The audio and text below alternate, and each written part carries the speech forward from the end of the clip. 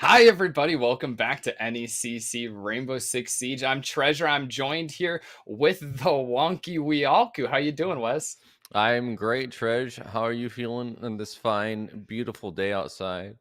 Well, it's pretty rainy out here. Not such a beautiful day that we've had, but I'm feeling Same. really good, ready for some rainbow. The two of us were absent for last week, so we're really pumped to get back into it here for week 8. We're getting close to the end, too, of the regular season.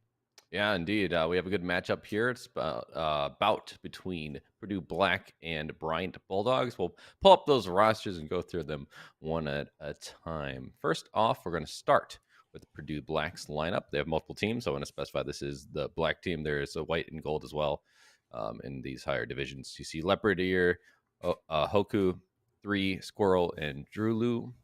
You can see a lot of them are juniors and one senior. So a lot of the upperclassmen here in the lineup for this roster. On the other side, though, I'll let you talk about Brian Bulldogs. Yeah, on the other side, we do have Bryant. They've got Snake, Semi, Cheesy, Skippy, and TSS for us today of the roster that they have available. So Bryant is actually doing very, very well. The best actually. They're currently sitting on an undefeated 5-0 record. So Purdue Black is going to be kind of climbing that mountain today. This is a match that they're technically going to be seeded to lose at this rate, but they're going to show us that anything is possible, I think. Indeed. We'll see where we're going to go next. What map? So, not yet, I guess. So, I will talk about, though, the records then, as our producer yells in my ear, saying, not yet. No, Yes, it's not not ready. yet. It's not ready. That's fine, though. I noticed a pattern earlier. So, Bryant went 2, what was it? 2-1, 2-0, 2-1, 2-0, 2-1. This is match number 6 for them. So, if it follows that exact pattern, it's going to be a 2-0, allegedly. But on the other Ooh. side, Purdue Black, the last 3 games has gone 3 maps, meaning they have always gone to the decider. They won the first time, but the last 2 matches they have lost that last map and then lost 2-1. So that is something to keep an eye out on. One team going back and forth between 2 maps, 3 maps. The other one kind of going 3 maps consistently recently. If you look at Yeah. the bands, though, you can see that we're going to be going towards Coastline and then Chalet. And lastly, the decider will be Clubhouse. We got the C maps.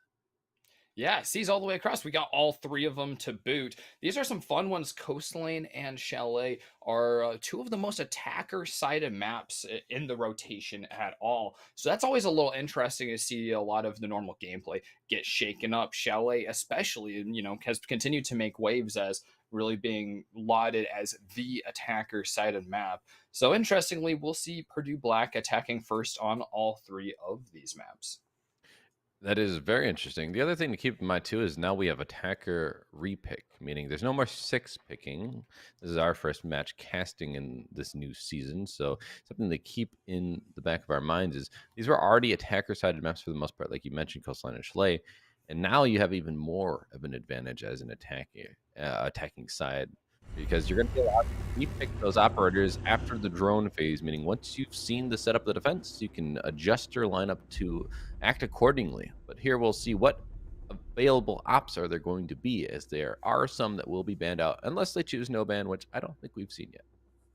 Yeah, this is always a little bit interesting. We start with the attacker picks, and these ones can vary quite a bit on Coastline. Jackal is really common on just about any map. Definitely, Coastline is not weird for that. And Thatcher, who's banned on definitely every other map, sometimes sneaks through on Coastline because he's a little less pivotal for getting hard breach availability. But he will be gone this time. I'd expect maybe something like the Jackal, maybe the KB Lion, some characters that don't see play too much on other maps and really stick out on Coastline. But Flores is also really strong right now. Flores is really good. It's still not what we'd call conventional, especially on Coastline. I don't think I've ever seen a Flores ban on Coastline. So that is a little odd, but it's not odd overall to see Flores ban. He is strong, right? Gets rid of shields very easily. So can supersede those Wamidis and the Jaeger ADSs. This case, you're going to have to burn those out. You want to take care of those shields. Mira going to go away. She can be pretty pivotal, especially in some of the off sites like down below, even in Kitchen, Blue Bar, Sunrise. Those are some really important Mira positions that will no longer be available since she's not on the board. And then lastly, of course, is Valkyrie. Now, you can't throw her cams outside anymore. That is a change that has come through. But nonetheless, still very powerful to have the 3 cams that you can throw anywhere within the map. And of course, that means that they can be hidden and sometimes even they can be thrown outside and they're wasted, right? No one goes near that side of the map. And so it could be seen as actual buff to make it so they have to stay in the building. I was just about to say that the Florist ban actually is one that's probably going to be more pivotal with Penthouse objective being played more often recently. And right off the bat, we're actually going to see Bryant go immediately for penthouse and theater. So they're bringing their Attackers need to castle for locate and covering up the defuse the two windows. bombs as they And can. of course, they're going to be reinforcing, I'm sure, playing out in VIP as well, since that's had that buff since the rework. They're bringing that Jaeger, which won't be able to be denied. So he's going to do a lot of work dealing with a lot of projectiles. An interesting choice here in the dock as well. Doc, not super powerful these days. This arguably better ops to bring. Obviously, you have the Thunderbird now. The stations just they can let them come back, and they also regenerate. Doc's still stuck with his 3 stims. Yes, you 10 can seconds shoot to them insertion. across and help a teammate up, but again, it is just 3 of them versus 3 stations 5 that seconds also remaining. recharge the healing doses that they give off. That is arguably Attackers must locate stronger. and So defuse that's the an bomb. interesting choice, but also does have the MP5 with the 1.5 scope. So the gun in hand is still very strong. Can't deny that. The other thing is, we didn't really talk about for this bomb site is this is another bomb site where Mira is normally going to be brought. She's not in play, meaning it's going to be a lot more hectic for these defenders to hold lines of sight from one bomb site towards the other, usually the A bomb site towards the B. And now I'm expecting a really heavy presence in like VIP or just Attackers have across located a the bomb. map upstairs. You can't just sit in sight on this one. Yeah, this might be a little bit interesting being those positions. There's a lot of explosives being brought by the attackers. We're seeing some of it get used right off the bat, but Semi's not going to let that go unnoticed. He might have been on cams or something fixing real quick there, but his wall is going to go by the wayside because of that hesitation before they had a chance to go and answer Leopard. Well, opening kill going in the way of Brian, but it's pretty quickly fragged by Squirrel. That's going to take out TSS. So a trade coming through to even up the man count. We're only a minute in, so plenty of time for these attackers to gather more information. They've also opened up that wall, but it is just a Hibana opening, so they can't really go through that yet. They need to open it a little bit more. Drulu, though, following it up onto Semi. Skippy getting that refrag back and forth. These teams are going only halfway through this one, and no one seemingly having an advantage just yet. Yeah, the defenders are getting pushed a little further into sight right now. They've lost a lot of that roaming potential that they have, and even in sight, they're faced with gunfire directly on that big window. They do still have cams, though, available from Skippy. He's playing on that corner with all 3 Jaeger ADSs, and he doesn't last for long as Drew is going to poke right around. That's a really important frag right there because now they only have to focus in the penthouse and theater themselves. You saw that Cheesy actually isn't even bringing the 1.5. He's opting to go with the Hollow B, I believe, in this case, and gonna have to be engaging in long distance fights with the 1.0 scope. So that's gonna make it a little bit harder, but maybe that's just what they like. Player on the window is gonna get taken out by them with that Hollow sight, so it's not gonna trouble them any further. Now they only have to watch out for this push coming through VIP, as that is where these 2 last attackers are going to be pushing from. One is also going to be aggressing up here in Hall of Fame, trying to get some flashes to go through, but it's going to actually hurt them. This breach, though, could help out. Drulu triple on the round, and 3's going to finish it off on the Snakes. Purdue narrowly taking that round. Time is ticking down, but those last 2 players come in clutch. Yeah, they just really need to find those final 2 kills right there. I think it was pretty interesting seeing that dock play. We talked about it a little bit before the round, that there's other operators that can maybe fill that role a little bit better. He did get some really good mileage out of it there, being in gunfights for almost the entire rounds there on Windows. So he took a lot of tick damage, and having some more healing around definitely pivotal to that position. I don't know if necessarily it'd be a Thunderbird couldn't do it better right there, but if the gun's what's going to make it happen, I mean that kill is really important to keep the defense alive Defenders, and keep protect the your player bombs off from of the being defused windows. by They're going to be attackers. running it back, or sorry, I'm looking at it the wrong way. Heading back to the other side of the map here. They don't like going back to penthouse, so we're heading to hookah this time. Another second floor objective, and one that's going to merit some different lineups. This is normally the first bomb site they try and go with, so my assumption is they just wanted to try that off site. It's not their primary site. I mean, for most teams, it wouldn't be. Could be wrong. Maybe it is for them, but this is more of a standard site you'd see played first. A lot of teams do like this, or kitchen, but oftentimes still 10 this seconds hookah left defense before is going to be insertion. the strongest site statistically, I believe. We'll see with this 5 seconds to slight insertion. rework that we saw more recent times. We also on top of the attacker repick. It's going to make it Attackers so, are moving for out to example, locate a going bomb to and that bomb defuse site it. depend in the old days, it might have thrown them off. They couldn't switch the lineup with the attackers. They're stuck, and usually they wouldn't have hard breach, right? Well, in this case, with that attacker repick, how much did that affect the round? You can't really play mind games as defense anymore. You have to just have a solid defense no matter what lineup they bring because they can switch it up on you. Yeah, and interestingly, Purdue does want to be bringing some hard destruction either way, so look out for them trying to open up the quad wall by Pink Bar on the second floor. But oh, nice, Hoku getting semi right there. He was playing out by Hall of Fame, but they're gonna be trying to open up that wall. They're gonna have a little bit harder of a time since the now deceased Semi probably set up his batteries. Well, two of them over there. If he's only got two in sight, he's not gonna be able to cover the entire wall, so that might actually pan out pretty well for Purdue. Opening kill going for Purdue this time. They are easily finding Semi in these early rounds. It seems interesting because that was a an interesting position, we'll say. Caught unawares, no cover in the middle of Hall of Fame, and he didn't even try and shoot back, it looked like. And that's just unfortunate. You've lost someone so early in a round, and it's a bandit too. So, and then another one follows, just an unwise peek through the doorway. Squirrel on that rotation, or excuse me, on that rappel, looking towards the rotation in through the doorway for the flank watch, and indeed they're already in waiting and pouncing to get that kill. Now up 5-3, Purdue have a pretty big advantage going in halfway through this round. Purdue's taken their time with that roam clear, setting up crossfires even for dealing with just Skippy out on his own without any resources. So that's going to make it so that they've got two really clean kills without putting anyone at risk. They're kind of burning through some time, though, because they're not moving too fast and mostly are on the other side of the map with the player still outside. But they do have good pressure to be working with, and the rest of the execute is going to come a lot faster since they established that man advantage. Minute remaining. Plenty of time if you think about an Aqua execute. And then the peak coming through. Drew Lou going to shut down Cheesy. All the man advantage going further for Purdue. Now they're up 5-2. It's all on Snakes and TSS. This is a lot to do, and Leopard Ear is going to shut down Snakes. So really all up to TSS in a 1v5. They're going to need an ace clutch virtually here, and they can't even get that. A flawless round. Hoku shutting down him and finishing the round for Purdue. They get 2 in a row now. Well, this is Purdue's map, but the underdogs are already looking great on 2 rounds, with one of them being flawless. That is really looking up for them, and we know that the second objective, Hookah, isn't really one of those that could be potentially a throw with a penthouse looking for something extra spicy. Hookah is the bread and butter here. So Brian's going to be sweating a little bit here. They were attacked from angles they didn't expect. Their anchor wasn't even able to play the game on his position because there was no pressure at all over by either of the bars or Cool Vibe stairs. So I think a lack of some rotations to some more pivotal areas is also hurting Bryant right there, other than the just losing your roamers early.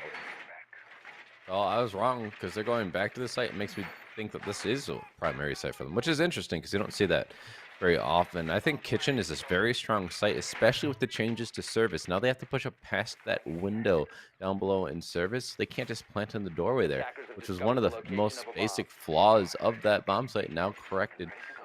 It's interesting to see them try this again. I guess it did come down to a 2v2 last time, so it was pretty close, but still, they're going to already have shown their hand on this bomb site, and they're not bringing anything different. Look at the lineup.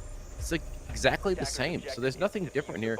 Brian, they're going to have to change positioning or something here, because last time they were caught unawares from a lot of different angles, and they just didn't have the positioning that they would have wanted, especially in that last 2v2 that came through that they lost.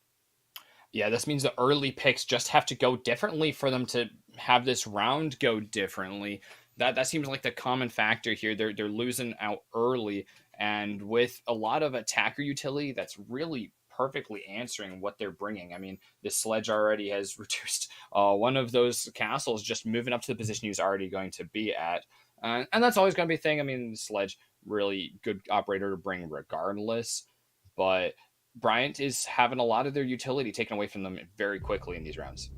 Early kill coming in. TSS getting that on Leopard Ear, so it's actually going to go in favor of Bryant. Last time they had gotten an opening kill on this bomb site, but it was rather quickly refragged by the other side, and it stayed even for a bit after that. So they aren't able to maintain this man advantage from last time, at least. We'll see if they're able to do a little bit better job here. Unfortunately, we do have a sound bug, so I just want to apologize for that. Try and get that sorted after this round finishes out. But right now, we'll just continue to watch the action. It's a little bit of a lockdown as they aren't able to get this wall opened up. Last time, someone went below in kitchen and shot from below into those bandit charges, allowing them to open it up. This time, no one's below to take care of it. they're having a little bit harder time getting things opened up. Poku's going to push up cool vibe stairs, but they're going to be spotted up by this evil eye.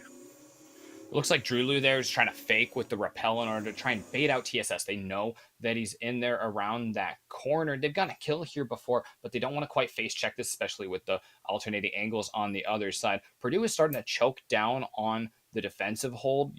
We do have 3 all the way out there. That's a blessing and a curse. He's got a nice angle there, but he's also got Diffuser pretty far away from the rest of the team. With a kill coming out from Squirrel, but one going back the other way, it's not going to stay even for Bryant here. They are pulling ahead by a little bit.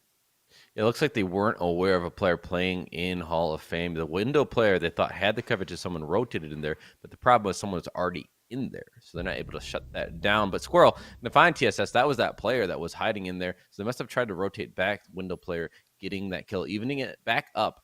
30 seconds remain, so Bryant are going to be in a little bit better position here. Unfortunately for Purdue, that means they have to push into these players and just hope that they can win the gunfights. Evil Eye on that corner of 90 is going to be feeding a lot of information, and there it comes through. Skippy getting that call from, I'm sure, a dead teammate's going to pick up that player pushing down. Snakes finding Squirrel. It's all this last player in the hallway, and they're going to get shut down by Snakes as well. It's going to be Bryant finding their first round.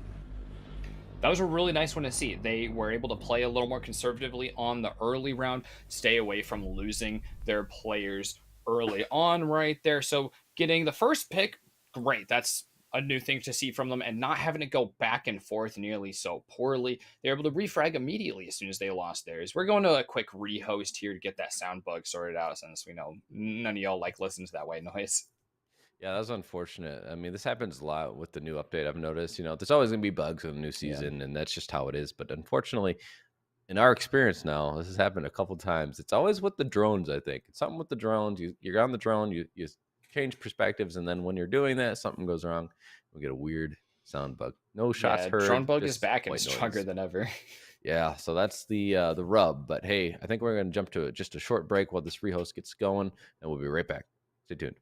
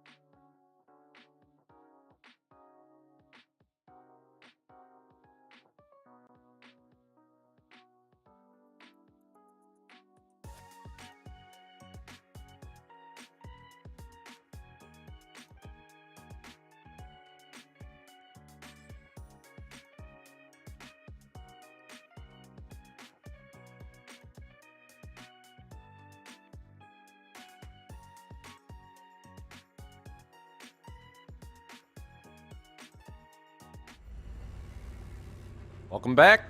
This is NECC. We had a little bit of an interruption, sound bugs, but we've also been informed that this could be a reoccurring problem. It's not something we can do too much about. We don't want to rehost a bunch, so just be aware if it happens again. We might just have to cut the sound and play through it. Hopefully it doesn't, Dredge. Hopefully not, but it is something to be aware of.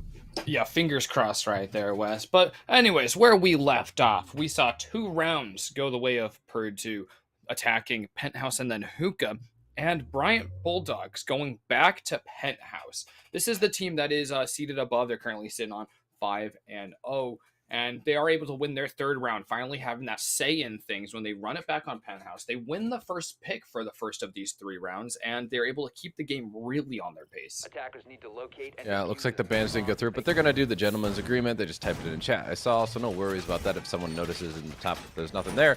These teams are professional enough that they're not going to pick something that should have been banned, right? No big deal. So we'll move on from that point. Something else to keep in mind, though, that I didn't mention yet, but Purdue starting off with a hot 2 rounds and then losing the last one. This is their map choice, and we have mentioned as well that this is an attacker-sided map usually.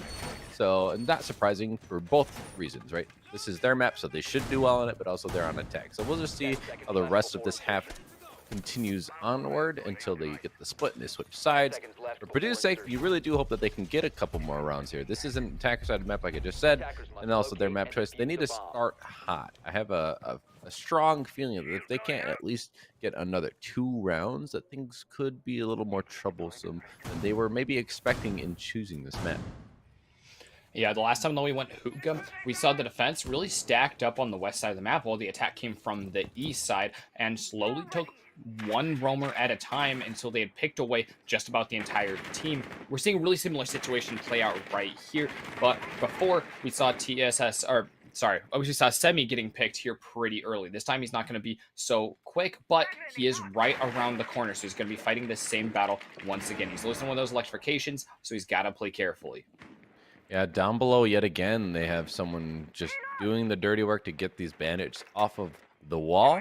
Now, while he is bandit tricking here, someone could eventually, either this player below could shoot up through the hole that they just made, or someone could swing through that hallway in the Hall of Fame with the guitars there and just get him while he's putting the bandit down. So that's something to keep in mind, and here it comes. He's going to be putting it down. They're going to swing out, and there's the death that should have happened, and indeed it does follow. So that was what I was worried about. They work in tandem. This is why you normally want someone playing with your roamer, a lurker nearby, or another roamer, in fact, who could have got the refrag. Now it's just going to be a body loss, no refrag really having potential to happen there. And Snakes is not in a great position. These are a lot of soft walls around him in the 90 corridor. If he gets droned, this could be deadly. Yeah, and I think that's coming at any moment right here. I think we've got like 3 players on cams all in this circle around him and plenty of angles being watched. He's actually already stuck in this area, barring him really finding something. He is going to go down right there as one of those many angles is going to prove successful for Hoku. And the east side is all taken by the attackers. They're going to start storming across the map laterally now. And I think the defense is going to be a little more prepared, but they don't have any more numbers than they did last time. It's alarming that you would have the exact same thing play out. You lose 2 members early. You're only 2 roamers too, so there's only presence now near site, and they're gonna get Aqua for free as well. This is what I'm concerned with Brian's defense on this bomb site. You can't lose your roamers that early. On top of it, you didn't get any refrags, and now you've allowed them to have so many different angles and avenues onto the bomb site without contesting Aqua. It's gonna be an easy push for them. On the backside, also gonna get a kill for them. Leopard Ear taking out Cheesy. And this is much the same as a flawless round last time. It's not there yet, but it's looking like it could very well go that way yet again. Skip is going to be taking some damage here, watching that line of sight all the way towards Aqua. There's no avenue for ingress here yet for the attackers. Oh, it looks like they have gotten just enough in right there. 3 is still not visible for Skippy, and Skippy's going to be gone anyways. Leopard here taking another one, and it's TSS once again trying to do anything to keep the round going. The smoke's going to go down finally, and it does do some damage, but the plant is already down. Yeah, too little, too late. Diffuser down, 1v5 situation. This is virtually hopeless unless he somehow magically won 5 1v1s. And if they gave him those, that would be a really poor showing. But I don't think it's going to happen. They're even going to open up this back wall to just get another angle. And Leopard here with a pistol is going to do the last bit of damage necessary to shut out the round. And right, another flawless attack on this bomb site.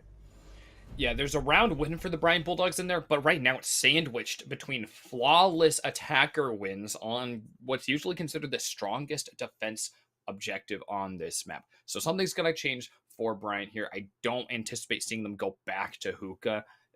It just seems hopeless there. I wouldn't advise it. You've lost 2 times flawlessly against yourself. You've not gotten anything to take with you to say, "We can just tweak this slightly and we'll get it." No, Defenders, that protect your just bombs wasn't from close being 2 times. defused by You can't attackers. go back there. Purdue, though, getting that 3-1 lead now is gonna make them feel Attackers have very discovered the secure location of a in bomb. their attacking side. Even if they drop the next 2 rounds, at the very least, they've got the split half before they go to their defense, which is exactly where you wanna sit. Now, of course, they wouldn't be content with that. You don't wanna stop here. Keep the train rolling, hoping to find another one, at least one of the next 2. And they'll go up 4-2, which is a very respectable score on attack for Blue Black on their own map choice. Now, Bryant, though, they're going to be trying this other bomb site that I have mentioned before as being stronger because of the 10 seconds changes to go. in surface. That's something to keep an eye out for. I do think that this is 5 potentially even seconds left. a stronger bomb site, especially with what I've seen from Bryant and the way they like to play things. Attackers' This bomb objective is site to might be defuse the more to bomb. their liking. Yeah, they're playing a lot of off-site oriented characters here. They've got the heals back inside. That's the Thunderbird, making it so that you can just keep roaming right back to the bottom pit of objective right there. There's going to be a little bit of a sink right there in the corner of stockroom.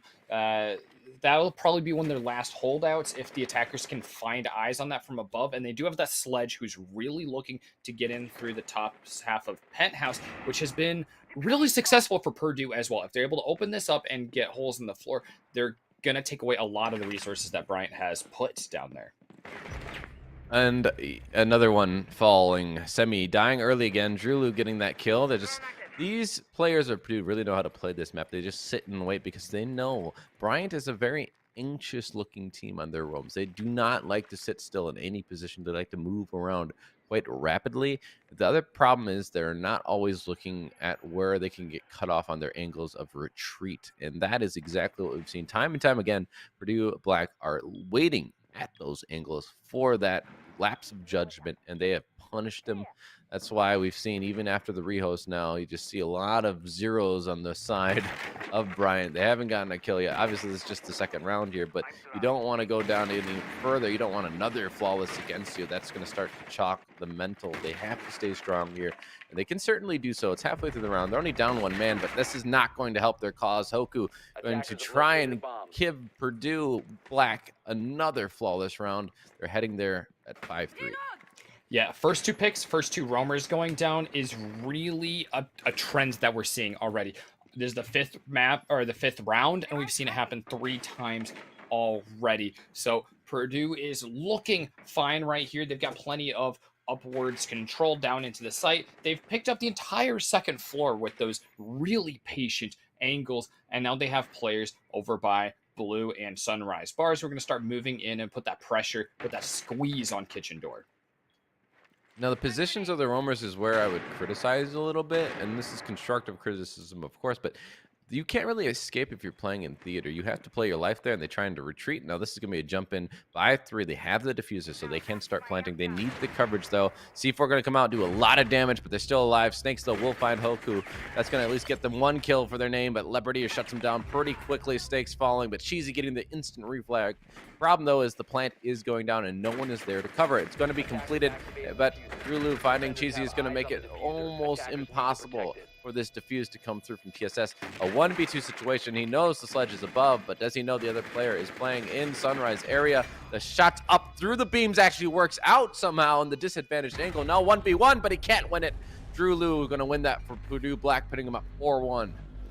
TSS making an excellent showing right there, but that's not a round that he could be expected to win. Even with all those brilliant plays, it just was not set up for him by his team. They were getting cut off so much. I think it looks like Brighton's really looking for some flanks, some retakes of sight. But the thing is, if your roamers aren't making it to the end of round, and if all of those rotation points are going to be so fully cut off by angles that the attackers are taking, the best you're going to get is traits. So we get to see a couple of those come out at the end.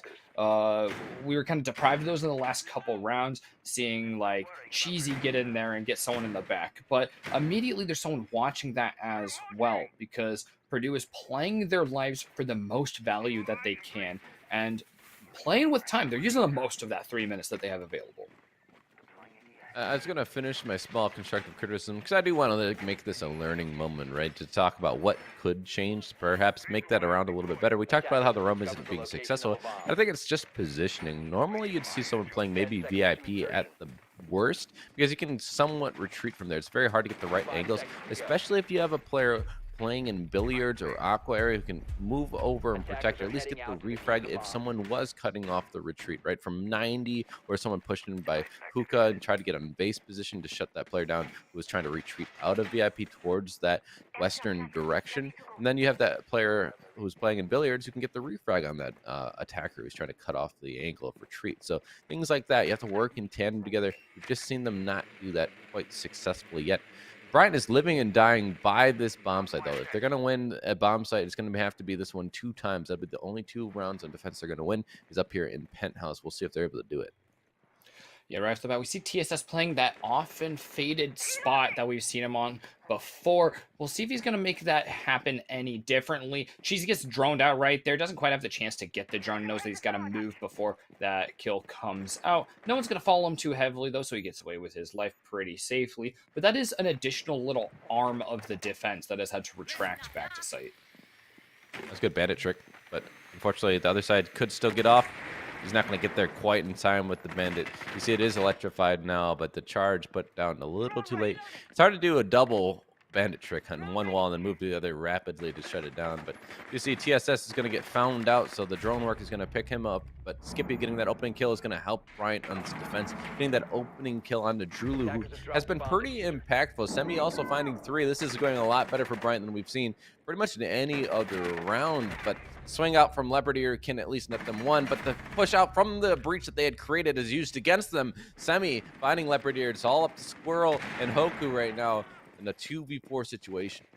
Yeah, that was exactly the kind of refrag that we've been wanting to see from Bryant. Playing that angle with 2 players on there because they know that one of them's going to get hunted out, and just playing patiently and waiting for your teammate to go down and get some info to work on is really good. And so is this play right here from Skippy playing the corner. He has not been ousted from there these last 2 rounds. It's been a lot more successful. And in a 4v1, Squirrel really doesn't have any footing here. It's not as bad as some things that we've seen. He's got a rifle to work with, which is going to give him a little more ability to pre-fire, but Semi is going to be the one finding the head and thus the kill. Bryant's second round, it came from the same bomb site, so that's not necessarily the greatest thing that you'd want from a defense, but this is Coastline. We have seen this scoreline plenty of times. 4-2 split, not too uncommon. But now they have to show us they are just as competent as Purdue Black looked on their attack. Those angles on the windows, especially, just shutting down any roamers who are trying to retreat or just pushing in and getting those aggressive kills. And they also just got timing on their side. You saw that while putting down the bandit charge, then they swing through Hall of Fame, get the kill on that player. They're just playing it smart, knowing that they can bait players into unadvantageous positions, disadvantage, right? You're making them disadvantaged in a gunfight. That's what you want on attack. You want to put yourselves in those high probability gunfights so that you can at least get the man advantage, so then you can actually push on the site, get a plant down if necessary, or just win purely on frags. That is what you do on attack, and we got to see Bryant do it. Both teams have showed us some interesting strategies already here on this first map. We see that very oftenly pushed east side attack from Purdue, and now they're showing us a real drone denial lineup here on the defense on Hookah. And Bryant showed us that the penthouse hold that was their crux, the crux of their defense. They got both their rounds there, and they brought it out on the first round. So they've both been showing us some neat things. I'm really curious to see what Bryant's going to bring to the table on their attack, because seeing how Purdue did it and was able to just stifle them, I don't think it's an attack that is going to be anywhere similar to what Bryant brings. I just don't think they're as familiar with what they were seeing from Purdue's attack. Well, Purdue's defense is also very different. You see Cade being brought, meaning what we saw a lot of the time was Purdue going below and shooting the bandit charges off the walls from the soft wall, just doing some soft destruction from below. You can't do that on the Cade Claw unless it's near the floor. And it can be up on the wall, meaning you have to actually open up the floor from below, risk your life by someone peeking down back at you while you're trying to locate where that claw is on the wall. So that's something to be aware of. That Cade is actually more useful oftentimes simply because of that. That's why we saw Bandit fall out of favor so often. So to see Bryant bring him so often was actually a little surprising. It's not undoable, but we'll see here if the Cade Claw is a little bit trickier to take care of. The Twitch drone, though, could be the counter they need to find those and take care of them without worrying about it. The drone work has been really nice from Bryant so far. They cleared out the first floor and pushed off Hoku. If not killing him, they have made sure that he's not going to be on the first floor. So it's going to make it a lot safer to start pushing here, but they did not properly account for all of the angles and all the windows that are going to be applicable here. So Hoku's able to just rotate around and find Semi out there on the balcony. Playing from behind now, Bryant doesn't have a lot of feet inside the building. Not at all. It is a 4v5 Bomb now on located by attack, attackers. so they don't have the man advantage to help them later in the round, and time will continue to tick down here. But there's a player playing on the Cool Vibe stairs, and they don't see an ADS there, so they actually could use the sledge, throw a nade up there, and get the kill. I believe onto the Jaeger who's playing on Cool Vibe stairs there, if they're aware. But you mentioned the drone work being positive before. So far, though, I don't see anyone really droning at this moment in time. So they do need to gain some information before they try and push anything here. There is a down onto a player, it seems. So the grenade from below can finish him up. And if they're going to try and help him up, they could have got a second one, but it doesn't happen. Hoku gets an instant refrag, though, onto Snakes, maintaining that man advantage. Default cam not shot out yet, so that's a little bit of information still going to be gleaned for the defense here. They know Skippy's playing here in Aqua. The diffuser is down on the balcony, though, so they have to pick that up if they want to get an execute on the site. Skippy's got an LMG to work with. He's going to have to reload, and with 30 seconds left, that's going to be a nominal amount of time because he's just going to have to be pre-firing a lot of angles at this rate. They don't have the cross angles, and they don't have the drone work inside of a site right here. So they just have to find the heads here really quickly, and it's going to be even worse with Leopard here picking up that kill on TSS. It's just Cheesy and Skippy. At least they're together, and they have the diffuser to work with right here. As it starts going down, the audio cue is going to come out, and Skippy finds one, looking for a second when he sees him right behind that reinforcement. But this is just a bad angle, and Hoku's going to get yet another kill with that C4 right there. The diffuser goes down, but it's all for nothing as Hoku comes out with a 4 kill on the round. That C4 was perfectly timed. It was an odd position for Finka to push up in there because you're right next to your planter. Normally play back a little bit. They did get a kill for it by getting the aggressive swing onto the pink couch off on the backside of Billiards, but unfortunately then they were just stuck in that position. The C4 catches them and downs the planter, so it just didn't pay off. It was a hard situation, though. A 2v4, you don't necessarily expect them to win it. It would be a heroic play, but unfortunately it's all for naught. It ends up going in Purdue's favor. So Purdue Black up 5-2 now, winning their first defensive round. They're going to opt to go down into the kitchen service bomb site, which we saw was pretty hard for Bryant, but we also saw Hookah was hard for them, and Purdue made it happen. Yeah, so Hoku, the hero of that round, finding that 4K, finishing off the round, making sure that diffuser really meant nothing for Bryant's attack. But something that brings my attention to is the early round where he was pushed off from roaming in lobby. He moved a long way around the map. He actually had to run through a lot of windows that could have potentially been there. And it has to make me think that wouldn't have been possible the way that Purdue was attacking, the way they were holding angles in the first minute of the round. So Hoku getting through there, I think, is a testament to some lacking roam clear from Bryant. They've got the drone work, but they don't have players playing right behind it in order to actually have those actionable moments. Yeah, it's almost like a cardinal sin that everyone commits at a certain level, right? It could be just small moments of negligence or just ignorance, but we all sometimes will drone, and anyone who's played ranked is capable of empathizing with this idea. You've droned, but no one's been there to act on the drone information, and you lose the drone, right? It gets shot, like just right there. You just lost a drone. What happened? Was anyone there to get anything from it? No. Yeah, this is the same thing we saw last round. And everyone does it. It's not the end of the world, but if you're doing it consistently and no one's on Windows, no one's able to even utilize that information to think, well, someone's going to maybe feed into me in a little bit, right? We might not be there to push in, but maybe we can cut them off and then pinch them, right? Things like that. Just have not seen it yet. Now, obviously, this is only the second round of attack for Bryant, so don't want to be overly critical of them. And again, it's everyone makes that at a certain level. They do that. It's just something that Bryant, if they want to come back in this map, you have to get a little bit more presence around the map. Yeah, and I gotta say, the level of coordination with the drone work and angle holding from Purdue is pretty unprecedented.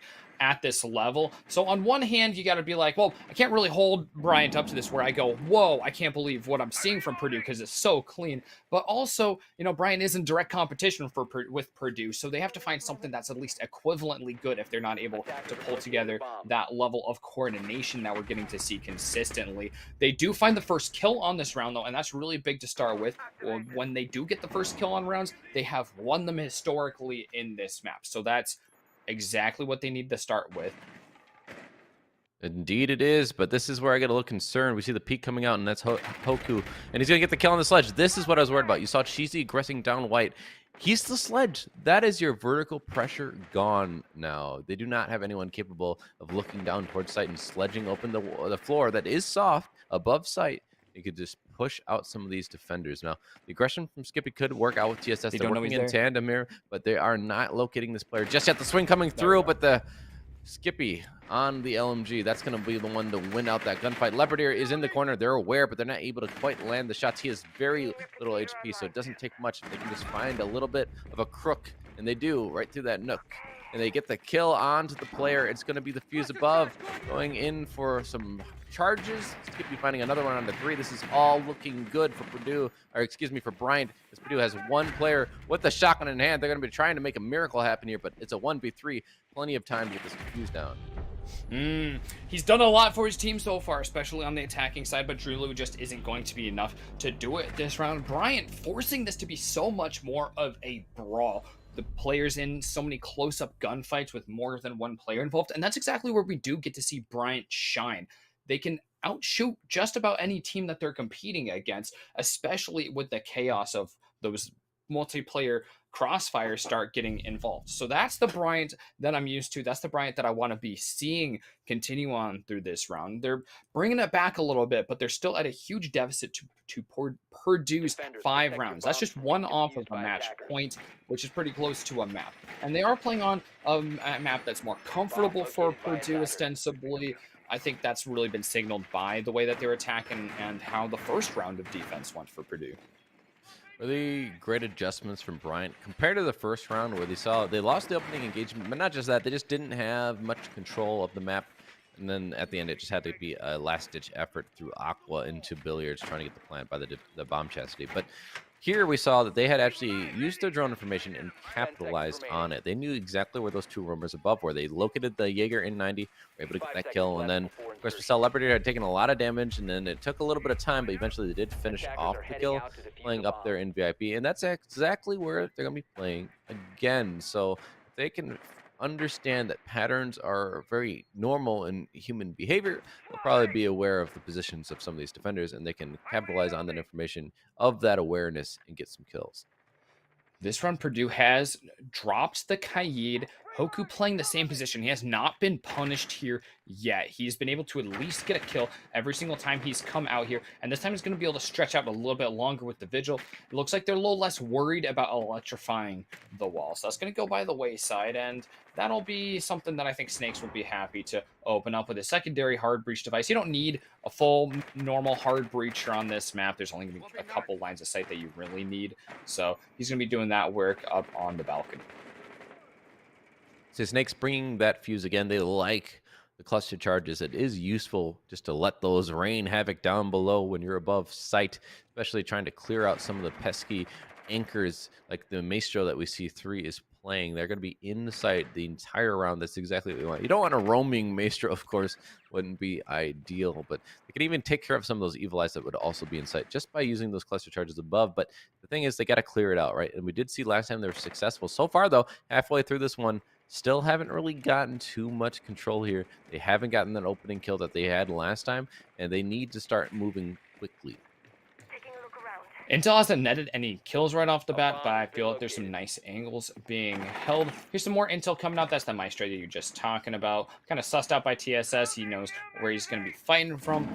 And the fuse is not going to give anything to the attackers if they're not able to take VIP right here. The frag downs Leopard Ear, which is really good. And it looks like the comms must be coming out. Oh, maybe they don't know that he's down. That'll be the kill, though. Okay, he just wants to confirm it with the grenade to be extra safe. I didn't Is that not blown up? I That's guess kind of not. interesting to see right there. Well, he's going to confirm the kill anyways. Doesn't take too much. Maybe didn't really require a second frag grenade right there. But with plenty of drones over here by VIP, they're going to be plenty safe that Snakes can Whoa. open that up. And Skippy's been doing some work down below the lines of sight that they were picking up between service entrance and kitchen itself has been great. Skippy finding yet another one. Hoku is left to come all the way back to site. Taking down TSS is actually the most pivotal player to remove since that's the diffuser down. He's still got his Vigil cloaking to help him. He's got two lined up in a row right here, but he can't quite make it happen as Cheesy's going to find his second one this round. Push in from Skippy, changing that round. I don't know what happened. We weren't quite able to catch it, but just pushed into sight, getting two important kills. I saw the Maestro die as the first one. I was like, whoa, what the? That's the anchor. That is a huge pivotal kill there. Now they can't utilize those Evilize Deny. They can only use them for information. They can't zap anyone when they're trying to plant. And of course, the second kill to follow only helped Bryant with the man advantage. Of course, you did see some heroics attempted by Hoku, who's been really, really solid for the side of Purdue Black, but unfortunately not able to come through in that dire situation. You really don't expect them to, but it would have been nice for them. Unfortunately, they drop another round. For their sake, at least it's unfortunate. Fortune smiling upon Bryant in these last two rounds. They're starting to bring it closer to even one more round, and they will be even. See if Purdue, though, can make it happen again on this bomb site. They won last time. They got the opening kill. That seems to be pretty important. Haven't talked about it too much yet in this matchup. But opening kills, except for that first round, I think, outside of that, been pretty pivotal. Yeah, actually, just about everyone in these rounds has gone the way of the opening kill. So, Bryant really flipping things on its head these last couple rounds, looking a lot more comfortable as they're able to find earlier picks and even just force some gunfights. I think that's really the key of it. Skippy, I think, was on kitchen service for most of the round, just keeping eyes into sight. I'm so curious to know what actually was the thing that caused him to push up. And obviously, whatever it was must have been a huge blunder from Purdue because he's able to just find 3 kills in sequence there, 2 of them right off the bat, and then just about all the rest of the positioning of the round was kind of thrown into negligence. It doesn't really matter because Bryant just had to sweep up from there. Well, in Sunroom, we see Hoku. That drone goes down again. He's done it a couple of times now. Same position, gets the drone for free, and then he can skip away, happy as a daisy, because you just took care of some information and you didn't lose anything for it. But now you do see someone is playing outside of the main lobby door, and there's also some players pushing in other angles. See Cheesy and Sunrise, and someone was outside of office. I don't know if they're going to actually push through there, but point being, they could easily pinch him out there. He could be trapped down there. And if you can get this timed right, you could probably get the kill pretty freely. It's just not free in the sense that you're taking time to do it. Now, if they could do it just quickly here, get a pinch down below, take care of this player, there could be the opening kill going, and then they could just push into sight from there. Yeah, I guess I'm a little worried about Bryant not having an answer to Hoku. They've seen him play in lobby 3 rounds so far on this half. They don't have it as easy as we do. They aren't able to see, oh, well, he did the same thing 3 times in a row. But they do know that they fought him there. There keeps being a Kaid or a Vigil right there round after round. So not having someone prepped up, they opened up main lobby door, but there wasn't anyone actually watching that angle. That should have been a kill if they were recognizing this and acting on it. I want to point out, I don't believe that there is. Oh, well, there's a sound bug again. It's all right. It happens. I don't think there's an ADS on those co-op stairs, at least not below on the landing platform. So, again, if they had that information, they could just nade that player. There's going to be the feet of Hoku, I believe, who's down below. They've escaped somehow. They were not pinched up properly. You see that there is no outline for that player. So they somehow managed to skip that pinch, probably because it came in too late and they weren't watching the lobby properly. I'm not sure how he even got out of there, but somehow he does. It's a miracle for them, but that's going to allow them to save a body, not lose the opening kill in the favor of Bryant. Now Bryant's going to be the one just reeling here. Only 30 seconds remaining. It's still a 5v5. They're just going to have to go guns ablazing into sight from different angles. You see the pre-fires coming through. TSS does get the kill onto 3 to open things up. It is not done yet. We see a lot of damage done to Snakes and TSS. Drulu finding TSS and finishing off that kill. The push in from Skippy is going to get shut down by Squirrel. That's Diffuser as well. It's all going to be falling apart. Semi-TKing Snakes. Snakes had just killed a player, though, so it's not all done yet. Cheesy finding a body. It's a 2v2, 10 seconds remaining. There is one of the players below. They need to get this diffuser down. That's going to be the kill found onto Squirrel. The plant coming through. Now it's essentially a 1v1 while this plant goes down. Can they stop him from shutting down the diffuser? We'll see. And there it is. Cheesy with the coverage. Bryant able to pick up another one. 3 in a row, bringing it up to 5-5. They bring it back to the equalizer. That is so pivotal right now because Bryant going down so heavily. It's a 4-2 half in the favor of Purdue Black to start with. And so finding those 3 rounds in a row really brings them back in the running with everything being fully evened up here. And a phenomenal round right there once they got going. It really is the end of the round, the execute where they're really having success, where Purdue was able to roam clear really effectively. Bryant is able to sight clear really effectively.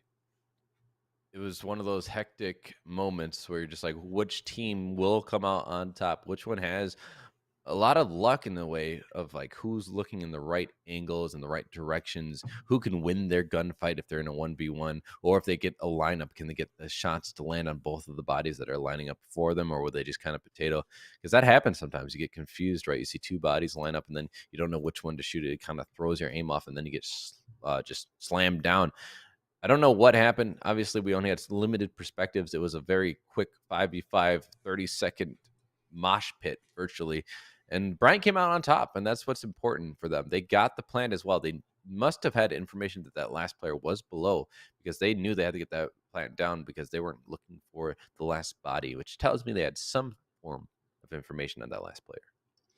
Yeah, I think Squirrel actually was the one that was really pivotal because it would have been a solidly Bryant round if Squirrel hadn't killed one of them in Hookah Bar, playing the little corner right by the door and window. He got one, he was able to stave off attacks for almost another 20 seconds, which was everything that gave Purdue a fighting chance on the round. Here on this round, though, they're headed to Bar Bar. This is our first showing of this objective, the first time we get to find the last one. And castle barricades are upstairs, a lot of upstairs pressure in order to make sure that they don't take damage from above and lose all of what they've set up below because TSS is bringing that fuse once again.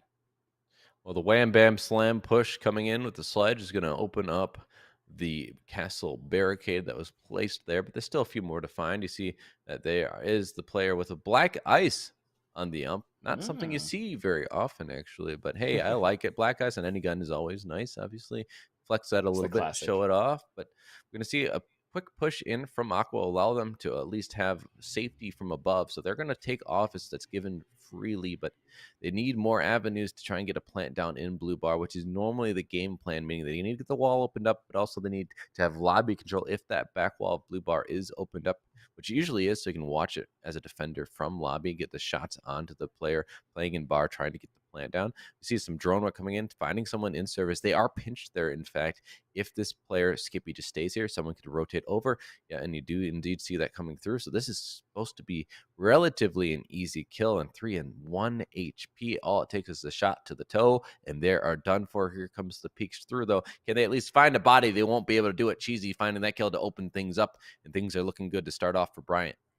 It was a multi-step approach with the lobby and therefore luggage all opened up. They can start pushing to remove Leopard Ear is going to be a big problem, but TSS is removed now. So the vertical pressure is going to be a little more limited on the payoff for Bryant. Skippy is, however, going to keep chugging on, getting those kills with his LMG while he loses his teammate once again to Hoku, who's still upstairs and still wrecking havoc. So a little more clearing is going to have to go out over there, but they're not really going to have time with 45 seconds left on the clock. Snakes has found his way to the objectives and actually succeeds getting the diffuser all the way down. And it's up to Skippy to just keep finding kill after kill. Snakes is going to refrag for him, and he's the 1v1 against Drulu. Drulu has to find his way into Blue Bar. He doesn't know what he's going to be dealing with. He's got some smokes to work with, but he's going to find Snakes from behind, and there's the 3K for Drulu, who's been doing so well this map already. It's going to put them right back ahead, keeping Purdue just out of reach for Bryant. Putting him on to map 1 point. They're going to be winning the round if they get one more round here. We saw Bryant, a valiant effort, 1v1, got the plant down, but unfortunately, I didn't think they had drones watching for post-plant positioning, and so that player left to watch the diffuser, had to either watch the rotate or watch the door. They chose the wrong one, which was the rotate back to the door, and that's an easy kill pushing in from Drew, getting that kill and getting the defuse to win it for them. Purdue now going to be still under the defense. So where do they go next? It's going to be Hookah Billiards. Last time they lost this in that rush, last 30 seconds, Bryant came on top in a 5v5 mince meter or meat mincer, or well, I Meat don't know what mincer. you would Yeah, when you would when call you that. get into that meat mincer, the thing is, it's hard to account for all the options and all the things that you should be doing. You said they were lacking a flank drone to make sure that their last player was going to win right there, and that's absolutely the case. They didn't have time to throw one down. No one had a second to hit that six button and chuck a drone just at a wall, so to be having eyes on something or at least some ears for the dead players. They just had to fight their gunfights, and while they won a lot of them and did get the fuse down, that's not enough if you're letting it bleed down to the wire like that. Indeed, he can only do so much. They won on this bomb site in the wire, and then the last round they lost it, right? So it really is a 50-50 game, and usually it's not even that. As attackers, you're kind of left up to fate as you hope that the defenders don't have the perfect angles being held, the right positions being held for the push that you were going for in those dying moments. But at the very least, this is a small map. So I think that does help attackers a little bit.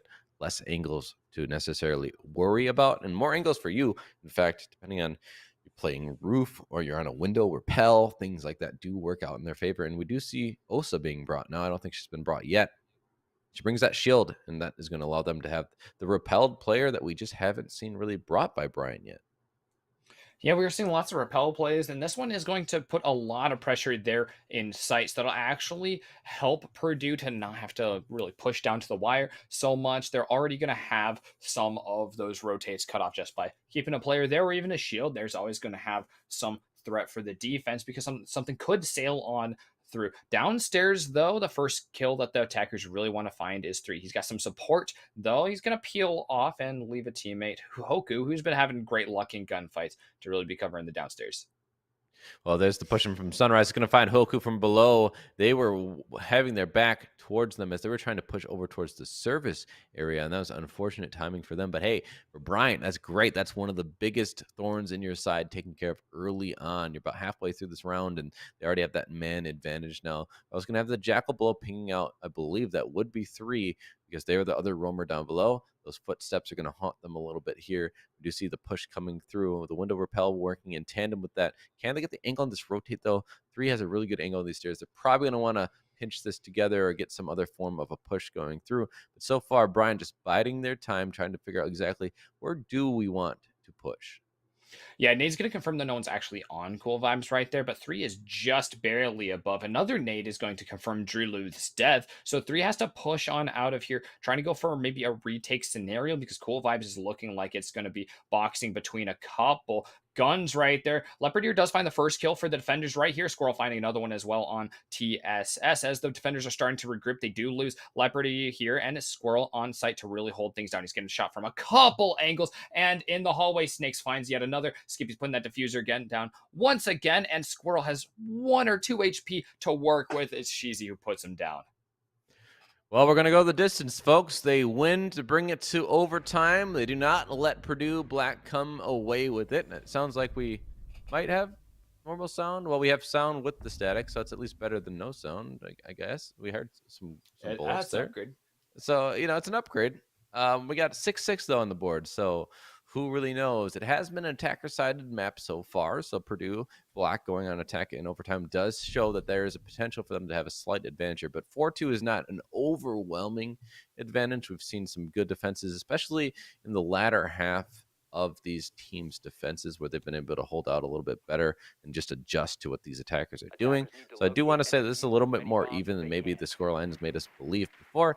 But Bryant are going to go back to that bomb site that they did win 2, I believe, out of 3 times they went to this bomb site. They won 2 times, and those are the only defense that they have won. So this is certainly the site they're going to want to go to if they want to have a chance of winning on defense.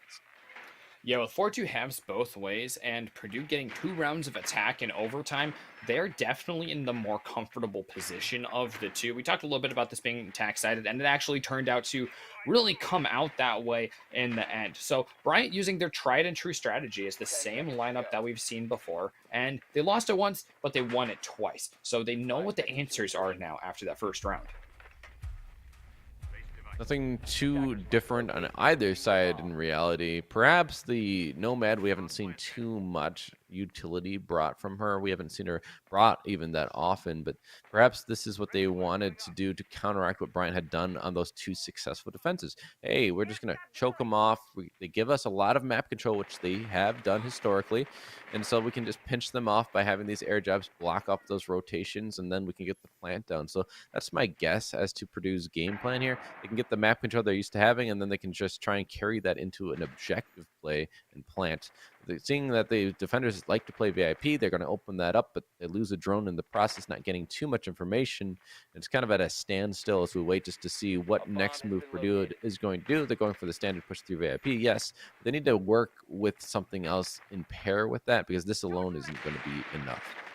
Yeah, I gotta say I'm a little disappointed by that push from Semi. He was going downstairs to go watch the window in kitchen. That was perfect. He's seen that every time, but he backed off and was only able to get back in time to see the wall open. So now he's just back in VIP without anything more than he'd had before, taking the same angle. And he's usually been the first pick. So right now it's really pivotal for Bryant. I think this might really spell the way of the round for Skippy to give that proper support down the hallway. He's got plenty of grenade denial at his disposal so he can stay in the corner. But he's got to, oh, no, it's not enough though.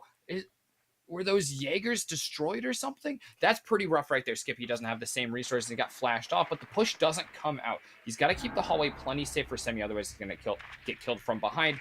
Elsewhere, though, Cheesy, who's actually lasted towards the bottom end of the round, is the first one going down for the defense.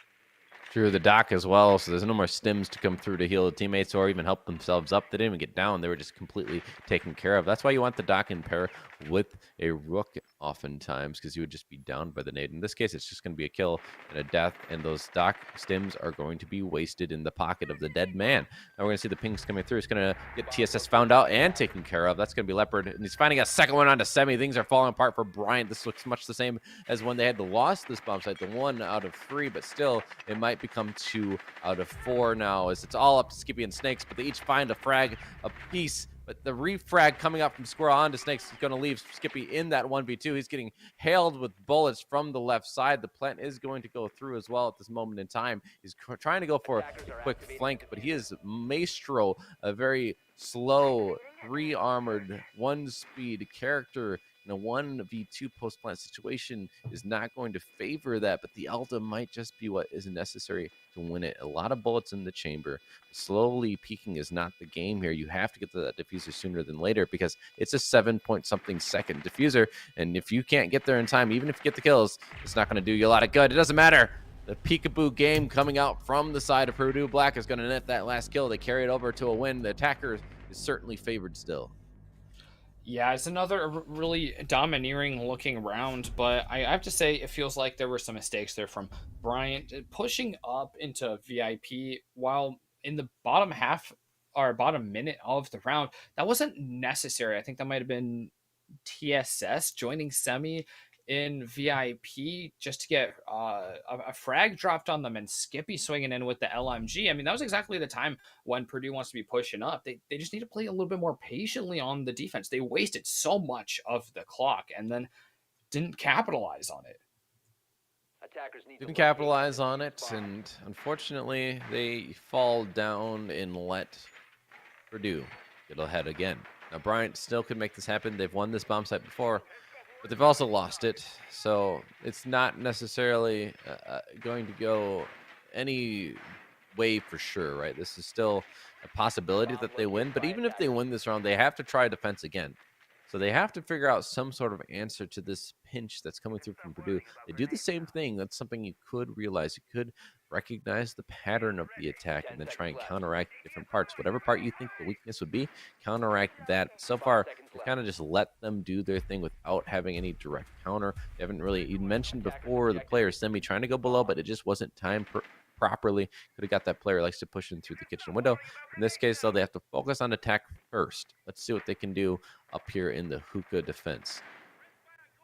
We got a couple far-reaching roamers on the first floor, making their position pretty well known. I think Hoku has been pretty obvious over the course of the map. And over here, Squirrel has ADS to be playing off of, so he's looking to play as much time as he can up there. The Osu coming out once again is going to give some very valuable lines of sight directly into the objective until it's going to get knocked out by a cheeky little impact grenade lying down on Cool Vibes.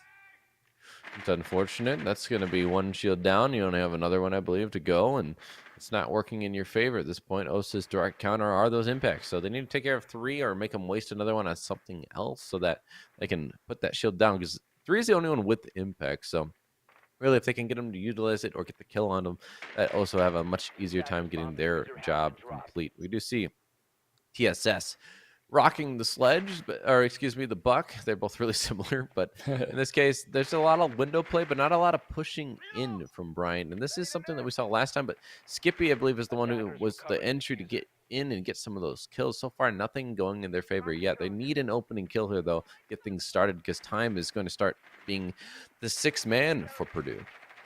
Yeah, I gotta say, putting Skippy on a roll where he's gonna be watching angles as opposed to entrying is gonna be a little taxing for Bryant right here. They've burned through half of the round so far, and is there one pair of boots in the building right now? They haven't pushed a player off of Sunrise. They haven't pushed players out of Hookah with that shield being destroyed and with another impact on deck. Squirrel getting a kill as well is starting to seal the deal as time begins to tick down in a meaningful way now. Yeah, man down, but the snake refrag onto 3 is going to help him out. That's also going to be allowing the Osa to actually utilize that shield. That's the impacts down as well. But are they aware of it? I don't know. But they've been pretty passive up to this point. But they can't be passive much longer. The DMR is going to be a little bit harder to flick onto that player, and it's not going to allow them to get the kill. They're going to escape with their life. The smoke babe is going to come through. The Skippy is going to get a lot of damage done, but not killed just yet. TSS getting that kill onto Leopard, but Hoku, excuse me, getting the kill onto Skippy helps them. Drulu finding in TSS. It's all falling apart for Bryant. Squirrel finding another. Semi is going to be the last one to fall by Hoku. Purdue hold out. 8-6 win on their map choice. Map 1 falling for Bryant and going in favor of Purdue Black. Well, Purdue looking really strong on their coastline map, especially right off the bat where they were just shutting Bryant Bulldogs defense down, and they get to end the same way, really seeing great success on attack and having a better defense. So definitely they come out on top, although it's a really close match, especially when the sides were flipped there. I mean, attack very healthy on coastline, especially now, like we're talking about with the changes coming through with the game. Bryant, they're down right now, but they're definitely not out. They've lost some games before, and they haven't lost any matches. So this is going to be a point of pride, if nothing else, to be clawing this one back, especially once they get to go to their C map of choice, Chalet. Indeed. Well, that's going to wrap up map 1. We did see 15 kills come out for one player, and then 3 I don't think actually got a kill. So it's really top heavy on the side of Purdue.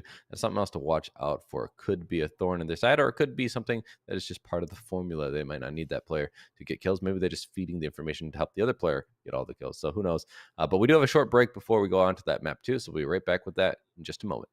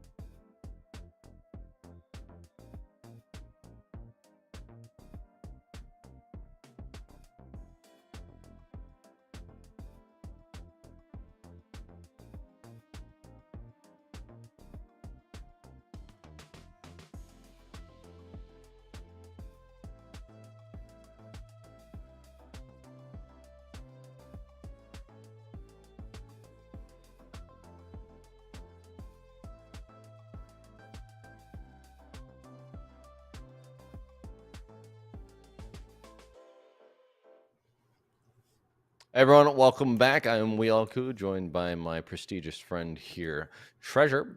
We're having a good matchup on our hands. It went to overtime, 8-6, though. Purdue Black did manage to squeak out the win on their map against Brighton Bulldogs. And, well, I'll let you talk about this next map.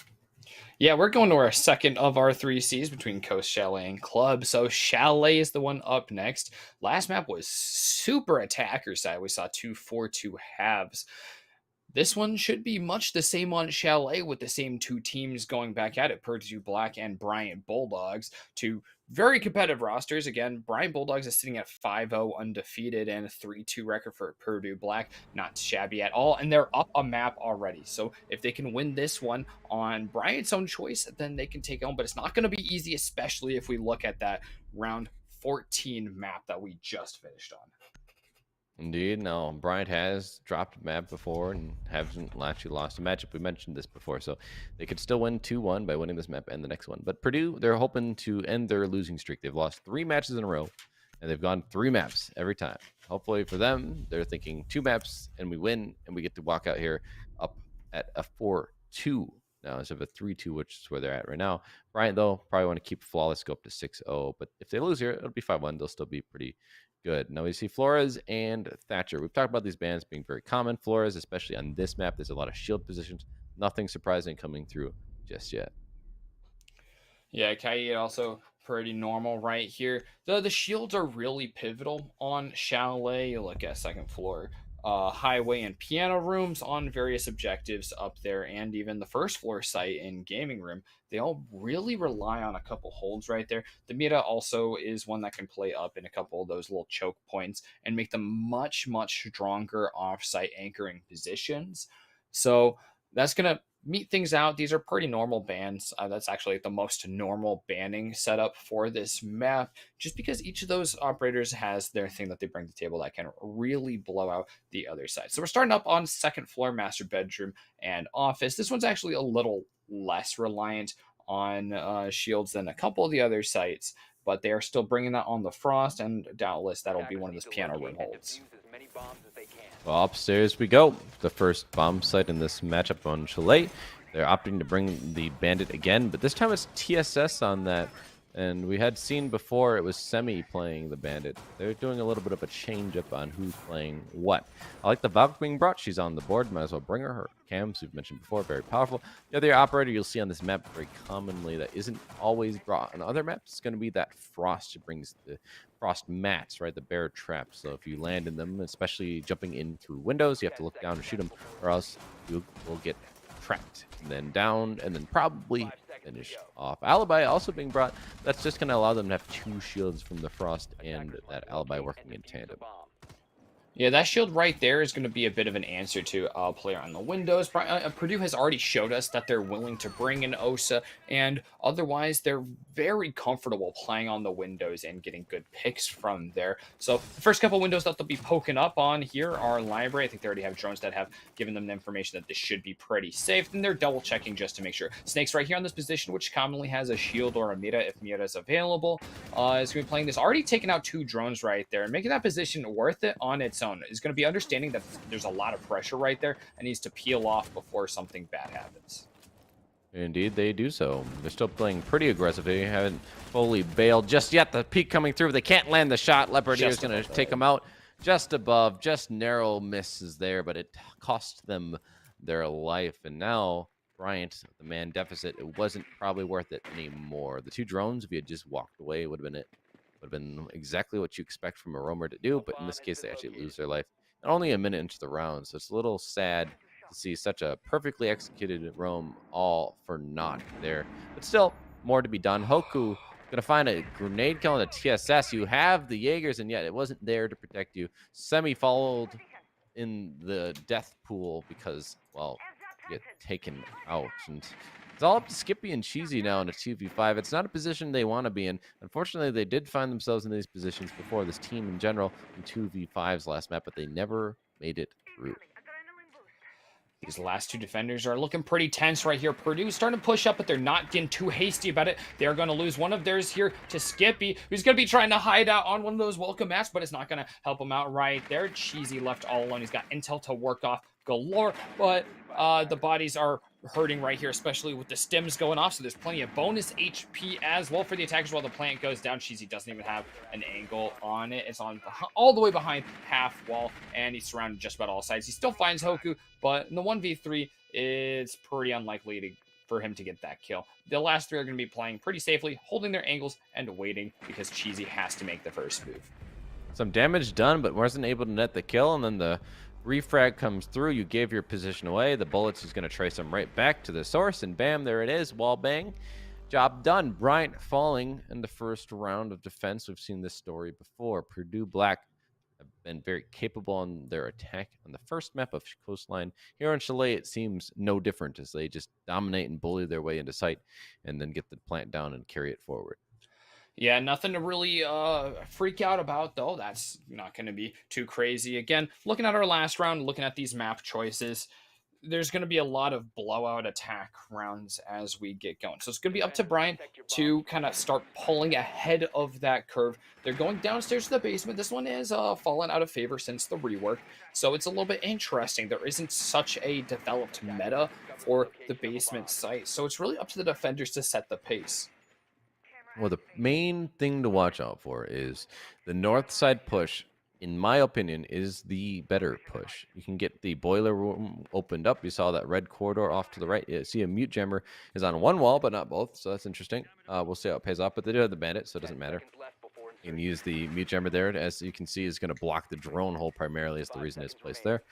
So, I mean, it is working in tandem with that mute or with the bandit next to it. So, okay, that makes more sense now that I'm seeing it set up. But the main thing here is that those two walls are important. If they can get the main wall open, these attackers, and they can get that boiler opened up, that's going to allow angles to cut and pinch off any defenders trying to push in and stop a plant on that side of the wine rack. So that is what I would watch out for from Purdue as a main push. Some people do like to do that south side take by snowmobiles, but in my opinion, it isn't in common favor these days. It's much more difficult. Really hard to confirm it and really hard to get anything out of it without losing a life. And it looks like Purdue is going to be relegating that to maybe an end of round thing if they're going to do it at all. Woo! At this rate, they're coming all the way from the north, just like you were suggesting. But it is going to cost them a body right here. Skippy is playing right up there on top of the window. Happens to be in the perfect position to head off the attack. And now Bryant is having to Purdue is having to kind of refocus and try and find Skippy here, who's getting perfect feeds there for a headshot right off the bat. He's got another one coming up to him and barely doesn't get the... No, he does still. Oh my God. 3 kills for Skippy. Loses a teammate in Sammy, but they're still up a player. And with only 3 in Leopard Ear left, the same pushes just aren't going to be possible. You can't take the mute jammers or the electrification off the walls. So the hard breach is basically going to be meaningless. They're going to have to try and put that on some hatches maybe to find some extra avenues, but mostly it's going to be shooting their way out. If I could ask our observer quickly just to look up in solar, I have to know, was that default cam there? Because that looked like the feed was coming from a default cam. And I saw the default cam in pretty late. And that could have cost them their life. And is it up there? It's hard to see from this angle, but maybe it is, maybe it isn't. I guess it's not the end of the world. Thanks, though, unnamed. I appreciate you listening to me and actually and helping me channel my curiosity into reality. But in any case, I think that's where the pings came from, and that's just a fundamental mistake from Purdue. Allowing that default cam to feed information, that's why you got the wall bang kill in the first place there. So that was just them hurting themselves, but also just don't want to take too much away. Skippy, obviously, that kill on the window repelled player, for example, was just purely them getting that kill and winning that gunfight. So they've done really well, but Purdue did not help themselves either. The Purdue players are doing a nice job of clearing out all of the roadblocks in their way right now with the barbed wires and the Malusi's gone on main stairs. It's going to make it a lot easier for one of them to start pushing down. Looks like Leopard Ear has moved off to the other angle, and on the off angle is able to take out Snakes. That's actually going to even up the man count. His position is well known right in there, and it looks like Cheesy's trying to pinch on him. He's going to do so successfully. There's just a couple angles to be looking at, and TSS finishes it up as well, since 3 has really no choice but to push the rest of the way down main stairs, kind of into the abyss. And at that point, because of what they had done with the roam, they hadn't done enough work on the site. And so, I just want to mention that we weren't really necessarily focusing on the action until the last moments there. We were talking about what had happened previously. But I just want to say why. And the reason was a lot of the utility was lost. So the chances of them clutching that 2v3, it's doable. The chances weren't very high. So I mostly wanted to focus on what had cost them the round, in my opinion. And it really did, as you saw at the end. They can try and push from different avenues, hope for the best, but at the end of it all, it really was for naught. The round was lost as soon as Skippy got 3 kills for the one body of his. So Yep. that is where they had let the game fall out of their favor, especially because they left a camera up that was pinging their positions. That was a vital moment for Bryant to be able to just capitalize and take the advantage of the round and carry it all the way into a round one. So now it's a one apiece going down into the first floor from, well, I guess up from last site, down from the first site. This is the first floor defense that we're going to see. It's going to be the games and bar room, and this is one where you expect a heavy presence above, in which case, what are they going to opt to attack? You see some teams try and go for a basement push up through the staircases. Doesn't usually work out. Normally what works best is just to go for the utility clear above, get the shields taken care of, and just kind of hope you get one of the kills, whether on a player on mezzanine or top of blue, and then just funnel through sight by getting some vertical pressure. Well, there's no Skippy over here, but Semi and Snakes are up on the second floor. The attackers are going to be a lot more cautious, I'm sure, this round. The drone goes in, it's going to try and find at least one of those players up there so that way they can play more safely. And there's some pressure through the basement, or at least an option for that left by the sledge.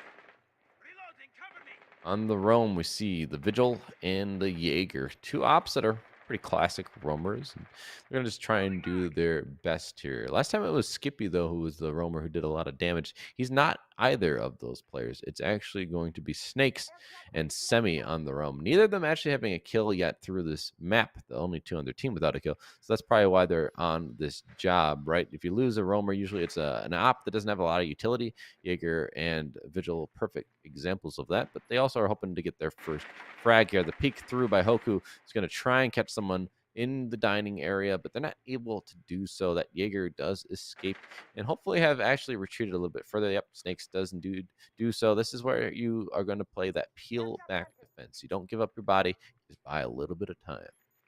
Yeah, Purdue is making some slow progress so far. They've got a lot of drone work. They have some spots lined up right here. Yeah, there we go. And Semi's going to be removed here by a squirrel. He's got plenty of drone work and just contextual information from his teammates up here. And this is the second floor clear that you were talking about. They've got plenty of time now to open up everything. They just need to make sure that the flank is watched on Solarium, because those stairs could prove to be devastating yet again if they don't have it properly watched. They don't have shields at top of blue. So this defense is actually not what you would normally see. And that's going to make it a lot harder for these defenders to hold key positions. But that's the swing coming through the window. Leopard here finding the kill onto Snakes. He couldn't win the gunfight. The carbine is a little bit more unwieldy than it used to be. And I think right there we saw the bobbing of the recoil, throwing him off a little bit, just enough. Leopardier going to win that engagement. Now it's a 5v3 for Purdue. Getting that vertical pressure we had mentioned before. The sledge is going to be the one dedicated to that role while everyone else starts pinching from other directions. The C4, though, is going to blow him sky high. Cheesy getting that kill. A swing out as well to find a second body onto Hoku, someone who's been monumental for the side of Purdue, is no longer going to be in play. Leopardier, really the last one who's the true fragger, but he also gets taken about Cheesy. They're on a triple kill streak right now, red hot, trying to find the ace potentially. There's a player over on the main stairs pushing in. You hear the sound coming through. That's 3. Finding a kill on the TSS. Drulu gonna have to drop into sight through the hatch, but Cheesy's finding the 4th kill. It's the quad on the round, but the peek out from Skippy ends the dream of an ace, but it doesn't matter. They get the round, and that's what matters.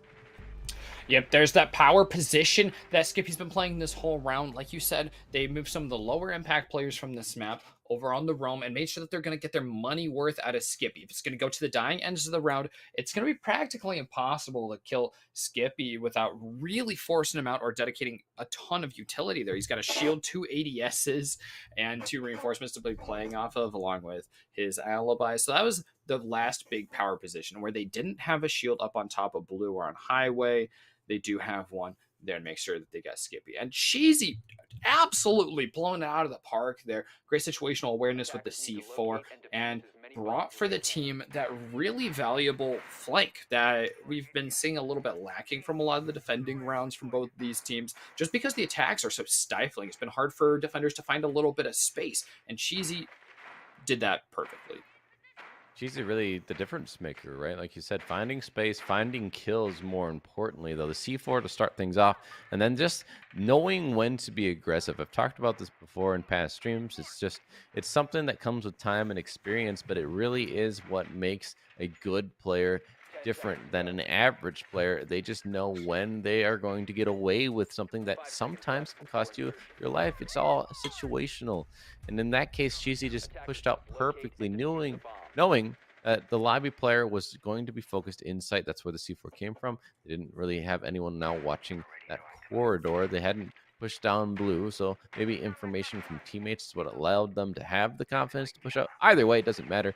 They made the right decision. Now, something to keep in mind is Bryant on attack, though, was really where they had done okay, but it didn't look as convincing on their wins as what we saw from Purdue. So I expect them to do pretty well in defense here. It's more when the sides split and switch over. Snake's getting that opening kill though. Yeah, I like to see that. Snakes actually pretty notably brought the shield and actually set it up by mezzanine window, which is exactly where he died from last round. I don't think it's as an answer to his last round as a strategy that they brought before, but that is a nice answer right there. And he's moved away just as soon as he's gotten enough attention for the explosives to come out. He does see those drones though in the library, so he knows that the pressure is really mounting on him. He sees ahead for a second. It's going to be hard to zero in on it though, especially when he sees these bullets flying in from library. He's going to find another kill as well, finding Leopard here against the odds. Squirrel is going to get him here, and Semi is not able to find yet another kill for the defense, and 3 is downed as well. Squirrel is the only player for the attack up, and a flurry of kills really just cascaded into by Snakes. Snake's doing pivotal work. 3 is down, so it's really up to Squirrel, like you said, in the 1v4 situation, only halfway through the round, and they're already at this juncture. It's so early to have such a deficit, but if they can help 3 up without losing their life, it might work out. But running over the holes that were made, they were watching from below. It does some damage. Now Close Squirrel's call. going to be hurt, but at least they can get out and help their teammate up. It's still a 2v4 at the situation. So you aren't really doing that much better. And the C4 is actually going to get the kill onto Squirrel. So the player who was just helped up is the last one alive. It's not a trade that you would have wanted because now it's someone with very little HP. They're going to have to just push up and hope for a miracle to happen here. It's not looking likely. They have a couple flashbangs in pocket, so they could utilize that to try and get something to work. Another explosive coming through. Doesn't get the kill, but Cheesy able to find the headshot. Bryant finding another round of defense. They're looking a lot better here than they did on Coastline. You know, I've really got to wonder where that C4 landed to kill Squirrel, but not 3 right next to him and at less HP. Like, where's he even landing from inside? That's kind of a curious little thing right there. Those early kills are really determining rounds really quick. We saw Skippy take away round 2 on his own, Cheesy taking away round 3, and here on round 4, I mean, Snake starting it, but his teammates also stepping up to get another couple kills in the down on 3. These rounds are just getting snuffed out before they get a chance to get started. It's true. Bryant have been dominant. And the last round was the start of it. The one before last round, I suppose, where you saw Cheesy come out and just get that 4K. And since then, now last round, Bryant just looked even more confident and were able to carry it in. Just dominating the engagement from the beginning of the round. That's something we didn't see them really have on Coastline. They didn't dominate early in rounds, especially on the defensive side. This time, though, that confidence is starting to be gained, and it is probably because it is their map choice. We got to keep that in mind. Each team could take their map, and then we go to the decider. That's where you see where the metal really is. What kind of metal are they? Are they something brittle? Are they like tinfoil and crumple? Or are they going to be something like, well, I think titanium would be a pretty good and apt comparison. Yeah, it'll bend right back into shape as soon as you start banging on it right there. And Bryant really is banging on what Purdue is able to bring to bear on the attack so far. Some damage has gone out from the attackers, at least, though they found, I think it's just some holes in through the windows. So that's a little bit, that's a start at the very least. And Semi is willing to take some fights right off the bat, playing up on these windows despite all the pressure Purdue's putting on him. Semi could peek the window to the right here. Hoku getting that kill onto Skippy, but if he's aware that someone was outside of the bathroom window, he could peek out through the window to his left and actually get that kill, but he's not going to do it. Not quite yet. We might see it come through still here. And here it is, the peek coming through. Not able to catch him, though. They already jumped inside. So the timing just unfavorable. Skippy, who had such an impact last time they're on this defensive bomb site, got the 3K by trading the last kill and sealed the deal really for the round.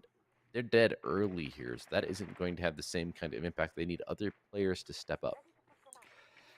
Yeah, it looks like most of the defense is really honed in on the basement itself, right in sight, and they're going to start seeing some pressure immediately. There's the north side over by Trench getting pressured. A lot of drones going in, so some explosives are going to have to come out to remove those mute jammers and remove the electrification as well, because right now those drones on their own just can't cut it.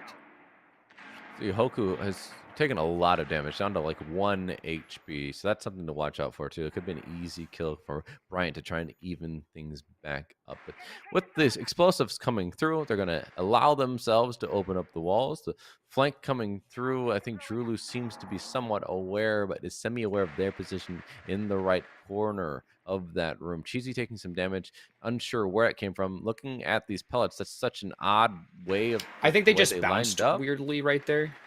Sometimes if you use the force spread at a really tight angle, since he's already the way at the end of the hallway, they'll just separate because they're a little wonky. So that's just a little bit of an unfortunate thing. But he has gotten 2 walls opened, and that's going to open up a lot of lines of sight, and it pretty much clears out Wine Room. Despite not getting any kills, they're in a much better position than they were just a couple seconds ago. 30 seconds remaining in the round. They have to start getting an execute soon, though, and that's a kill from Snakes finding 3. 3's been having a rough go of it here. That's the hard breach done, but at least they did their job, but they haven't gotten in to get a plant down. Snakes finding a second on the round now. Hoku done and dusted. Shizi taking some more damage there, but not finished off, allowing him to stay up right to fight this last dying second battle that's going to come through. The shots through the breach. It's Snakes a 3rd kill on the round. It's a 2v3 essentially with 1 player down. The quad from Snakes. TSS steals the ace. They don't get it, but the plant coming through is all for naught as there's no one left to defend it. Bryant going to get a 4th round now. The dominant showing on defense so far. One more round, they could go up 5-1.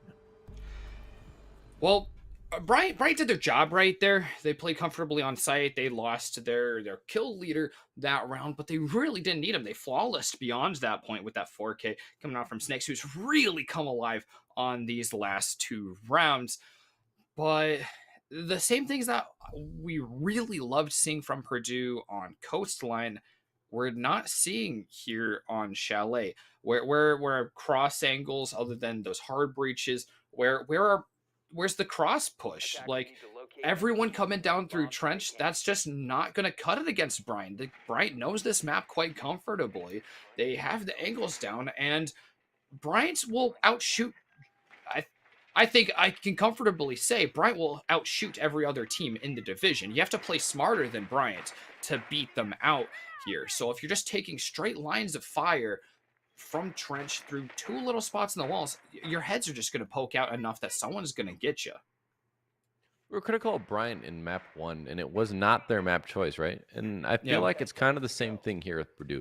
Each team just doesn't look super comfortable on the other team's map.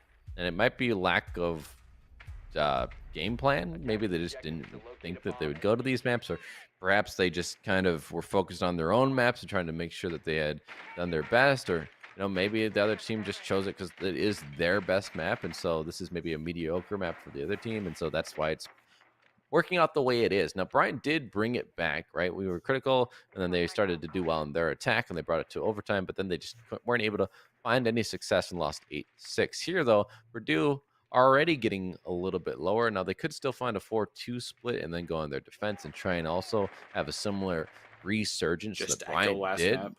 Exactly. Yeah, And I it could won't be happen. too So surprised. But the defense on Chalet, I mean, it's not too common that you see such a stellar defense on Chalet record wise. 4-1, even a 4-2 half for the defense is surprising to see. I'm just saying, Bryant probably want to find one more here just to get Definitely. a little bit more secure. Well, here at this point, the attackers finding their angles. This is nice. This same angle that we see squirreling right now has netted them a kill before, so that's gonna mean for them that Bryant is pretty dissuaded from doing that same thing. And since there is no player on it right now, it's going to allow them to clear out through Solarium a lot more quickly. So it's going to save some time into the deep round, which is another thing that's starting to become pretty pivotal for them. Well, Soundbug is back, but that's okay. Squirrel getting that opening kill on the semi is going to allow Purdue to have a little more confidence. The peek out from Snake does damage, but doesn't finish off Drulu. The drop down wasn't caught from the window. You did see that they had seen each other for like half a second. It just wasn't enough for the shots to come through from the Nomad to try and get a little bit of damage done back. But either way, a kill found early allows Purdue to at least have a man advantage of one. They start to tick down on time here. So we're getting closer to a minute. Snakes had a pivotal role in the last round, but the air jab's going to give away their position. Cheesy actually going to be the one to found, though, by Hoku. And they're aware now of that position of Snakes after the air jab. I'm sure 5-3.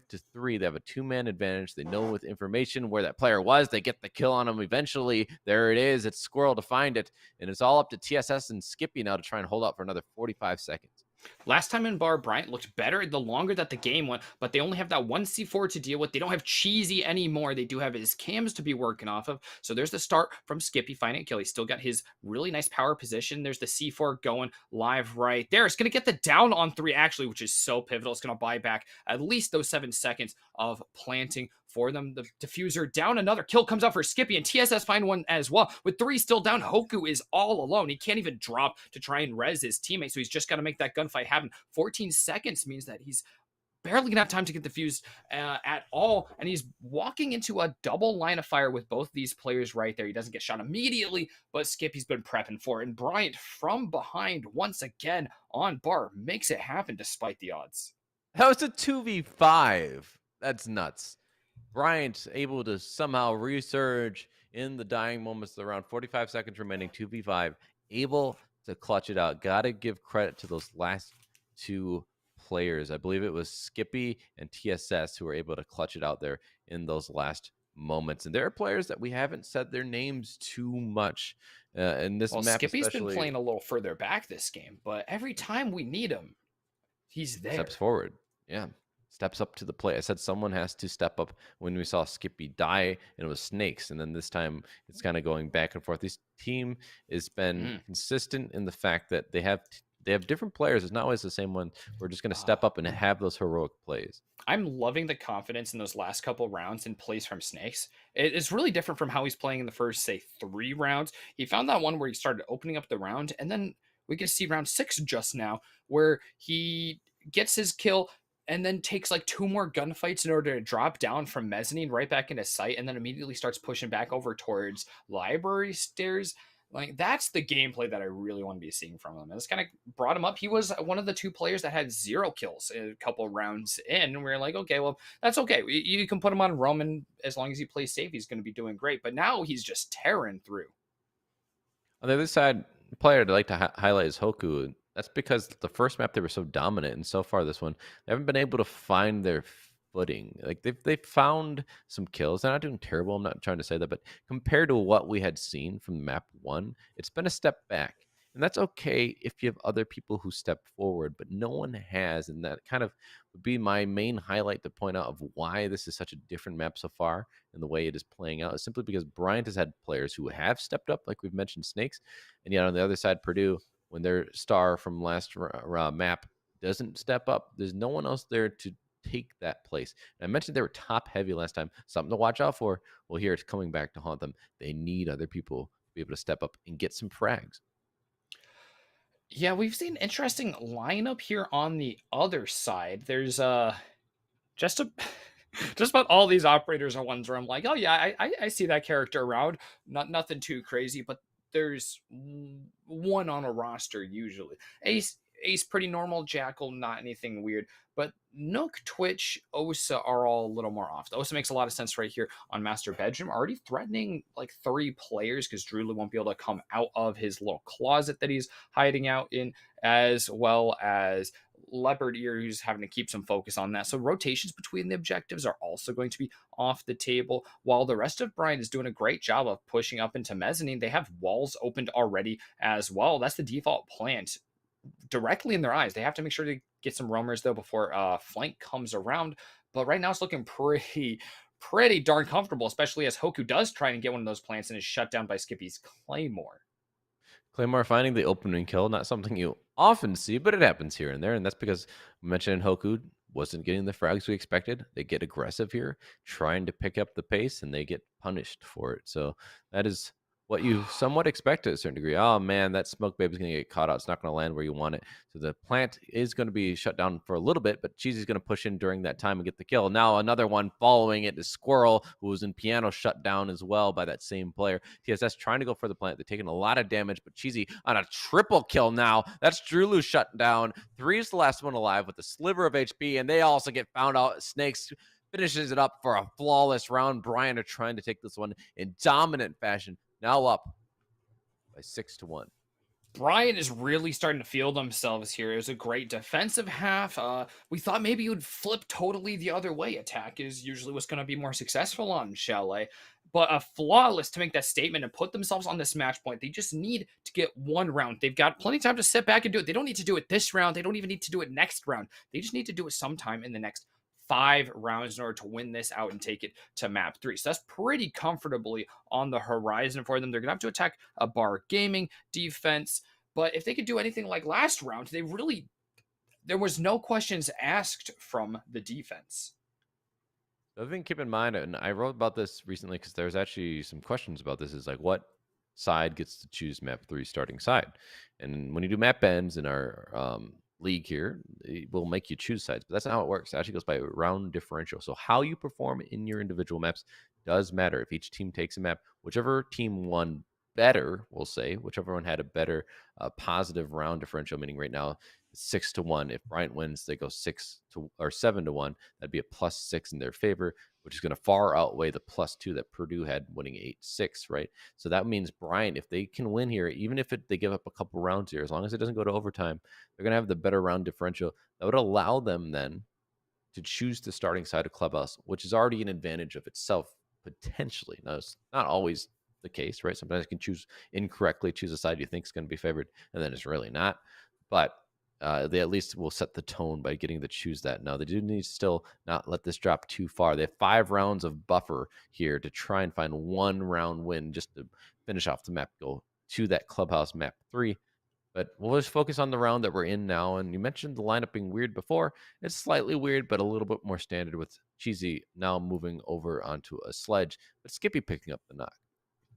Yeah, it's going to be a good answer here. We see from the defense, Drew Liu has set up sort of the ultra angle from library, able to watch just about every place that attackers could come from. And as soon as he drops, he's actually going to get seen from below. There's Semi taking a kill and then stepping right back out, getting back on drone. He's kind of done his job on that section so he can help his teammates to get their pressure on as well. 3 is going to be left all the way alone over here on library. They had that ultra angle set up as well as a player just right outside to watch the windows in case Drew had to drop out or actually got picked. The information was still out there on Semi's location, so pushing from the same place means he's going to get shot at but not quite killed, while his teammate Skippy's going to go down. Skippy, the knock taken out, didn't get to utilize that utility that we had seen actually work out pretty well last time. It was also a different player. Looking down at that window by the bottom of the main stairs, there are 3 trying to find a cheeky angle. They knew someone was there, couldn't quite get the shot. The player pushing in through library might push up on 3 here if they're not careful. Semi getting the kill, and then 3 and Squirrel refragging onto Semi and Cheesy is going to allow them to maintain a man advantage now, but a peek coming through the window of K9 TSS finding 3. Things all evened up, but Snakes is downed. It's all going to be up to TSS here. Maybe help their friend up, but it doesn't look like that's really possible. They have a whole minute here. They don't have to rush this, but they're going to seemingly do so. Another player is on the side of that shield. They're not aware of it. They get peeked and they get finished off. That's Mihoku credited with that last kill. Of course, it's going to show the player below because they had downed Snakes, but either way, Purdue not going to let it slip just yet. They find their first round of defense. Yeah, or there second we go. round, sorry. Yeah, so that's exactly what they need to start bringing this back, but they're still sitting on that match point. Like I said before, Bryant is in no haste to make this thing happen. They're going to be going to kitchen this time, so that's a little bit of a mix-up. We haven't seen one there yet, but all of the objectives on this map are pretty darn viable. So nothing really crazy there. They're going to need that vertical defense once again. They've got a lot of nade denial. Nades have been giving them some problems. It's really helpful for ousting some of the shield positions that have also gotten a lot of mileage for defenders. Indeed, we get to see Lord Chanka brought for the first time, I believe. And of course, he has the Shamika launcher with the fire grenades, 14 of them in pocket, as you can see on the screen. He got a shield as well. So, Lord Chanka, with the sight adjustment, too, you can put whatever 1.0 scope you want. You're not stuck with that weird sight that was on his LMG. So, it's going to allow you to have a little more comfortability when utilizing this op. And of course, I've mentioned the benefits of Lord Chonk. He can bounce those fire grenades instead of taking direct lines of sight with like Smoke Babe, like for example. So that he's kind of trading out for a Smoke. As you can see, Smoke is not in the lineup. So those are pretty equivalent operators that play the same role. On the other side, though, we are going to see Snakes bringing that fuse. We had seen it last time on Coastline, utilizing it. It worked out pretty well in some cases, other cases, not so much. We'll see what he's able to do here. Yeah, this requires his teammates opening up a lot of pressure for him, and it requires them to be clearing out these top four players. It looks like there's only one as of this moment, just Drew Lou up there, but Drew Lou's been hugely impactful. And last map, I guess I didn't even catch that he's kind of fallen off this time, getting picked off pretty early, it would seem. So he is not going to be playing up there, so at least he'll be the canary in the coal mine if the pressure gets hot up there. You see the mute is going to be the primary denial as they have nothing else to really stop the walls from being opened up. And the main deficit for that is that we have seen that the radius doesn't always catch things. And with the ace in hand, it can get above the wall, open it up, and then use like grenades, for example, or even just the fuse charges to take care of those mutes and then open up the rest of the wall. So depending how they want to utilize it, depending what's available when they clear this out, you expect them to get the clear, but what is it going to cost them? How many drones, how many bodies, how much time?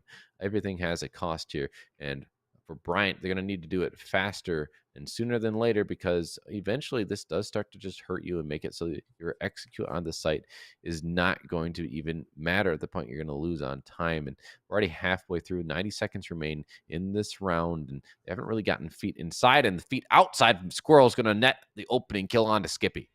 Yeah, now Hoku is less pressed to find an opening kill up here. Still got a really nice angle. It's going to stop the attackers from pushing down the stairs, but he isn't in a position to stop the fuse charges from coming out. Sammy's going to peek on him, and he's going to trade out a little damage for spooking Hoku away. So Hoku's going to maybe even go for a really wide flank. They've got the basement still to use, with the objective being on the first floor. Dropping all the way down isn't going to be too bad. The fuse charges get their turn to go out right now, and if not getting kills, nearly taking out Drew, but it's going to oust a lot of the players from Kitchen itself. They are all scattered now, kind of playing in less optimal spots. It's going to make it a little easier for the attackers, even if they're down numbers, to find something.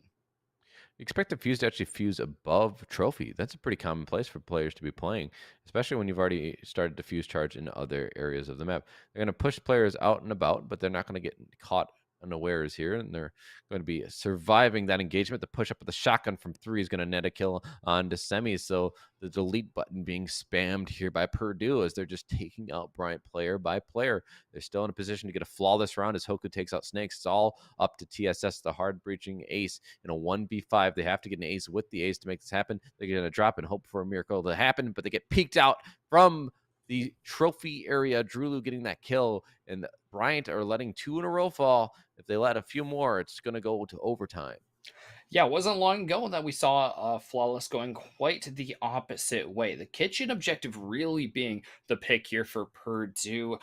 Bryant, they got their pressure. They got all the ground that they wanted on the second floor. But when it came to actually finding the gunfights, they looked a little lost. They didn't know where the opponents were coming from and were kind of second guessing their pushes. So that's an interesting moment of weakness from Bryant's attack after they've looked so confident, not just on defense, but on at least their first round of attack. And I mean, their round previously wasn't too bad either, but that one they just seemed blindsided.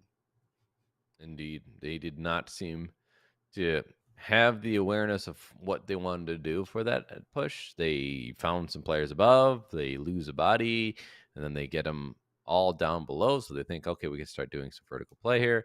And then they start losing more bodies, and it just eventually became such a problem that it was a round where they had no real confidence, no real victories to be found, as they really didn't do anything of consequence. They didn't make Purdue feel a sweat on that round. It was really quite easy for them. So Hopefully, for Bryant's sake, they can find some ways to get confident again because these last couple rounds have not looked the greatest for them. And Purdue, while they looked unconfident themselves on their attack, while the defensive side has been a different story. Yes, they lost the first round, but so far they've been gaining more and more momentum. If they don't drop any rounds, they're able to bring this overtime. That would mean an extremely defensive heavy round with the 5-1 defense per half that would end up making, which is kind of crazy on any map, let alone Chalet. There's one shield here for the defense. Leopardiers placed that over on piano, so they're not going to be playing that one on the window. That'll make Skippy a little bit more of a problem, a little bit more of a concern for the players up in master bedroom because they won't have an easy angle on him. And Skippy is going to prove his points right there, taking out three. He's got an angle down below as well that's already been opened up on the floor. So he's going to be watching this. And with his first shield gone, he's going to know that he can't just put one right back up on the window because it's going to go down to another impact as well. Sure, they're happy though. I mean, even if you lose that shield there, you got the Oh, it's opening so kill worth. pretty early within the first minute at least, maybe the first half of a minute. So, very early pick going in for Bryant's favor. And that's going to be a lot different than what we've seen at least the last round, if not the round before that. So, they've already started to look a little bit better, back to their original form. And there's another pick coming from Skippy on a window repel. This Osa playing the devil's advocate for our criticisms here is they have been able to circumvent the issues from last time by getting these opening kills, finding those gunfights, and winning them. Now up to two-man advantage, and the shield is still not taken care of on that backside. It's all going to be up to Squirrel and his two teammates in tandem to try and lock this out. As it is at least starting to get lower on time. Yeah, players having to play deep here. They've got one in mezzanine, or sorry, in not mezzanine, rip. Anyways, one solarium now in bathroom and one in bedroom. So the defense is going to be really focused on the north side, which is pretty rough because that is watched by Skippy, who's already proven really deadly. The defenders in a rough spot as even with Oh, piano still up, they're going to end up falling behind. Swirl does get a kill to put a point on the round, taking one away and a second one as well as he's going to find Semi right there. He's going to get rid of yet another drone as well. So the one player who's not caught up in master bedroom is making such an impact. and there it is. Squirrel, a triple kill on the round, changing it on its head. It should have been a Bryant round from the looks in the beginning, and yet now one player comes alive to seal off that momentum, slow it down, stop it, and now we're going back in favor of Purdue Black, up 3-2. It's up to these last two players, TSS and Skippy, have to work here together. Try and find some bodies, try and find some room to wiggle because they're now in the dying moments of the round. TSS finding a body, a swing coming up, but not getting the kill. It's going to allow at least a 1v1 to happen here, but the time is going to be too low, and they don't give the shot. They don't give the angle, and Purdue Black hold on. Yeah, like Leopard here, they're also making the wise decision, even with a practically free shot right there. Just uncrouch, takes a step to the left. No chance of losing the round right there. Good decision making there. Forestalls this match point yet another round. And that 4-6 is a lot closer than the 6-1 that we saw just a few ago. Full rotation after losing the first round from Purdue, which shows that despite everything going against them, they have now found the confidence we had seen was lacking for the first half of this match. In the last few rounds, they've started to just step up to the plate. We saw last round a heroic play coming through from Squirrel, getting a 3K to open things up and turn it on its head. It was looking dire at least halfway through the round, and all of a sudden, it's a very different outcome. Bryant, on the other hand, they let it slip. They let a player sneak through the cracks and then start to just take 1v1s, and they lost every single one of them. And that is not where you want to find yourself. You need to work a little bit better as a team if you want to carry this over into a win and get to that map 3. So far, though, they haven't been able to find a round in 3 rounds in a row against them. They're probably feeling a little bit worried now after being up 6-1. Like you mentioned, this is quite a different circumstance. They have to now attack also different bomb sites. The one they had won originally was just one against them, so they're not going to be going up against that bomb site. They're going to have to try and find a win in a new bomb site.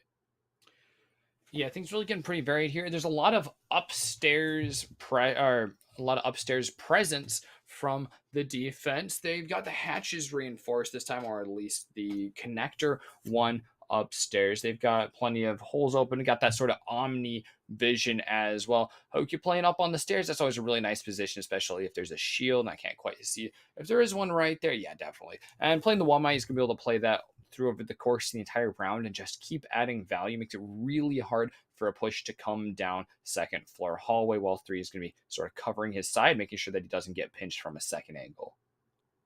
Purdue Black playing this a little more standard. They have the shield up here on mezzanine, but Cheesy with a grenade somehow finds Drulu. Not sure what the position of the L was in the corner of Mm, library. Very they thought to good burn it out as nade well. then. Yeah, that was an awesome nade then.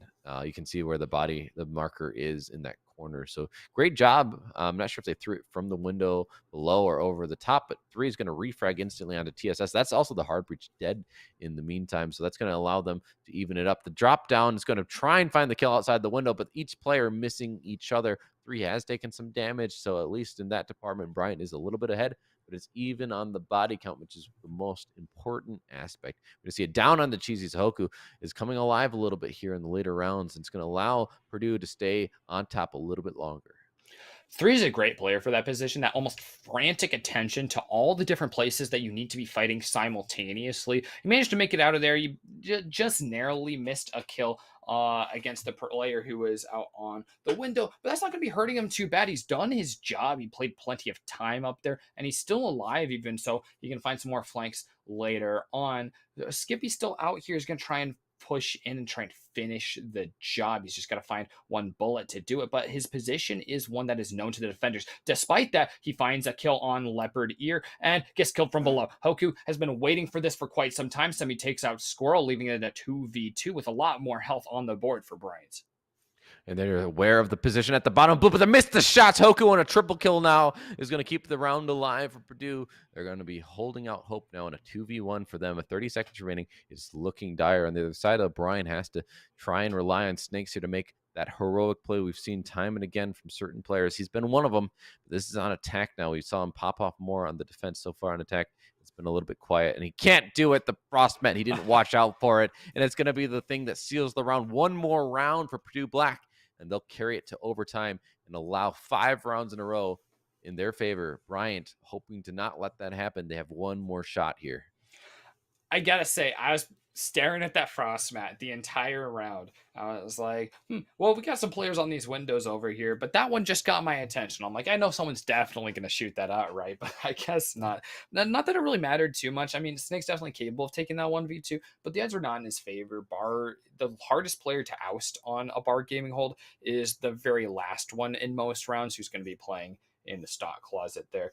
So one round off of taking this to overtime, Purdue has really shown us that the defense isn't just Bryant's thing on this map. They can do it just as well. Both teams losing their first round on defense and bringing it back for at least 4 rounds in a row. So Purdue just needs one more at this junction. Indeed, defender sided Chalet. After we saw what we expected in attacker sided Coastline, this is a bit different. But hey, it happens. Each team is going to have to play around it. And here, Bryant are hoping to change the odds for this round at least so that they can win 7-5 and go on to that map 3 of Clubhouse. If they can't, it's going to go to overtime. And we saw them lose last time in overtime. It'd be a heartbreak for them to lose here in overtime in a similar fashion after being up so handedly. In the meantime, we do see the bomb site is kitchen dining, so it is going to be that extension. We saw last time they only had one player playing above, and then they retreated rather quickly after they got the opening kill. So that would make it more likely, if they're able to repeat that, they'll move on into overtime. Last time it was also a flawless round, keep in mind. So Bryant's certainly going to be hoping for a very different tempo, a different push, a different outcome, certainly. Yeah, absolutely. I mean, with that being a flawless on the one-time play, this is the got to be the single objective that's going to give Bryant the most apprehension going into this one. They need to make sure that they get some proper drone intel up top. That way they can make something happen with that vertical pressure, because they took only a couple moments to take vertical pressure last time. They've got the drones here to play off of immediately. They have to conserve their hard breacher, though. That hard breachable Hatch is going to be really important for making it happen. They are going to be looking to drop through A with this setup. There is, once again, a lot of defenders just in sight waiting out the clock. Well, we're also waiting to see what the opening engagement will be as we just see players starting to get their bodies into the map, not the site yet. A lot of presence below from the roam game as well. Something to keep in mind. We haven't seen any impact yet. They're just biding their time. They know time favors them on this defense. And on the other side, Skippy might have just saw the body and is going to try and push in and pinch it up. But Drew Lou is actually going to get the kill on December to open things up. They are that player in basement, one of the two, and Skippy trying to find one. He does. Now, though, is he aware that Drew Lou is also down here? If they can find the kill here, either side is going to have a huge advantage, I would argue. But the kill from 3 is actually going to make it already an obsolete point as they already have the man advantage. Drew Lou also going to just retreat from that gunfight, knowing they don't have to take it. It's all up to Bryant in a 3v4. They have the disadvantage here, and it's been at least a little bit better than the last time, but this still isn't a great sign for them. Yana playing above does have nades in pocket. We do have some claymores that they can put down to try and slow down this roam, but the utility is not being placed down just yet from Bryant. But they're running out of time to figure out what options they want to go with here. So only 45 seconds roughly remain. Hoko has been doing so much for Purdue as far as keeping situational map awareness. Oh my God, 3 finds another kill this round. Without that player roaming, though, the rest of the roamers have really stepped up to do it. 3 getting his 3rd K on the round. Absolutely speaking, Skippy is the last hope for Bryant to stick it out in normal time right here, but he's got to make a 1v3. That's where all of the fire is going to start coming out. 22 seconds. He doesn't have any way of getting beyond Tachanka and his Shamika launchers. This is just going to be one that burns away slowly. Those last 15 seconds. Skippy's done everything that he could. His Nuck pick was a perfect fix to Hokao's total presence across the map, and he shut him down so early. But with an additional player down there in the basement, it made it so difficult for Skippy to push up. He lost his drone and knew that there's resistance in the basement, so he had to be slowed down with his teammates falling around him. Purdue successfully This takes it. There's some highs and lows though for Purdue Black here because that was a bunch of rounds in a row. They were down 6-1. Now they've gone back up to 6-6. But the question here is, what do they do? It's overtime, and they are starting on the other side. Attack now. They struggled 5-1. They won 1 round of attack. Each team is only one round of attack. It is 2-10 in the defense favor. That is heavy odds to try and overcome. But if they're going to win this map, they have to overcome it at least once because they have to get 2 out of the 3 rounds here in overtime, and they have 2 out of the 3 rounds on attack, meaning at least one of those attacks they're going to need to win along with the defense. Yeah, the odds stacked against them, but Purdue already shown us they don't care about what the odds are going to say. They can make the unpredictable happen right there. So Bryant, they know this is feeling good technically, but they're not going to be feeling comfortable one bit. They got to play on the edge. They got to find that X factor to bring themselves out there. Skippy has been doing so much for his team. Cheesy taking whole rounds to himself. But the thing is, the support players have not been able to, despite getting pretty even kills with the rest of the team, they haven't been able to find those hugely impactful plays that can take away rounds. They're relying on a lot of hero plays to take the rounds that they have. Skippy playing down near the trophy is going to be the Vigil on the roam. Can buy some time, buy some information for themselves. Not let these attackers have the exact position that they're in, but that power, if you utilize it, does give away your position slightly. They're going to be very aggressive, though, on this window. So we opened up from behind them. They have 15 kills so far.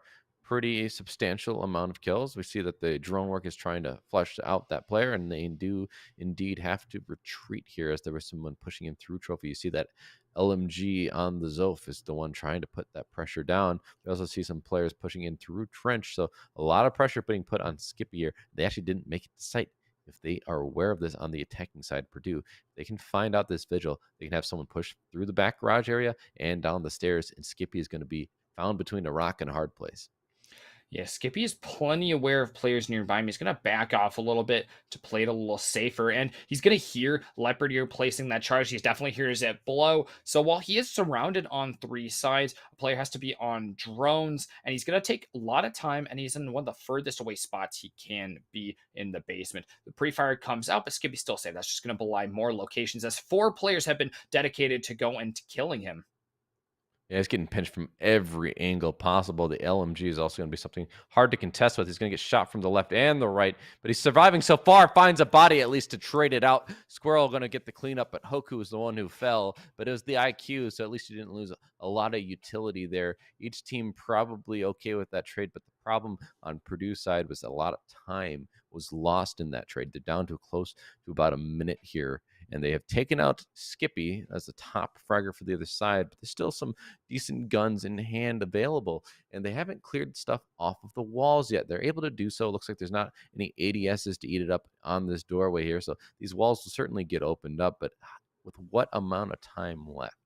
Yeah, Bryant's known for a while that the entire team is on the north side of site. That wine room is going to be their focus right here, and it's already hurt Purdue in the past that they don't have any counter lines of play to be playing off of. There's no one main stairs. There's no one opening up hatches. There's no one opening up the floor, even though they do have that sledge available. So it's going to come down to finding more picks. Leopard Ear is going to be the first one to do it after their initial one takes out Cheesy. There's 20 seconds left as the plant is beginning to go down. Brian's been kept out of wine room despite having eyes on it for quite some time. There's not going to be any denial on three right there. Squirrel finds yet another pick right here. They're going to lose one from the back due to Semi coming down the stairs. He can't quite find a second one. His location is known, and he's going to be outgunned. There's a player ahead on the other team. Snakes pulling up to try and take out that diffuser, but Leopard Ear's still watching it. Snakes goes down, and it looks like that attack is going to come out fine. Semi's opened up a hatch. That way he could at least fake it. He's going to have to take that fight, but it's three who comes out on top, really taking charge of that round,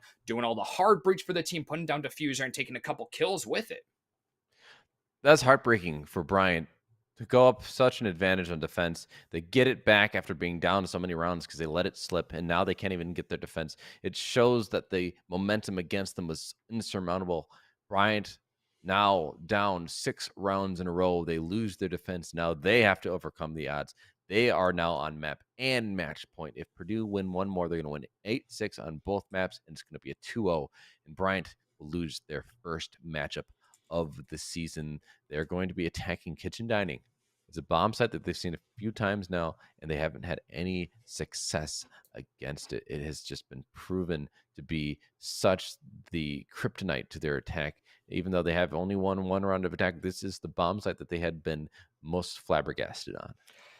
Yeah, there was a flawless round to start with. I think the second time that this was run back, it ended up being a really tight 1v1, but it didn't go in Bryant's favor. Like you said, they have to be reeling from losing that defense. That was almost like the give me round. They have whatever objective they want. They've won all but one defense round that they've done so far, but I guess spending so much time away from defense, they don't quite have it. And just pushing up, giving gunfights to Purdue, that was the exact thing not to do. They knew they had the information that Purdue didn't have any other way of pushing. They could have just waited back, use some smoke grenades or something. You just have 2 points to watch: the door and the breach. Well, here we go. They're going to show us their setup is virtually the exact same as last time. Nothing If any it ain't different broke. here, right? If it ain't broke, why try and fix it, right? It makes no sense. On the other side, though, they are changing it up slightly. Something I was wondering about they hadn't been bringing was either a Finca or a Zofia, right? Or even an Iana. You want someone with a Gone 6 and either 2 grenades, or then you can switch out one of those with the Zofia. Either way, you just need some projectiles to start opening things up from a distance, taking care of some of the utility like the ADSs and the Womata disc, but also just trying to clear out any shields that might be around or just anything, even getting your nade kills, whatever you can find. Just the utility game wasn't really being played very heavily by Bryant. Bringing that knock in the first couple rounds you saw, it netted them the only win they had, but after that, it just hasn't really brought much effect for them. That's my concern in them bringing it instead of someone with a little bit more utility in the pocket. Yeah, I understand Skippy want to make solo plays that'll make big things happen, but it makes me really apprehensive to see him not playing with another player directly in order to guarantee that they get mileage out of their top fragger. Coming from the basement, though, I think is a really great move from Bryant right here. This is where they lost the last round from his players in the basement making huge impact all the way through the round. So making sure that that's clear all the way before they really step foot in is great. Skippy already looking for a chance to make some of those hero plays. I mean, he's down so far on the map and match point. He's got to keep this alive for the team. So finding anything to start off the round is going to be worth so much to them. Looks like some hard breach going to be coming in from the lobby. That's a little bit of a new thing right here. Explosives to kill off any wall denial. And looks like Snake should have his opportunity here. There's no vertical pressure, but there's really no defenders up there either. So it's not going to be too much of a concern to get shot from above. Unless Drulu does rotate from the bathroom. And this is my concern, though, for Bryant's attack right now. Yes, they can get this wall open up, but where's the coverage going to come from? Where's the other push going to come from? Now, Skippy might be the answer. He's in basement. Could push up the west main stairs there, but you see Squirrel's there to contest. So this is not an easy push from him. He's doing it by himself, like you said, not working in tandem with anyone else. It could come back to haunt them here as they are going for just a one-dimensional push at this moment in time. The one thing that maybe could have been the difference maker is that Hatch is not reinforced. Maybe they brought Amaro, could have changed the difference here, but it's not here. They're going to have to just go straight in for the push here. 30 seconds remaining. Hoku getting that opening kill onto Snakes. It's looking like Purdue have this maybe in the bag if it's going to play out like we've seen before. Someone has to make a play here for Bryant, but they're not doing it. 20 seconds remaining. It's ticking down towards the end. The shot on the player on the bomb chesty by Semi is beautiful, but as 15 seconds remain, it's going to have to be a push in and a plant down, and they cannot afford to let that planter get taken out. That is going to still leave the Shamika available. And the player above, like I was saying, there it is. Drulu gets the shot onto the planter. Cheesy above, though, does shut it down, and they have a player in sight. The defenders, though, with time are going to win. Purdue managed to hold out. They win 8-6, both maps, a 2-0 victory. Bryant with their first failed loss. Purdue Black taking it away from them and winning today in a flawless manner. A huge victory for Purdue today. There's got to be yelling in that voice chat right now, taking down who had currently been unfelled Bryant Bulldogs, who were looking so strong, and unfortunately, it looks like they just sort of lost out on the steam at the end there, especially in the face of that Tachanka. No answer was found any of the 3 times that was run. It looks like on 3 different fronts, there were players on Bryant just throwing up their hands at a loss for what to do. You just can't walk in. There's fire right there. No Oh, one's man. had an answer from an alternate angle. So Purdue looking more and more confident as they stack together what 5, 6, 7 rounds in a row after going down 6-1. What a comeback. Yeah, they showed that they have resilience, right? They can come back from something like that, which is really difficult. We saw a Pro League team do that, BDS. They were down also 6-1, came back 1-8-6. So we've seen it in Pro League recently. They're just trying to emulate that, which is exactly what you want to do, right? If you can copy the pros, you're doing something right. I will say there could have been an adjustment for Bryant. We saw Skippy go below, but he couldn't get any push up on the West Main. Had he gone above, could have protected the planter, who is the reason they lost the round on time. Had that planter not got shot from above, if they had a player protecting him from above, if Cheesy had gotten there just slightly earlier, but that's siege timing for you. Shoulda, woulda, coulda, doesn't matter. At the end, they lost the round, and that's going to be Purdue upping their match count differential. They're up to 4-2 now, so they have a way higher likelihood of making playoffs. Bryant's still in a really good position, 5-1 now, so they have 1 loss, and they just got it today. So it's not like the end of the world for them, but it is going to make them think twice now when it gets to playoffs about these other teams that are still, alive and kicking. You can't count them out just because their record wasn't super great before this, right? The season still has yet to finish. Yeah, so we should have one more week after this one before we start getting into playoffs. So this being week 8, week 9 coming up. So you can keep an eye on these teams, keep a tab, see how they're going to be shaken up, especially as we get into the playoffs and everything gets even more exciting as the stakes really get a lot higher there. But that'll be the end for this matchup. We all Q and I will be logging off, and we'll have another match for you guys at 9 EST here. Yep. So coming up soon, stick with us. There's another stream on the other channel as well. It's NECC 2. So there'll also be a 9 p.m. Eastern match over there. So hopefully you've been watching both the matchups here today. There's always 2 streams and 2 matches, 6 and 9 every Wednesday. Hopefully every Wednesday. Sometimes, with scheduling, it doesn't always come to fruition, but that's the hope here. We want to show as many of these matches as we can, get these players, these schools, the attention they deserve, I think. But as you said, that's it for us. So thank you for tuning in. Stick with us. There'll be another match a little bit later. Thank you.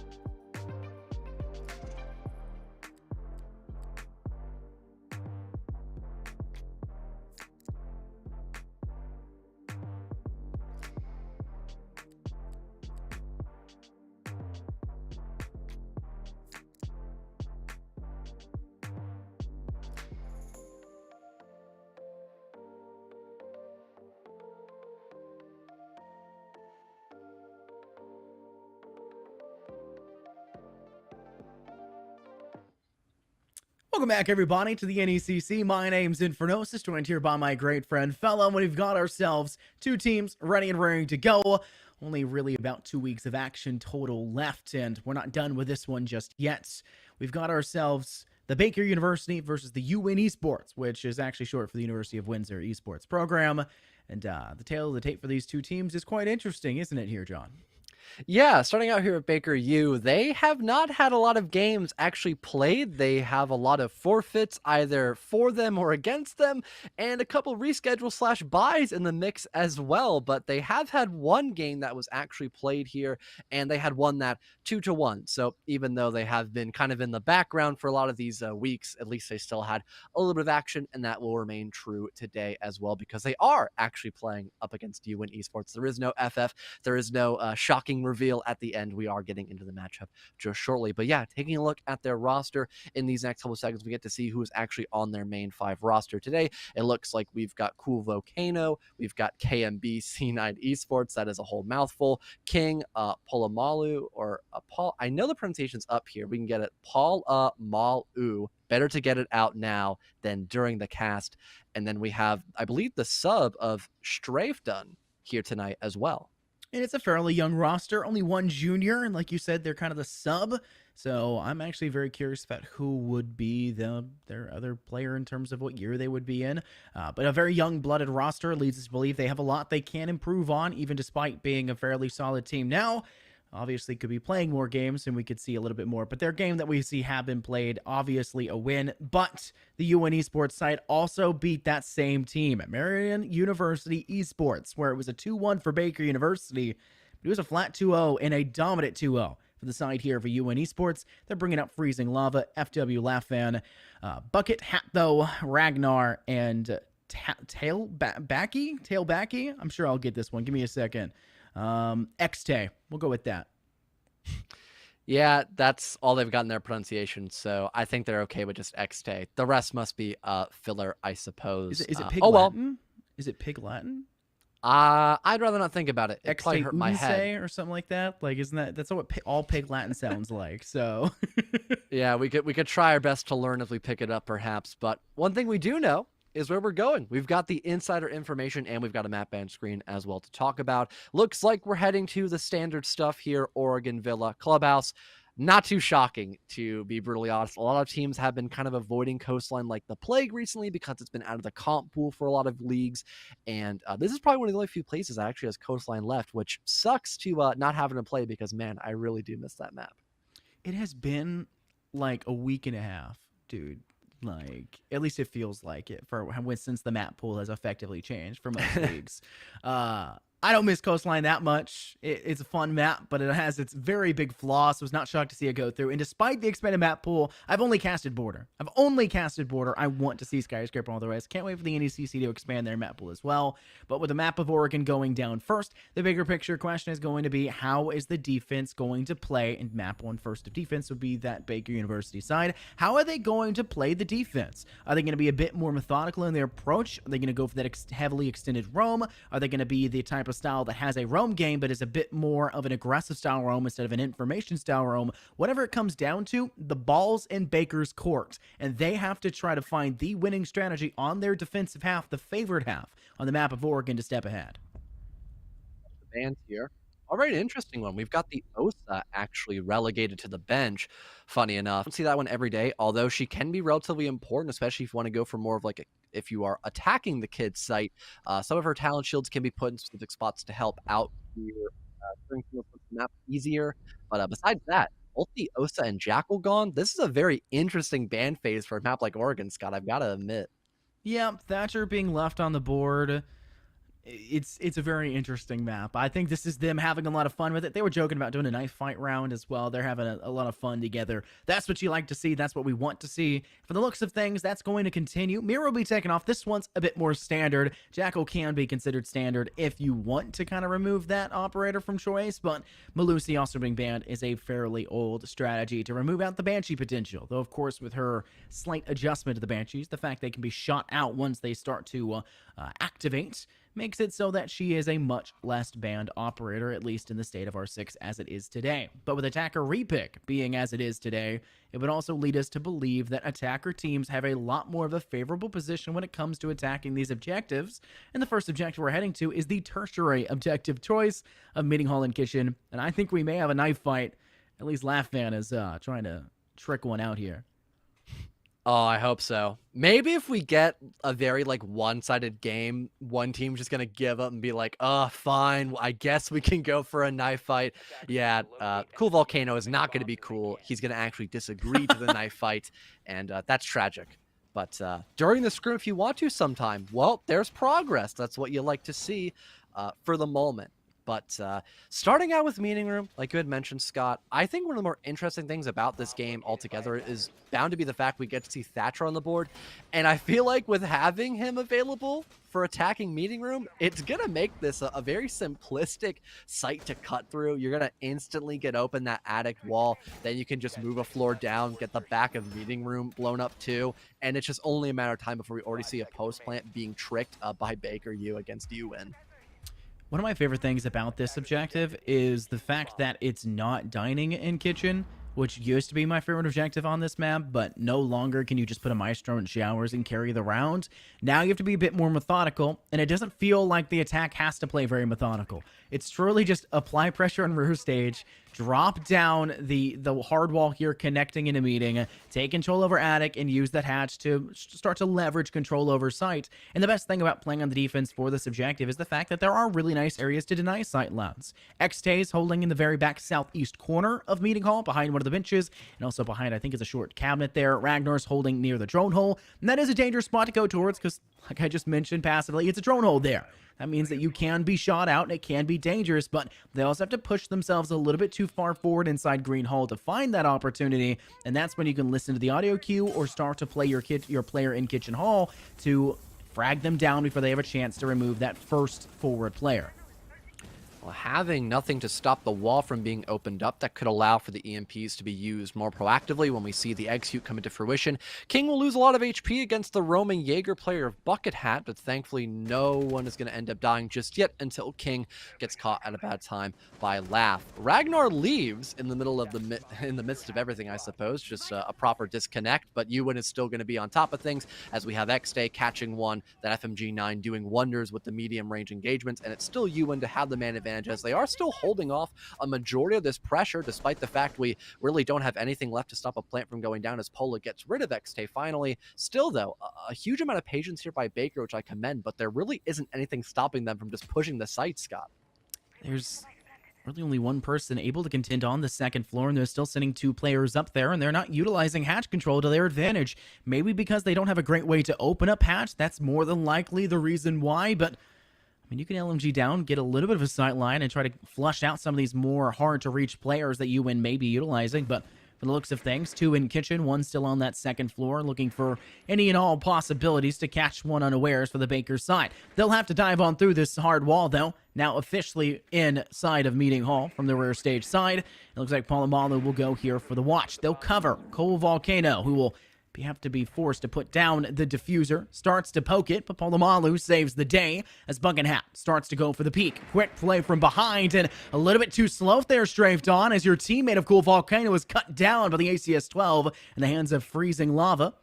Now, there's only two players left standing for both sides. No trade having gone through just yet. Palomalu will plant behind the sandbags in corner pocket. This gives a nice cubby hole for the side of Baker to utilize, but you have to actually play against it, and in the post-plant situation, this is a hard one to overcome. Oh, you need to hit those shots there. Not able to do it, but thankfully, Laugh gets in a almost perfect position near split to get rid of Palomalu. Now just strafed on left here to stand. But, I mean, they've got the LMG, a pretty good gun to win in this 1-versus-1 now as Freezing Lava gets a bit too close for comfort against the Finka. And now the timer is still heavily favoring Baker. It looks like Laugh will just try to stick this defuse. Here comes the push out by the Finka. The Vigil will now have to get off it, but they still have plenty of time left after winning that crucial gunfight. Ewan able to hold on and still get that defuse down with just about 8 seconds left to spare. They're going to take round number 1 after a very close call during that post plant.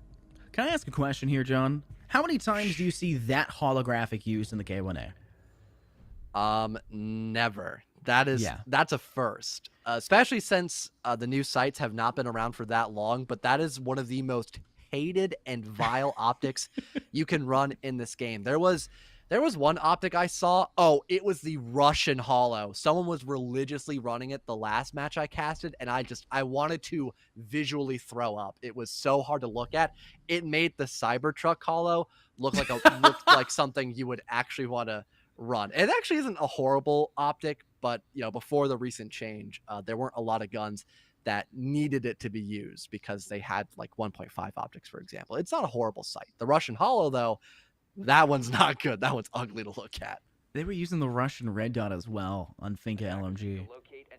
That one's kind of good though. I don't hate the Russian red dot. It's simple, right? It's clean, but it's just too much clutter on the actual reticle. Too much clutter. Yeah, that is true. That is fair, especially when you have the other red dots, like the I call it the Jaeger red dot because that was the first gun it ever got put on. The more opened one. It's very nice, but I like a lot of the reflexes in this game. Oh yeah, that's true. The Russian one is probably my favorite one by far. Yeah. It's interesting though. I like to see what players are using and what they're comfortable with, but sometimes I feel like I get a little bit too much of a glimpse of how they act. And that one, they're acting up. Laugh fans acting up on the Siege timeline right now. 3 kills in round 1 is a very great way to start off, and it also puts some fear on the side of Baker University. If you can get the spike down, though, diffuser down, we'll talk, it's different in every game you ever play. You get that diffuser down, put the lunchbox on the floor, and have to defend it from the hungry side of UN. You get a little bit of extra padded stats, so to say, but ultimately the padded stats don't really go in the scoreboard unless you win the round, and they were unable to hold on. Once the attack was flipped to the defense in the post plant, the defense flipped harder to the attack and was carried by Lafan. So now moving into a kids defense, it's going to maybe change the dynamic for Baker. They've got King just waiting with patience near the big window, maybe just waiting for a call to be given. Normally you want to have someone help you out in the top of white stairs to have kind of that pincer attack to come in through, but so far we haven't seen that rotation happen just yet by Baker, but it is the first minute of the round, so it's not that big of a concern. What is a concern, though, is Freezing able to land that crisp shot. King will now fall, and this is going to lead to much more problems moving forward, especially since we don't have Pola Malu all the way actually activated here to go for the swing up inside of white stairs. They'll have to vault over that shield, which could make them quite vulnerable to a double swing here by Ewan. Looks like they're trying to go for it. Quick peek out. And it looks like Xtay will be the player that comes out on top. Baker have unfortunately fallen short quite a bit here. 2 players off the top, and it's both of your entries. Not where you want to be. Make it a third, as unfortunately KNBC9 News bites the bullet there from Bucket Hathno with the 416C, who we talked about just previously with having a really nice red dot that you appreciate. Straighten working from white stairs. Cool Volcano is really nowhere to be seen, not leveraging the control over white stairs from below, and FW Laughman does a great job to flank and take off straight dot, leaving just Cool Volcano left standing. A Nomad to do the job of 5, and now they have the HP of 1/9 of 1. As they're sitting very low at about 3 total HP to their name. It's been an easy job for Ewan to finish this one up. A near flawless performance from them. Freezing Lava looks like they stubbed their toe, and total HP lost in this round. There's still plenty of time for the damage to be done, but with 50 seconds left, this is essentially a tactical timeout for the side of Baker. They need to be talking things through about what went wrong here on this objective in this round. And definitely a lot went wrong. The way they went about trying to clear that position in the corner near big window was not the right idea. Fun fact, you can actually go and play for vertical, especially if you have like an Ash or a Zofia on the board, or even just grenades and you're good with your timing, to go break that shield and probably kill the player who's stacked up in that general vicinity. And then you don't have to lose somebody like that playing near big window and giving away that man advantage. That allowed the defense to take a lot of their eyes away from the big window and focus solely on white stairs, which allowed them to find 2 kills after still getting the opening duels a win. And in the 5-on-2, then turn 5-on-1, there just isn't much that Baker can do. It would have been an absolute miracle if we had Baker come back from that round after they lost so much blood in both the big window and white stairs. I think there was a kind of a dissonance in timing for the side of Baker University when they were pushing that. Yeah, they put one person and they applied pressure to big window, and I liked the idea. I believe it was Cool Volcano at the time. They lost their life first. Oh, wait, no, sorry, they were last. Who was it that lost their life first on window? It was King against King? Freezing Lava, the other volcanic reference. Yeah, that's why I was getting that. Yes. Freezing Lava's position was pressured. There was a nade from below that applied pressure, and they took a little bit of damage. We saw that. That's what that tick damage was.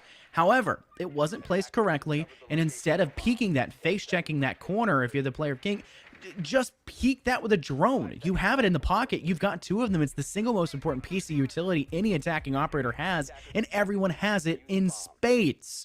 And yet we didn't really see enough information being facilitated, and that kind of left them out to dry, left to ego peek all these angles, and yeah, FW Laugh Fan has not been allowing that. They're on a tear right now. 5 kills to their name. Freezing Lava has 2 after that last kill at the end there, where we did see them take the head off King, and now they're looking to hunt early as well. We see a drone actually being utilized through Drone Hole, but no one's peeking that initial window until just now, and you didn't toss the nade fast enough, Palomalu. Freezing Lava cleans up for the kill. Once again, that opening duel favoring Freezing Lava, doing much better with the MX4 Storm, although I got to commend them for actually wanting to run the AA-12 with slugs in them. I always love seeing that gun in full effect, and he did try to do a good job in round number 1, so I'll give him credit for that. KMBC9 News, God, that's a mouthful, is going to at least kill XT, so a lot of your general denial is gone, but you still have those Vulcan packs as well, which, you know, one of those packs can just stall about 20 seconds flat. So there is a lot of potential here for the defense to still keep Baker at bay, despite the fact they lost their smoke early. Quick sprint around. Freezing Lava is trying to pivot in towards Shower Corridor to apply pressure to the player outside. Freezing Lava, that is the best gun in the game right now. Without a doubt, that is my favorite gun currently available on the defense.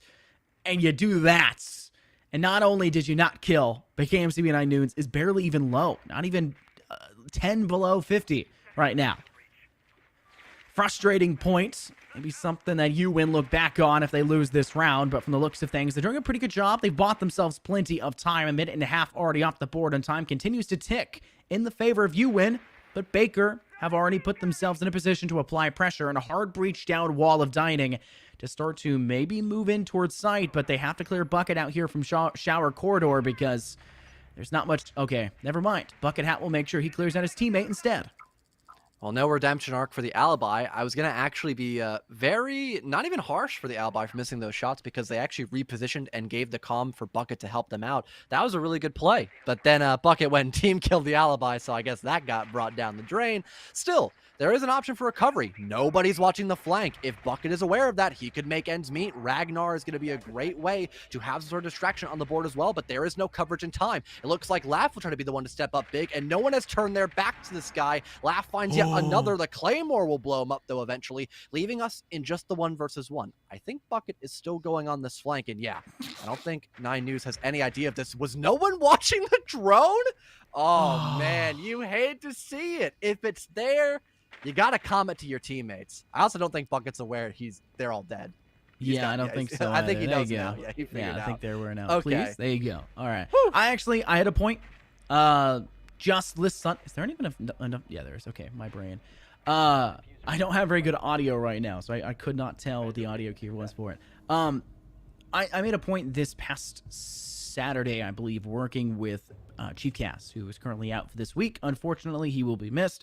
He got his throat ripped open for tonsil stuff, as it is. I've never had mine removed. I don't know what the process is like. It's something like that. Something like that. It's something to do with the mouth and ripping and... I didn't know you could get your wisdom teeth still removed at that old of an age. I know. 60, I feel like at that 60's kind of point, pushing it, man. I feel like that point, trying to do a wisdom teeth surgery and a mummy may be a little bit too far. But I made the point with him that we see a lot of younger teams, because it was a high school event. We see a lot of younger teams that don't drone out, and when they do drone, they're not watching the drones post-mortem, right? You love the saying, now relegated to drone duty, now relegated to cam duty after a kill is had.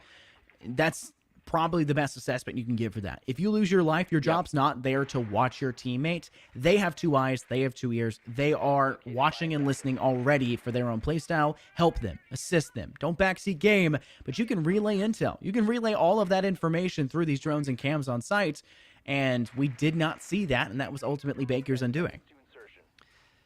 A 3rd round win for you when after a roller coaster of emotions and plays working out well and also not meeting their mark, quite literally and figuratively, but they get to go back to meeting room. We haven't seen them actually play basement. I just realized that because they went to dining room for their 3rd site.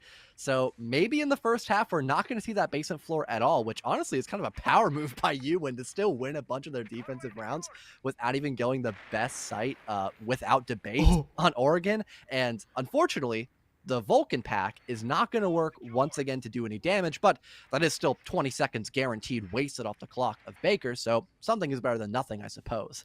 Is that what it's called now? Vulcan pack? It's still called the Vulcan. Like, it's just Vulcan, Yeah. but you've got people making weird names for it. Emmy calls it a hot pocket on a T1 yeah. broadcast. So you could pretty much say whatever you want and be okay. Yeah. Okay. All right. I'm gonna call it the Explodey Boy. Interesting decision. That's Goyo has definitely taken a major backseat since the change and hasn't been really played as much. I'll bring in another statistic. That basement site has like a 23% attacker win rate. 23% high-level play for attacking wins. And yeah, it's a power play for UN not to go there. Despite it being so abysmally productive for attacking teams, they're still not going to risk it and just go back to the same objective they started things off on. Now remember, it did come down to the 1v1, and it did require FW Laughvan to clutch up in a really quick fashion and actually try to hold on to the defuse and go for the final frac. However, First Blood already drops. Palomalu takes out one. It's freezing lava on the other end. And XT manages to find the player of King. 4-on-4. And with only a minute and 24 seconds remaining, Baker still has a lot to go through to get on site. And for UN, they actually have a little bit of util to stop this hard destruction from being fully effective. And, oh no, Bucket shot the Claymore. They've got no idea about this guy's position. He spots out one. There goes the player droning. And the Fink is not able to win that engagement just yet. Bucket still lives. I cannot fathom the luck this guy has on him. He must have a rabbit's foot around his neck or something, because Stray should have won that fight. The LMG hits like a truck, and he was just making holes in this Aruni's poor body, but somehow by a miracle survives. Unfortunately, XD cannot. Stray must be livid about that last play not working, and Polamalu hops in from split at just the right time, getting full site control, and now it's up to the roam game to retake, most likely in a post-plant position. Bucket Hat could have an opportune moment to pounce. It's up to FW Laughvan to apply enough noise in that direction, maybe catch someone. Great shot there by Bucket Hat with the Roni. Takes the head straight off, strafed him, avenging the damage that came out previously, and FW Laughvan's going to come in from split. As the option, sightline towards Cubby, cuts them down. Sandbag player no longer alive, and now one holding the same angle. How did you miss the shot? And FW punishes you for it, finding the last two in quick succession. And now it's not just a lonesome player left standing for UN at the end of this objective. It's two, with Bucket Hat coming up clutch from rear stage, and FW Laughvan coming up clutch once again from split to find the last two. That has been the biggest issue so far, I feel, for Baker U. It's just their general lack of information. They don't have anybody playing for like that active intel. They don't have a Zero. They don't have a Nomad for flank watch.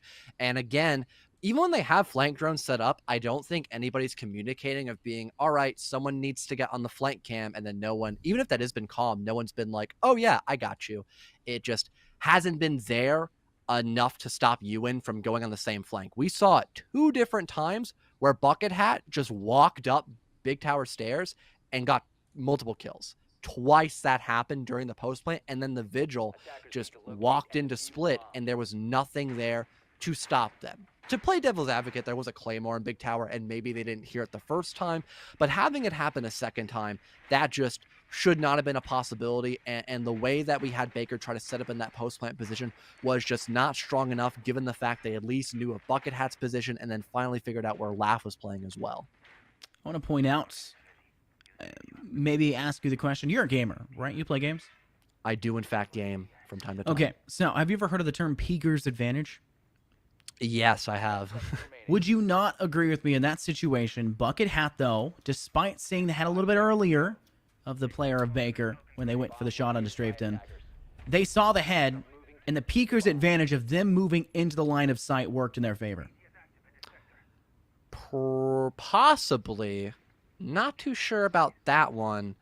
Normally, Peeker's advantage is a weird debate in this game, especially for online, because it's there. It's just how you use it. If you swing like very wide, then it basically mitigates Peeker's advantage, and I think Bucket Hat was doing that. But still, maybe just not being aware, you didn't hear the flank happening. That's basically Peeker's advantage if you don't know what's going to happen to you. So I think in some sense, Bucket Hat still had that advantage. He just didn't hit a headshot, simply put it. So that's how Strafton survived. And then the same thing happened to Strafe. Funny enough, he just didn't hit the headshot on Bucket. See, looking at it is, I like that you mentioned that PQ's advantage can go for audio as well, because I think that's ultimately what it comes down to. There's about 3 seconds where Bucket could have taken the head off Strafton. There was. They saw the top of the head. They didn't realize it was the head, but when they stood up on the rear stair steps, that's when they noticed and they get a kill immediately. And it's that speed and that mobility around the corner that works for them. And speaking of working, the Vulcan boomy explodey thing that gets placed on the wall there by the Goya of Ragnar buys a little bit of time for the side of Yuin to hold Baker at bay, but unfortunately, it does not look like Blue Bunker will survive for much longer. The ADSs have been fizzled out, and the nade of King makes major impact despite it having not been cooked whatsoever. Xtay tries to swing towards Pillar, and King takes their head clean off their shoulders, but FWLF fan is still uncontested, finding yet another kill. This one in Apollomalu, the first for Yuin in this round. Blue control for Baker. Now they've got to do is slowly work their way from that rotation hole and get control of Pillar as well. But because there's still somebody in highway and another on these back stairs with no information being spotted out to them, this could still be recovery for Ewan, despite the fact they're at this disadvantage. Here comes Bucket Hat getting aggressive, but they are going to miss some vital shots. Still, though, they've got plenty of natural coverage. No one's here to rotate to actually collapse upon this Jaeger, so it's still a bunch of power positions here for Ewan in these final 50 seconds.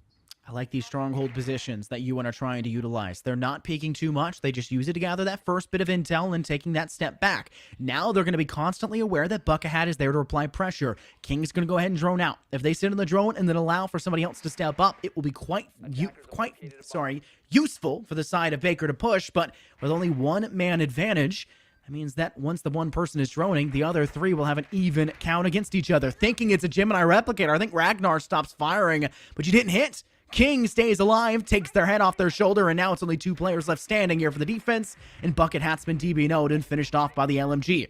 Just FWLF stand. And, yeah. John, this doesn't seem like the most likely of odds. Nice shots to connect to King. Finishes the job from earlier, but player in Blue Bunker will drop them now down to about 10 HP. Tries to work their way maybe down highway, but from the looks of things, no one applying pressure on the side of Pillar. And with only 28 seconds remaining, it seems somewhat futile, especially when the Vulcan Boomy Big Boom Boom goes off in the distance and denies their avenue of approach from that direction. Strafedom will funnel them in over towards Laundry and cut them down quickly. And I actually like how we didn't have Baker kind of overcomplicate things. They just kind of ran in with little amount of intel they could gather in those last few moments and just kind of won their gunfights. That's all you could really ask for. If we potentially had the Jaeger player actually still stay on back stairs, then we could have maybe seen more aggression to stop that blue push. But because we saw a full rotate leading into Freezer, it actually backfired by Ewan, and it gave Baker a bit too much map control, even for Ewan's own good there, because they had a couple crossfires positioned for that late game, but they also still had to break a couple barricades like we saw by Bucket Hat, which costed him his life. And then we already had the play going down, so there was no chance of a retake to happen that smoothly for Baker, especially since they were still at a disadvantage too after they lost Bucket Hat. At some point, I think a lot of teams reach the realization that when you look at an apex position, a forefront position that you're holding on to, like Blue Bunker, at some point you're going to give it up. It's not about holding it and never letting go. It's about letting go at the right time. It's about buying time. It's about keeping them at bay long enough that you feel it's been valuable to your side and then giving it up afterwards. And we didn't see the give up. We saw them continuously trying to contend that. And what happens? You lose your life from a nade from King. That is a major problem for Ewan on the defense. And while we have not seen that come to a realization in the other 4 rounds we saw before that, that was definitely a possible scenario that Baker could have been capitalizing on this entire time. Because you wouldn't have these forefront positions they like to hold on to, like we saw small tower on the dining and kitchen objective, like we saw the second floor control, where we saw FWLF and holding for a large majority of time. They're not playing safe to get away at the end. They're really playing to find frags, and as long as you pressure that and get kills instead, you're coming out on top. The even trade is in your side, in your favor, and Baker just haven't been capitalizing on that exact scenario. You know, it's funny, the one time we see Basement in play, Ewan actually lose it to Baker, and now they go back to kids. It must What be an some odd sort of curse statistic. there on the basement floor they're not comfortable with, but I guess we'll never know. But, like I mentioned, heading back up to kids, this was a site very well held by Ewan, especially since they had a lot of denial for both big window and also white stairs. But there is a change of pace by Baker. They actually want to get master control instead, and they've got the right tools to do that. They've got the Thatcher to stop anything from the wall. If there was something there, there is actually nothing again. But they have the Selmas. So that back wall will get opened up. They can move into Deer. But I don't think they're aware that Bucket Hat's top armory. Is this just going to be like the two different players actually just walking past each other, perhaps? I'm not too sure. But currently, we've got an absolute blitzkrieg happening in the site as we've got Freezing Lava just holding these nasty angles. A third now with the MPX on the Valkyrie, as we still have Bucket Hat on that flank. And only now has he gotten active. He kills somebody, so that's great. But man, it took him quite a while to finally make that commitment and actually swing in a trophy room to kill somebody. They're all over the map right now. And yeah, FW Laughfan got a little bit greedy, kind of stood out in the open on site, but that doesn't seem to make a big deal right now to the UN defense. They're all over the place. They're pouncing from every direction, and that's what you need to see from a team. You need to see individuals that can work together, but also can play as individuals. Because every once in a while, you'll get isolated. You'll get stuck in a corner. You'll become the island all by your lonesome, but you also need to be the rock. You need to be solid, and that's something that we did not see happen there from the Baker side. As once they started to get cut down, once their kind of retreat was cut off, and the side of UN had them on the ropes, what did they do? They fell apart like paper that got wet. So instead of having a situation we are facing against the rocks on the defense, you turned into paper. And if you've ever played rock, paper, scissors, you'd think that would work. But add a little bit of H2O, and it doesn't seem to work out for them. Really hoping that Baker do not break the basic, I suppose, the gentleman's agreement kind of here, that we don't get to see laundry, because we saw like kind of one round and it wasn't even like a laundry. It was more or less just full blue control. And then then the round just kind of devolved after that. So I'm hoping we just see double tertiary picks and then kids, nothing more, nothing less. And maybe a kind of a redemption arc here by Baker, because they did have one good round when it was that basement attack, funny enough. And their lineup here, I like. They've got plenty of drone denial, which the intel game nowadays is so prominent, especially having a drone denial when the floor is on the board. That's a hard counter to those Rotero drones, and that can force a lot more stalling to happen by UN, because maybe they're expecting to kind of cop out on only those Rotero drones. But because we have the repick happening on a Thatcher off the Zofia, I don't think that's going to be the case, unfortunately. Let's try to kind of correlate what we saw from Baker on the attack and see how they'll do on the defense. They were a bit slow of an attacking team. They didn't want to push unless they had guarantees, right? We don't want to go forward unless we know there's a 70 to 80% odds of us winning that next fight. And the problem was there wasn't 70 to 80% odds of winning those fights, and that's why a lot of their attacks kind of fizzled out, only taking the basement because they got the first final blow with the nice nade to clear out Blue Bunker, and then from there it was all essentially rolling downhill to maintain that momentum. However, you can't gain momentum on the defense, and so picking this really stylized, maybe somewhat aggressive team where you can have a Valkyrie that's really strong with the MPX, can also sit back on site, get a 416C. Some teams like to be really aggressive for that. I know that KMBC 9 News was somewhat aggressive for the attack. I'd like to think that could continue. Amazi, a Palomalu, who is the best fragger for the side of Baker, that's not shocking to see the roam game, but I think there should have been a roam from Strafton, who was also fairly aggressive on the Finca in the first half, and yet, where do we see everybody? 4 players on site, the only one extended has already been felled, and now UN have the momentum, which is the bane of a defense's existence. All they've got to do is just understand where everybody's playing at, and they can tailor their attack in this next minute 50. They've got all the time in the world, and all the intel in the world as well. I thought we had the Valkyrie maybe overextend. King almost got their head ripped off their shoulders, but they think better of it because they don't want things to turn down into a potential 5-on-3. We've got Last setting up to rotate around, maybe catch somebody off guard with a Rotero drone, then they can just walk up white. So everything is kind of going according to plan here for UN. It's just only a matter of time before they make that final decision to just kind of hop in through big window, get that player stacked up in white. And look, they even rotated into closet as well. I am just loving every second about this attacking side by UN because they are just doing everything so textbook. One of the great things about applying pressure from more than one direction is you don't actually have to push the other directions. You're just now forcing Baker to split their sight lines. You see now, KMBC 9 News is looking the opposing direction. What happens? His teammate dies. Now UN have an even further man advantage. Strafton, where are you lying? What's the plan from here? Too many sight lines could be available to you, and guess what? The one you look away from has now gotten you cut down as FW Laughfan finds the kill with the Air 33, and you'll see the Type 99 come up now for Bucket Hat. who steps in, finds the final blow, and a flawless round will be gained for our attacking side here if you win. A flawless execution, a flawless round ending, and the result was obvious from the get-go when the extension by Baker falls short and everyone else was wonder, where do we sit on site? Where are they coming from? And they're coming from everywhere. The walls are caving in, John, and the pressure was definitely there. Ewan was definitely in their walls, just 100%. They were hearing voices, and they were getting loud towards the end of that round. Yeah. Every time, man, every time I see the color red, I'm just screaming, get out of my head. It's non-stop. It doesn't have to look like a funny astronaut. It just has to be the color red. And I start convulsing, man. It's hard to forget about it. But anyways, we can try to forget it. We can try to forget about that last kid's defense and go back to it again. Funny enough, a slightly different lineup with a bigger emphasis on anti-breach, which I feel like is, don't get me wrong, not bad. Especially with Bandit, you could actually Bandit trick here on certain positions. That could be difficult, though, because the flooring is soft underneath where the walls are placed, so you might get naded. A big risk, big reward potentially for King. But also having the Rook, which not only gives you more health, but also you've got a big optic to go hold these longer angles. That could be helpful for the anchor game, especially since Baker have been opting for more of that anchor presence.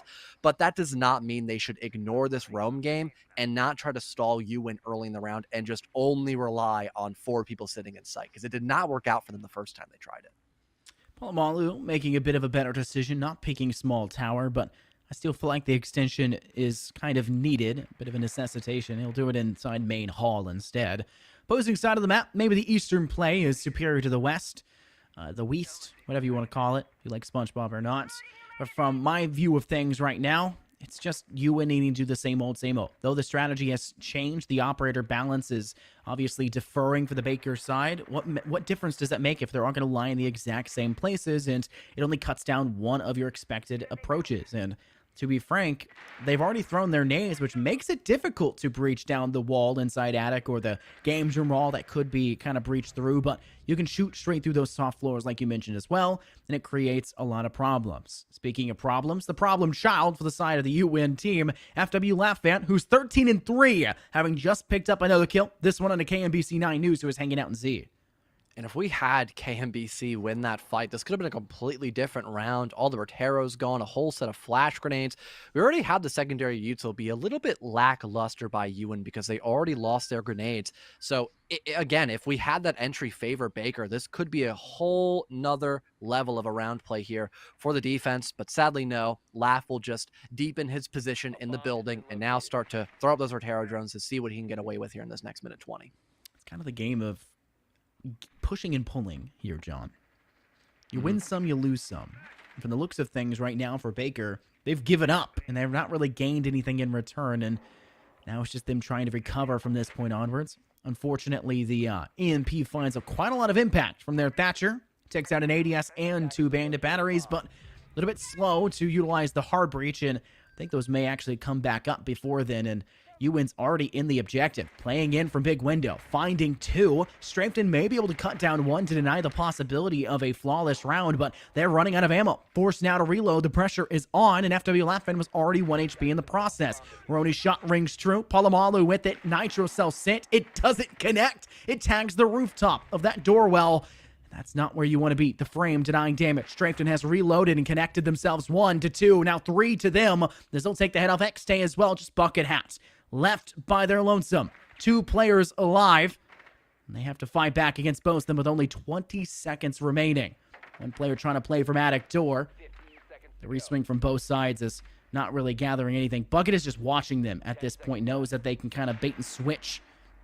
They have to go for the kills, though. Running of time, no diffuser in play. They'll DB in 01. Spending too much time on the 1 player. They'll swing to the corner, finding the last. And you win. Not only do they find a scary round win towards the last seconds there, but that is a map win on top of it here to go 1-0 in this series. And Strafe just out in the open, man. I don't think he actually knew that someone had hopped into attic to kill the Mozzie, and that did not give him enough time to react and actually position himself, either in the back near big window or in the back of kid's room. So he was just easy pickings trying to readjust with literally 3 seconds left to spare for the Habana. A solid 1v2 clutch, but man, that was honestly, that could have been in the court of Baker once again, because not only did they almost win the opening duel, but they almost got a 2v1 clutch in their favor. And I think that's just a lack of communication for their side. There was a lot of weak links for both teams in some ways, but obviously mostly the team that takes the loss, where there was moments where, hey, I could have given the info, there's a player jumping in through big window. Why was Strafedom slow to try and react to the player's inside objective on their initial engagement, where they only found one and then got rushed back into kids with the Finkage applying pressure? Why did the Finka not pursue? A lot of questions for both sides, but I think all of it kind of devolves from a point of having a lack of communication. Communication is making it or break it. Speak to your teammates. The chemistry has to be there. And we were seeing a distinct lack of coordinating. We saw it in round 2 on that kitchen and dining objective, where they didn't watch the drones and their teammates were felled because of it. We saw it there towards the end, where they weren't able to communicate it fast enough that they've worked their way, killed me off an attic, and now they're going for you. Yep, and we've got hopefully 2 maps left. We've got to hop into Villa in these next couple months. Before we, of course, get map number 2 underway, we have to go into a quick little break.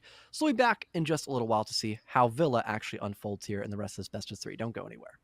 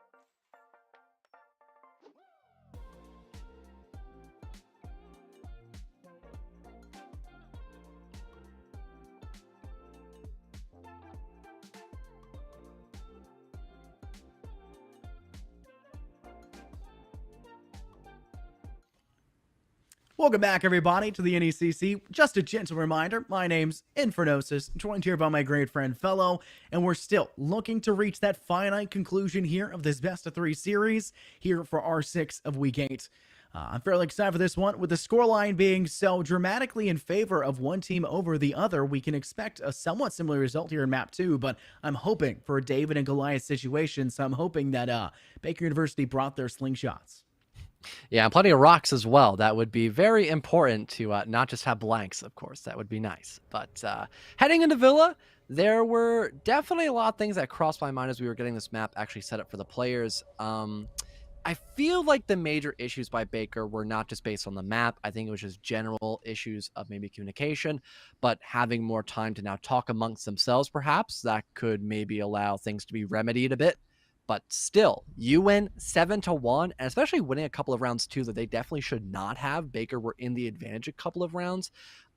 It definitely does not plant a very hopeful seed in my mind that we will see a map 3, but I'm hoping to be proven wrong. I want to point out, because we talked a little bit about slingshots and not shooting blanks on slingshots. What is the blank equivalent of a slingshot? And an immediate thought in my head is those old giant plastic guns that you would pull back and it would shoot a burst of air across the room.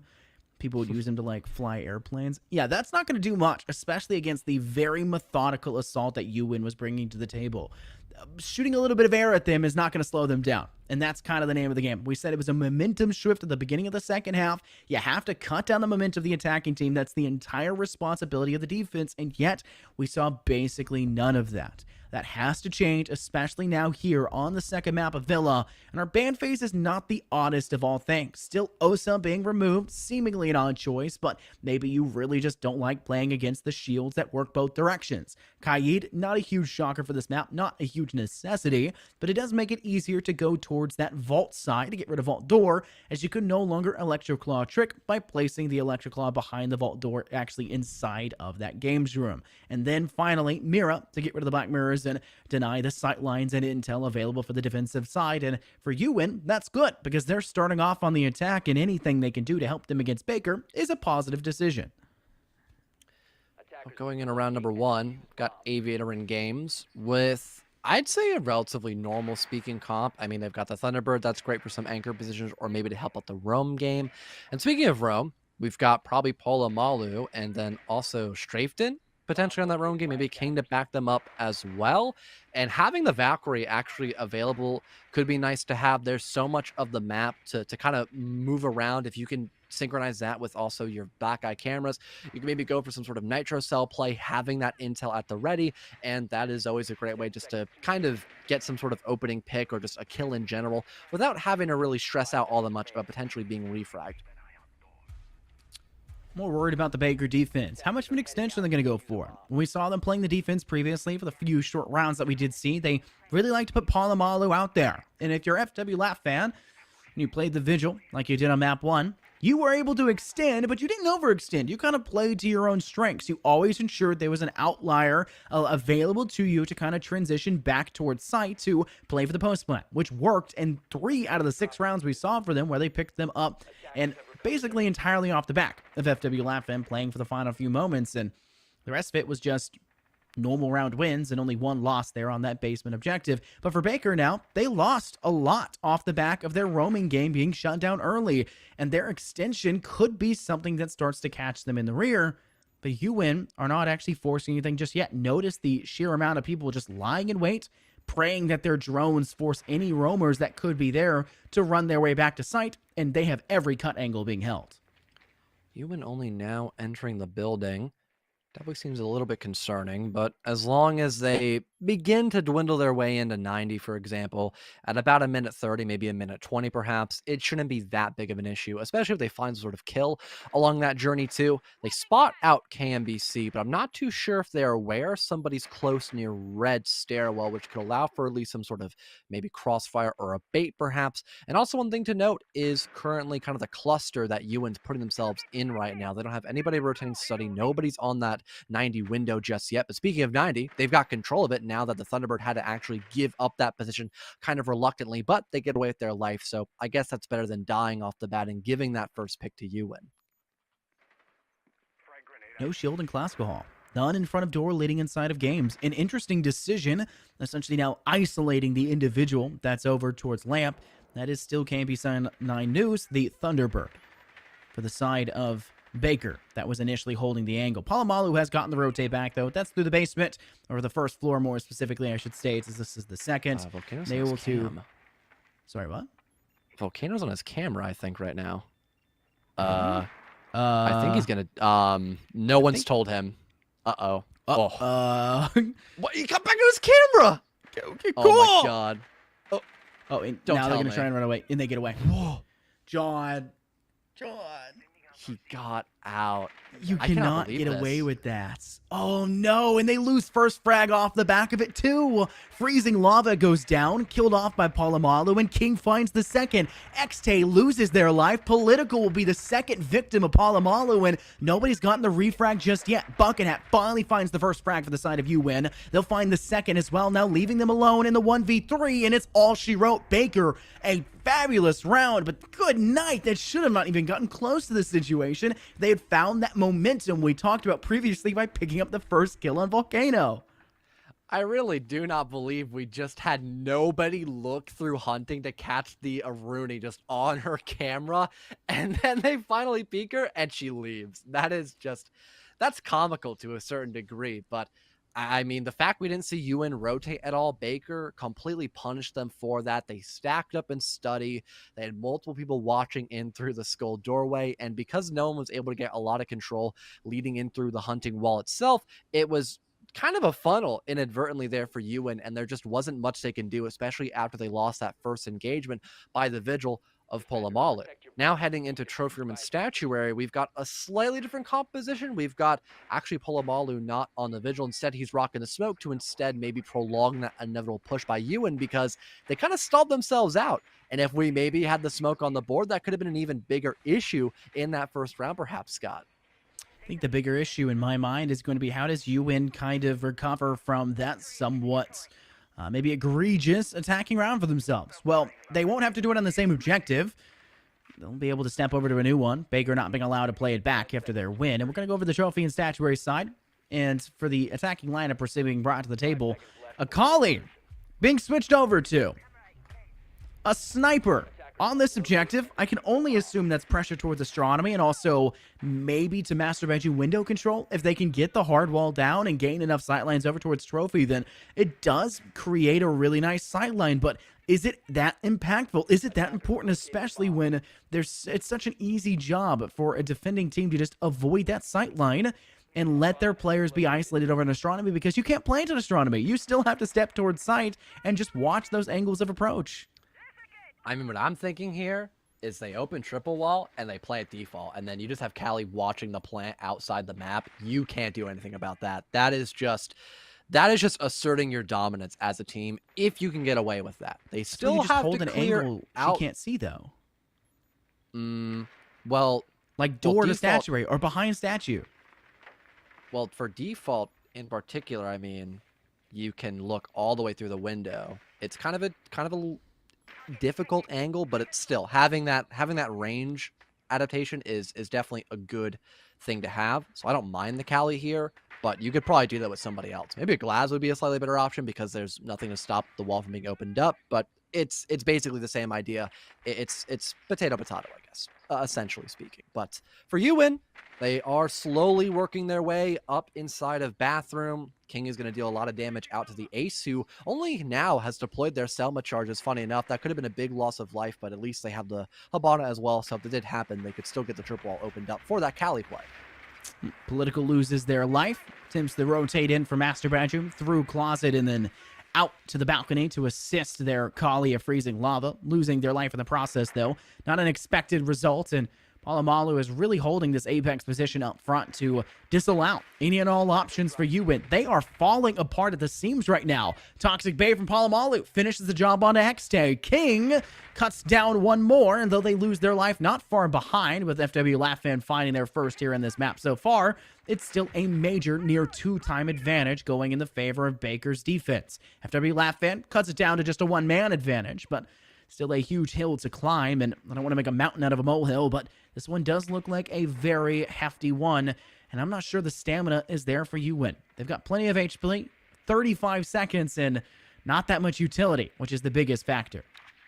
At least in terms of information, it's just Laugh gathering that right now, but oh no, I don't think the Jaeger spot the Habana bucket. You've got to win that, man. He's got to win the bearing 9 out of ammunition here. Laugh will find a third off screen. The hip fire is not going to work out, but thankfully Laugh is won't the case. They'll try to stick this plant technically to 1 versus 1 as we have the Capcan holding a long angle, but they're simply going to have more HP. Baker, a close call, and maybe if we saw the Jaeger, or pardon, actually the Habana actually win that fight against the Jaeger, that could have been a whole nother dynamic, but not having enough ammo in the clip and missing some vital shots, that's going to cost the ultimatum there of that round, still going the way of Baker. You could see that they thought they had found the kill. They stopped firing. There were still a couple shots in the clip. They just stopped firing, thinking that was enough. The job's done. Job's not done till it's done. Not till you see the corpse hit the floor, and Baker will capitalize on the ending of yet another round. Now they head on over to the third objective choice, my favorite objective in all of R6.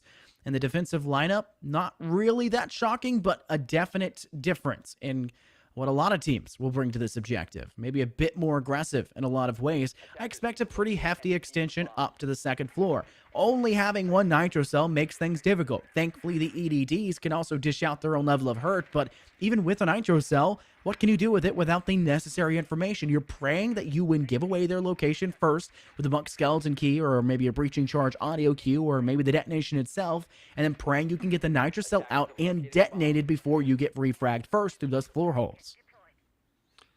It's an indicting now on the table here for Baker, having a really good first half so far.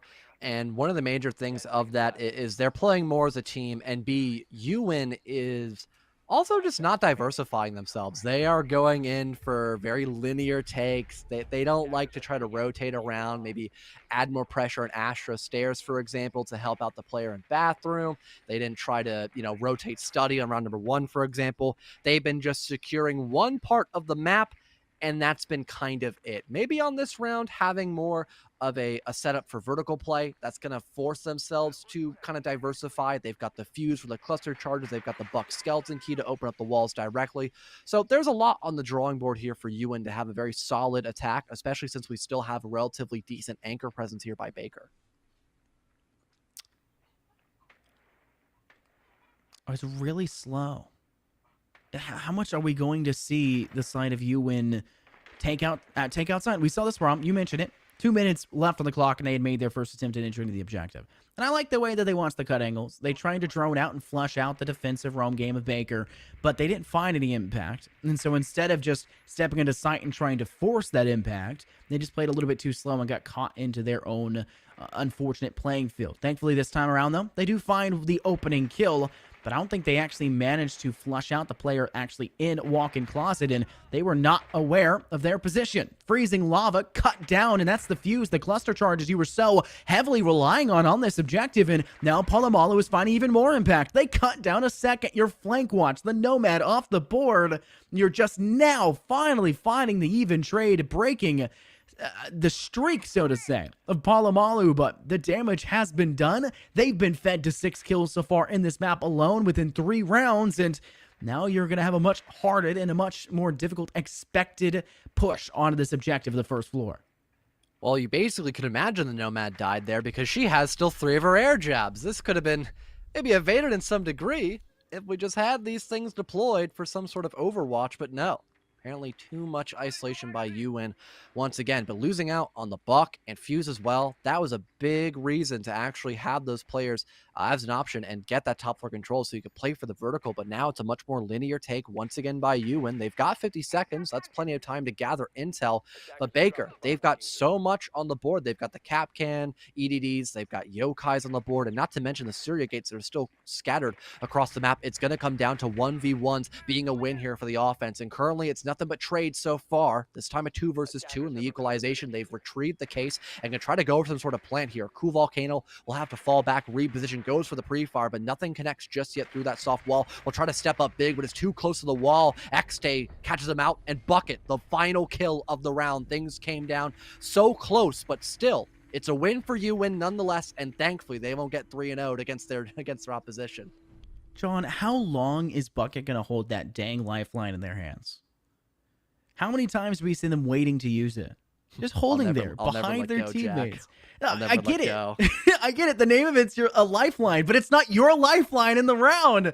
They refused to use the concussive blast on the attempted entry inside. It would have gone off, and it would have caught the player that got the first trade for the side of Baker. I felt like they just held on to it for too long, praying it was their last semblance of hope, and it really didn't do anything for them. Utility isn't always the make it or break it kind of moment. That's definitely the case in that round where you saw the more important pieces of utility we're bringing get cut down first. The Nomad losing out on having the possibility of your cluster charges. It was all over the place. And yet you still find a win because you managed to get a couple even trades back. You managed to try to break even. And then for some reason, Strafedom tries to retreat back to laundry. And instead of doing the laundry as a chore, you took the trash out and finished the round quickly.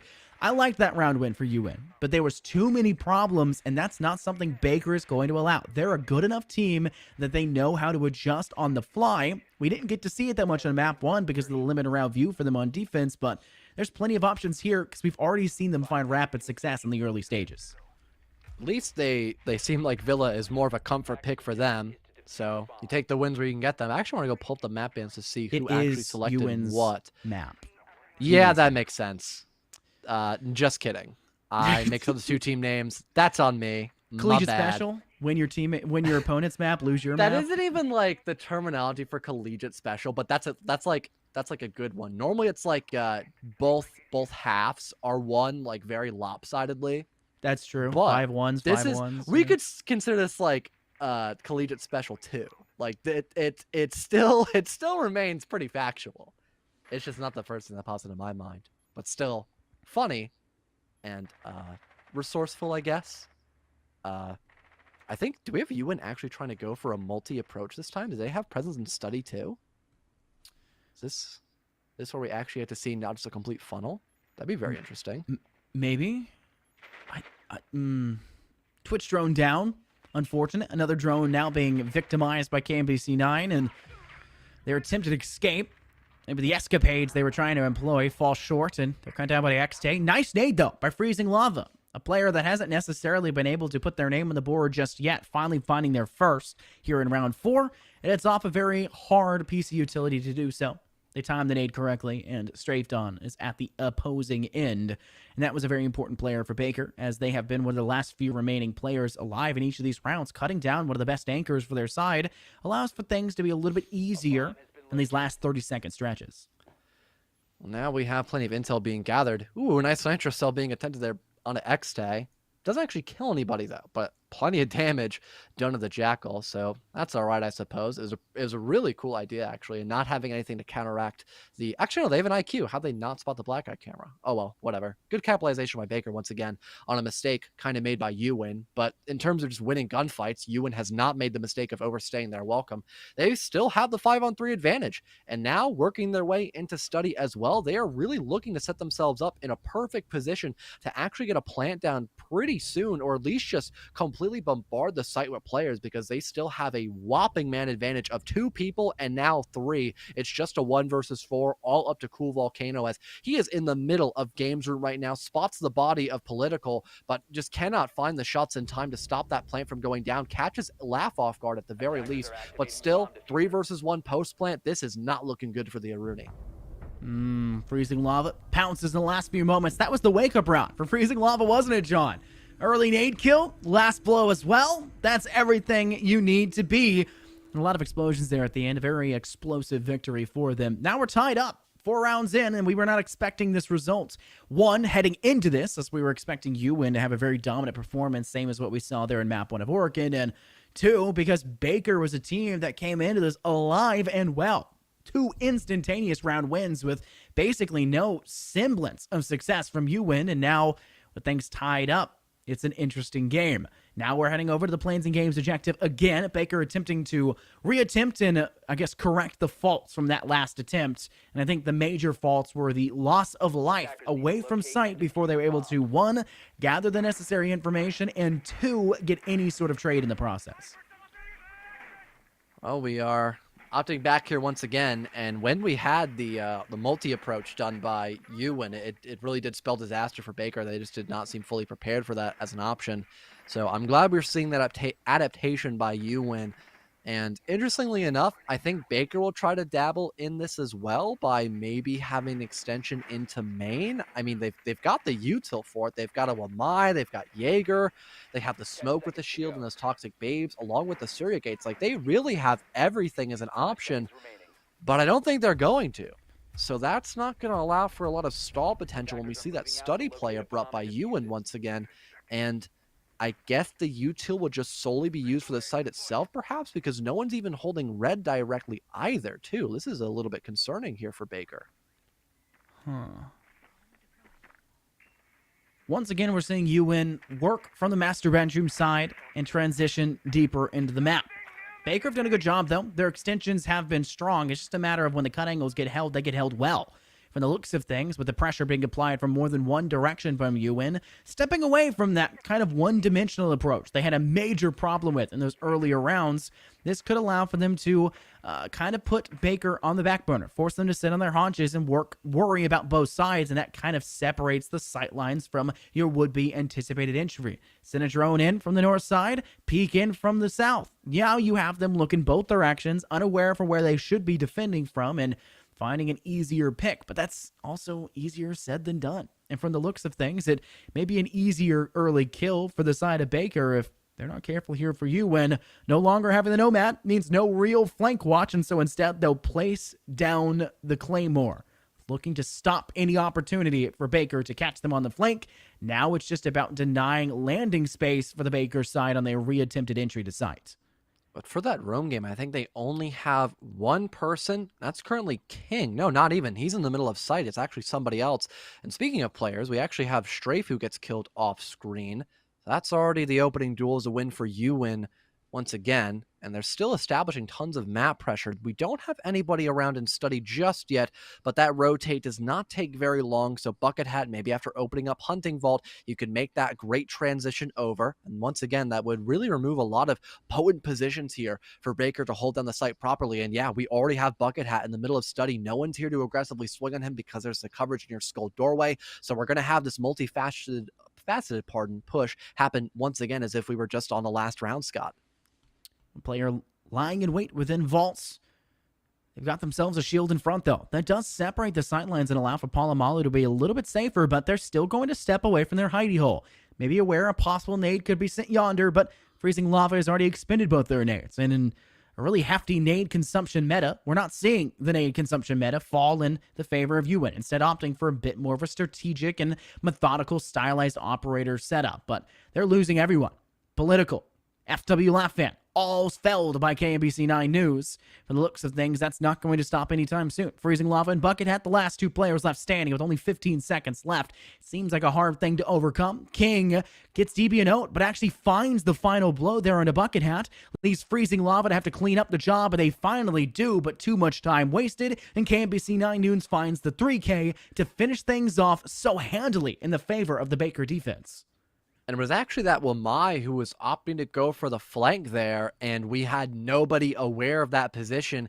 If you're not going to have somebody rotate in that middle floor later in the round, might as well just go for the air jab toss, because you need one in Astro, for example. Actually, we didn't have a Nomad. You made that point. We had just a Claymore, and that was already Astro. So yeah, they had literally nothing.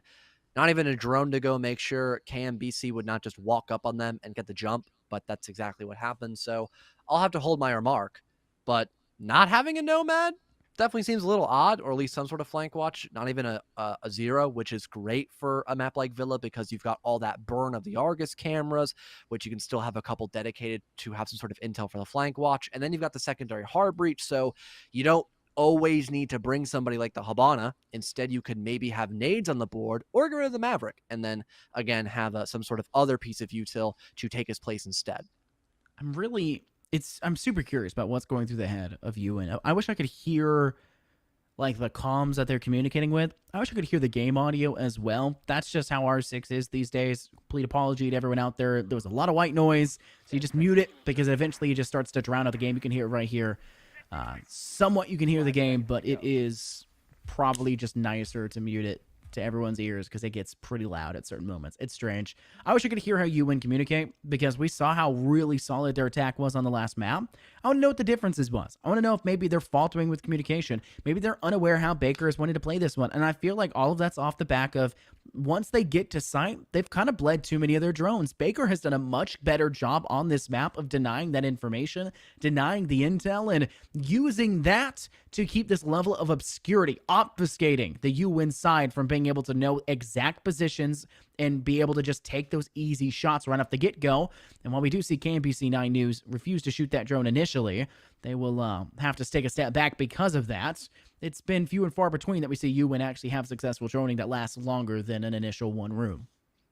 Oh, we've got at least Somai now falling back. Not a lot of pressure dealt towards him, though. Would have much rather have seen him hold that position for a little while longer, maybe falling back into 90 perhaps. But he'll probably go on a flank and end up killing somebody. We have a lot of issues here with proper util usage in general here. So if we don't see those air jabs actually popped or even put in the right places, that could still allow the Omai to go big and once again just cause an absolute storm of chaos against UN. And this round has really got to be one of the more important ones we've seen for them in this entire best of three because, well, if they don't win this one, that's going to give Baker the advantage. And now they've got much more room to breathe when they head on through to their attacks. But at least they down and finish off Cool Volcano. So there's something for their troubles. And the opening pick is now in their ballpark at least. Holding on strong, UN with the man advantage. Having taken Cool Volcano off removes the Roni and any possibility of those Suryas being placed after the life. No chance. I think they already managed to put them all down, though. So not a huge point, but that can be a problem in the NECC. We've seen it quite a bit. People dying with the utility in their pocket. For a moment there, Xtay finds a little bit more impact. Starts to stray ahead just a bit as they catch one more. With only 3 players left standing for the defense, they just have to hold on, and it's up to UN to play this one safely. Unfortunately, the safe play not working out just yet. Great look from Freezing Lava, who tosses a flash out, barely survives the initial engagement, but finishes the job thereafter, and Political and Xtay find the last 2 final blows. Though they bled, I believe, a total of 2 players in the round, that round was a much better performance from them, something that we have seen them struggling to do. For the side of UN on that attack, they looked much weaker than they did on the map of Oregon, which is odd considering this is their map pick, like we mentioned before, John. One minor thing to note as well, I like that little aggression by Polomalu as well. He kind of expected that we would have some sort of like blanket of safety because those flashbangs bring the ADSs, and that did almost allow kind of a spring trap to go off with the smoke getting hyper aggressive, but just not hitting enough shots. That was like a small little micro play I saw just kind of unfold beneath our eyes, and it almost worked, and that would have been cool because the Nomad had really no clue what just hit him, especially if that actually killed the Nomad too. But I guess we'll have to look past everything and move into a new half and a clean slate, basically, because it is 50-50, 3-3 going in the 7th round. And we're heading back to Aviator and Games. I'm not too shocked about that one. And the lineup here is not horrible. Big emphasis again on the plant denial. They've got Evil Eyes and Toxic Canisters. But again, I don't think we're seeing an extension into main or even anything in 90 directly. So it's going to be that volatility once again by the defense just to make sure too much map control is not gathered by Baker early on. And I've really liked the idea from UN in a lot of their attacks. I just feel it was really slow. You can do what you're doing. Just do it 10 seconds faster, 20 seconds faster. Then you start to allow for yourself to have more time for the last 30, now 45-second stretch where you can play a little bit safer. You have more drones. You have a ton of them. There's 10 you bring to the table, and I mentioned they bled so many of them before, and that's seemingly the case now for Baker as well. 2 out, 5 still in the pocket. They've lost 3, and the drone economy isn't there necessarily. That's still vital intel and vital pieces of utility that are not being expended to the fullest. It's fine to dump the drones as long as you're dumping and using them. It's the same thing with flashes. If you're dumping the flashes in, you're using them to burn the ADSs. You are making even trades and substantial trades that allow for you to have a more facilitated attack. And for right now, for Baker, a lot, in fact, all of their attack is coming from this outside veranda. They've Selma'd down the wall connecting to Aviator, and while it is being electroclawed on the west wall leading to Bar, it's not here inside of Plains, and it will allow for them to gain quite easy access into the objective, but they're still being contested by Xtay with the FMG. Yeah, I like the early pressure here by Baker, even the upside down repel being attempted. But the one problem is if they don't get anybody to rotate near red stairs, that 90 pressure could be an issue. However, Strafe will be the big point of contention so far. He gets rid of X-Tay, one of your main pieces of denial. And I also mentioned the roam game briefly, how explosive it needs to be. We have Laugh actually going on that roam right now. And he could, of course, move up to main stairs to catch somebody off guard later on. But Baker still having that first blood, now getting full control of study room. They could, in fact, try to go in for a rush, especially with those finger boosts pop because there's no smoke on the board. They're not going to receive a debuff when they walk in those fumes. But again, not having anything for 90 denial, that's going to allow Political to get a refrag, and everything completely comes to a halt as they now have a new target on their sight lines. Just let the sign of Baker funnel into you. That's one of the problems we're seeing you in right now. They applied early pressure. X-State was just getting some shots off, but excuse me, sorry, an unnecessary death. And now it's causing problems later here in the round. King finds another level of impact. What are you doing, Laugh Fan? Trigger Patience. discipline at its finest. This is patience. They don't find the timing, though, and now everything is not paying off. 2 players, though they may be low, they are not dead yet, and there's a Finka boost for the adrenal surge that can bring them back up to near perfect shape. They'll have to wait a little bit for the last one to go down, but still, you win on the back burner. It may be an even position, but the weapons favor Baker, and it's only a matter of time till they start to put the plant down. Talamalu trying to do just that, getting it down to 4 seconds from behind bar. Looks like they'll finish. No way for Yuwin to now play this. They have to go on the counterattack, and the flank has not been there. Oh, and he's still playing underneath. They're aware of his position, and I think they know both Jaeger and the Bandit have to retake the site as well via process of elimination. Both Political and Laugh will now team up. The Claymore being destroyed, allowing Laugh to now step up the top of main as they work together, try to get rid of study control, but so far that does not work out fully. Political, a good spray, but doesn't find that much damage onto the Finka. Still this 2 versus 3, and not much time left to spare. There it goes. Volcano and Polomalu get the final few kills of the round, and by a complete miraculous series of events, in particular Laugh not finding anything on that flank, we have Baker still come out on top in that position. I have no words. Not only because I fumbled on my words because I coughed, but I have no words because I watched that and I'm like, yes, be the menace, Laughland. You could do this. Come on, Laughland. Everything is yours right now. They are in the palm of your hand, but you squeeze too hard, too fast, or maybe too slow, and like sand through your fingertips, they scrape by. And yeah, the castle was built. They gave themselves the footholds. The stronghold is there, and it felt more like a real castle instead of a sand castle because you guys were incapable of being the bully on the beach and kicking it down, and it gets instead kicked in your face. As Baker take the first round here, they get the advantage again after the even halftime. And if we see it go like last time, John, there's a good chance Baker can use the momentum because momentum favors the attack, like I've mentioned 3 times tonight already. And Yuwin didn't get a great time to make advantage of the momentum. They constantly kept getting stifled in the early stages of the round, but Baker has been a team that's pretty darn quick about their pushes, especially from what we saw there on this map. They like to take control, and they like to do it with everybody being able to assist each other. That round must have been a kind of a mental trucker, I would feel. Not enough to maybe completely toss up the entire match, but still having that flank be so close to full perfection and then just falling away from you.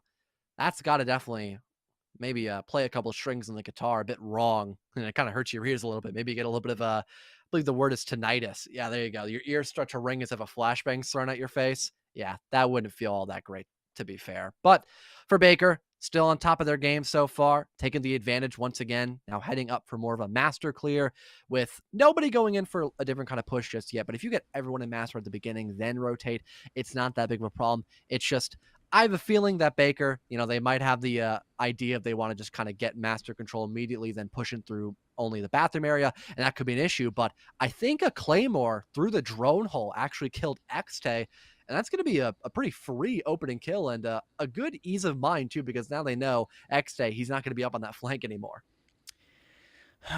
That is yet another early bleed by Yuwin, where just smarter play would not allow that. And I'm not liking the idea of peeking these windows for it either. It just feels like Yuwin are giving up so much. Great hit fire there by Political, and Bucket tried to assist, but doesn't really do it just yet. Bucket loses their life to King, but a nice nitro cell refrags things back in return, freezing Lava, the player who sends it, and strafed in the player it connects to. And from the looks of things, UN are mostly staggering themselves over towards Astronomy. With 3 players left standing and 3 players surviving for UN as well, you could argue that the things are kind of on even footing, but with FW Laugh Fan on the opposing side, the pincer may be there, but there's not as much pressure being able to surmount. They have to bring a secondary player. They'll do just that. Great rotation by freezing lava, and they actually help to get the kill and finish the job on King, leaving just Cool Volcano and KMBC 9 Noons all by their lonesome in the 2v3, but Cool Volcano lands a nice shot, tags Political from all the way over in Trophy, and sets themselves up for even footing once again. Smoke now gone. A lot of your denial off the board because of that. Laugh could maybe play for vertical, but the crossfire is much more important as of right now, and the plan hasn't gone down, but he loses a very important fight, leaving just freezing lava. Another 1-versus-1 position here with either player able to win this one fairly easily. We've got the long line of sight, though, favoring freezing as KMBC. He's got to approach the defender to get in the bomb site, and he'll simply win that altercation. Another even score line here, this time 4-4, as we just dive deeper in this second half, Scott. So much danger, such a precarious position for both sides. Back and forth is about as good as we're going to get in terms of keeping this close. When you have such a lopsided map like map 1 was, seeing Baker turn this around, John, is such a breath of fresh air, and I'm loving to see it. But UN is not a team that sits on their haunches. They've noticed the mistakes they've made, and they've clapped back pretty quickly and pretty effectively. It's just a matter of kind of keying in on those mistakes and adapting on the fly. And it's really about that denial of momentum for the attacking team. And they were able to deny in terms of time and to keep them at bay, but I still feel like a couple of their players were a bit too aggressive around these corners, like Buckethead, playing really close. They weren't even the player to find that final blow on the IQ that was stepping in towards sight. That was Political with the SMG-11 all the way over towards Astronomy, peeking door. Too many sightlines being held by too many players, and instead of having the individual step up, they don't find that kill. And guess what? You get greedy and you re-swing, and the other teammates kill you. It just feels like they need to play their own strengths instead of trying to greed for it. So now I think for UN, we're having more of an ideology of they want to not immediately get themselves in any danger. I mean, we did see the first opening favor Baker because someone got hyper aggressive, so I might need to eat my own words a little bit. But we've been seeing more Nitro Cell plays in particular, and I think that's just because they have an idea as to how Baker want to push. They want to go in from really one major part of the map, and that's about it. So if they're positioned in a way where those Nitro Cells can be in that one area, it does leave a lot of options for them to find a couple of kills. And even if they lose somebody off the bat, there is a good chance where they put themselves in a 4-versus-3 if that actually happens. And now that we already have the study doorway opened up, leading from that balcony inside of study itself, we could maybe have that rotate happen. Freezing Lava is already playing underneath. He could move all the way into art and go for a Nitro Cell play once that call is given that they've actually entered the building and they're not just baiting outside the balcony. F was trying to play this one smart. Quick sprint in with a Gemini replicator. That facilitates information. Obviously not expecting to be a real player. Cut that down as fast as you can. Start to make that cooldown be a bit longer, and they'll have to wait a little bit, but they've done a good job. That's only 60 seconds, and they have control over towards Lampjaw. A really strong position for Baker to use and employ, but they actually have to be able to do something beyond that. And from their operator lineup, it feels like they may start to struggle with knocking down some of these walls. They have the option of tossing the Selmas. That's what KMBC 9 is doing as of this current moment, but any semblance of denial with these bandit batteries, any tricking, that could utterly bury the chances of Baker being able to step forward. Thankfully, they'll throw it high. The Selma will tag down the westernmost triple wall there, connecting over from Aviation to Study. And while we do see King in a good spot to start to work down Classical, Political's also in a good spot. Counteracts it at 90, almost kills King, but they managed to stay alive just a little bit, and the Adrenal Surge made sure of that as well. But Strafton, the Adrenal Surge wielding player, the Finka, does not survive. They're the first casualty of this round, and it's UN now with demand advantage. Such a gamble here for Flaff, and oh, I thought they almost actually pushed him through, but no. The visual was wrong on my end. That's my bad, but Political gets aggressive and actually wins a very important gunfight. I believe still holding 90, but not for very long. We've got the IQ swinging out wide. Now 3-versus-3. 50 seconds left. Plenty of time to compose yourself here, Baker. You just have to make sure you know what you're getting into in these last couple of moments. We don't expect XA to be that close, but no, he misses some shots. It's a third now for Polamalu, and now it's all up to Bucket Hat with 40 seconds left to kill. The plant will most likely go down. He has the yokais for that, but honestly, they can just burn off the clock, and they're still going to get that plant down despite the fact that there are still yokais in play here for Bucket, but I don't think they're aware exactly as to where Bucket is currently playing. He's just sitting in the back of Hunting with no one pushing around just yet. A yellow ping is indicated, but I don't think it fully confirms where exactly this Echo is positioned at. Eventually, that has been confirmed, though. There goes the pre-fire, but the IQ is now dead. An air jab deployed. That could knock potentially the Echo off, but he destroys it, thankfully, and can still sit in the back of Hunting. Now 5 seconds left. He got in the Echo drone. He's got the pings as well to boot, but no, he's caught in the reload. Gets on the Echo drone, but it's far too late. It's been destroyed in the background, and now Bucket trapped in the middle of Hunting room. Baker can just fall back and play for this case, and there isn't much left for the lone Echo to do. KMB just currently playing keep away, and Cool Volcano has actually road hit around and has started throwing flashbangs through the drone hole to completely flash out Bucket Hat. There's just nothing left for this poor soul to do, but finally the util has ran out, and they begin to move forward, but only 20 seconds left, and he still has to win 2 separate gunfights with little to no information. He doesn't even know that the ace is so close behind the bar, sprays down, finishes off Cool Volcano, wins at the bearing 9. The ace is so close, but no, he checks directly in the bar. KM will win that altercation, and we still have Baker taking the charge on their attacks.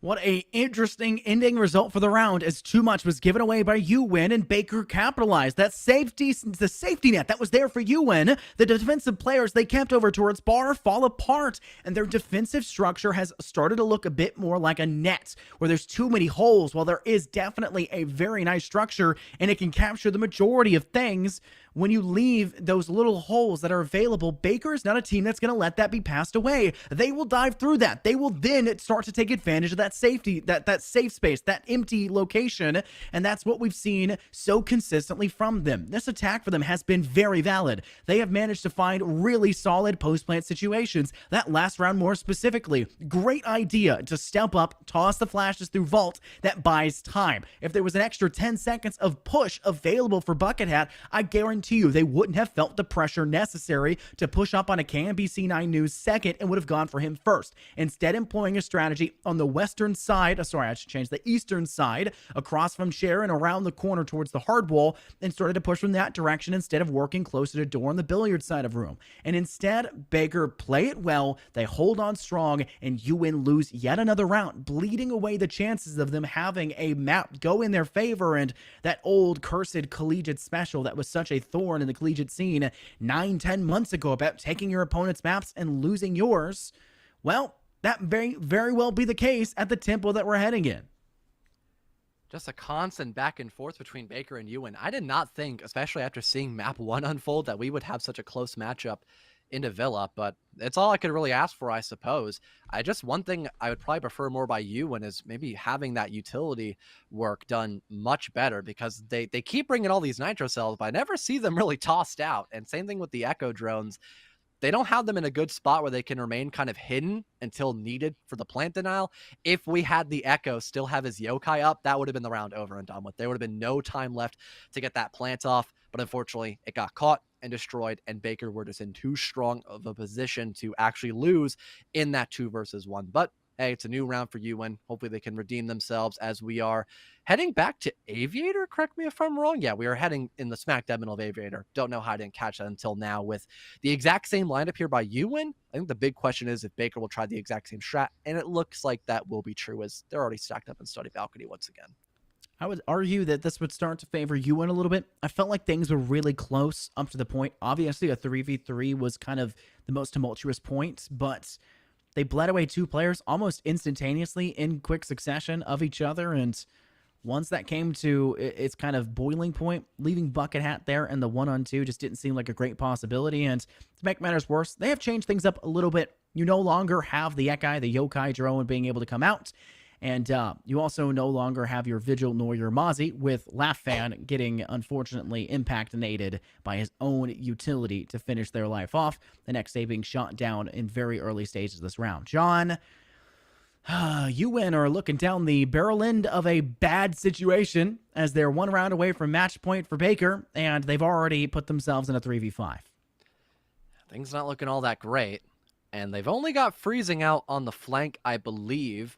with the no man on the board, they might have that actually watched over quite well. Bucket Hat is going to catch Polamalu, someone who is very important in terms of winning those early gunfights and putting the hurt down. He's already done his job, but not as much as we expected from the last round. We've got Bucket Hat just holding around this bomb chassis. Political catches king as well. Things have equalized, but Bucket Hat gets caught next to the potted plant, is not able to finish off the Finka player, keeping Strafe alive and still tons of utility in their back pocket. But now repositioning, they might not check this corner. This could be a big play for him. Does a bit of damage on a cool volcano. Now repositions once again, but the timing isn't right for him. CMB is going to win that fight, can go for the plant once again. Freezing lava still underneath. You have to get active. You need to step back up. You don't have a C4. You don't have anything for the plant denial, and now you're in the 1 versus 3 with the air jab, giving away your intentions. A flashbang flies out. He's completely white screened as he's just stuck in the middle of main stairs, having to worry about 3 separate players once again. And I mean, this already looks to be around in the bag for Baker because, again, just the lack of proactivity here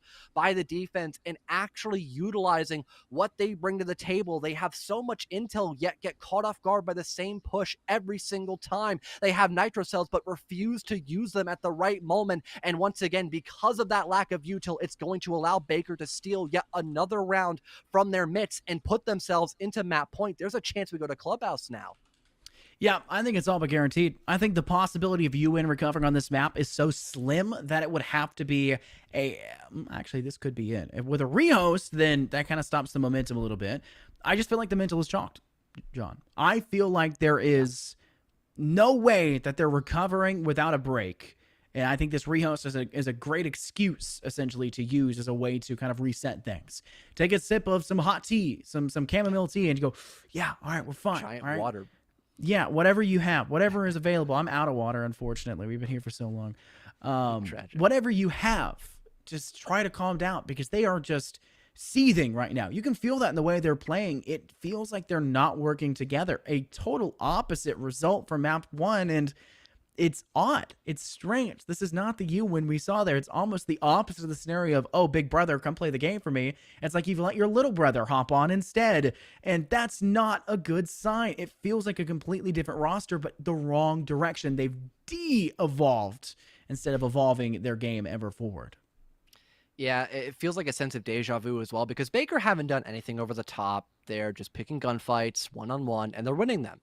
I mean, boiling down the game of R6, a lot of round wins come down to that. Just you outgun your opponent or you put yourself in a better position to win that gunfight. But we haven't even seen Baker try to go over the top in terms of being in a better position to win their gunfights. They're just doing basics. They're droning. They're having good pre-fires. Their crosshair positioning is not bad either. It's just, again, it's basic stuff, nothing over the top, yet every round it just works. We've seen no adaptation by the defense of UN, and right now they're just simply not winning at all. I feel like playing that objective as many times as they have now in a row is the worst of the worst. Yeah. You know how I feel.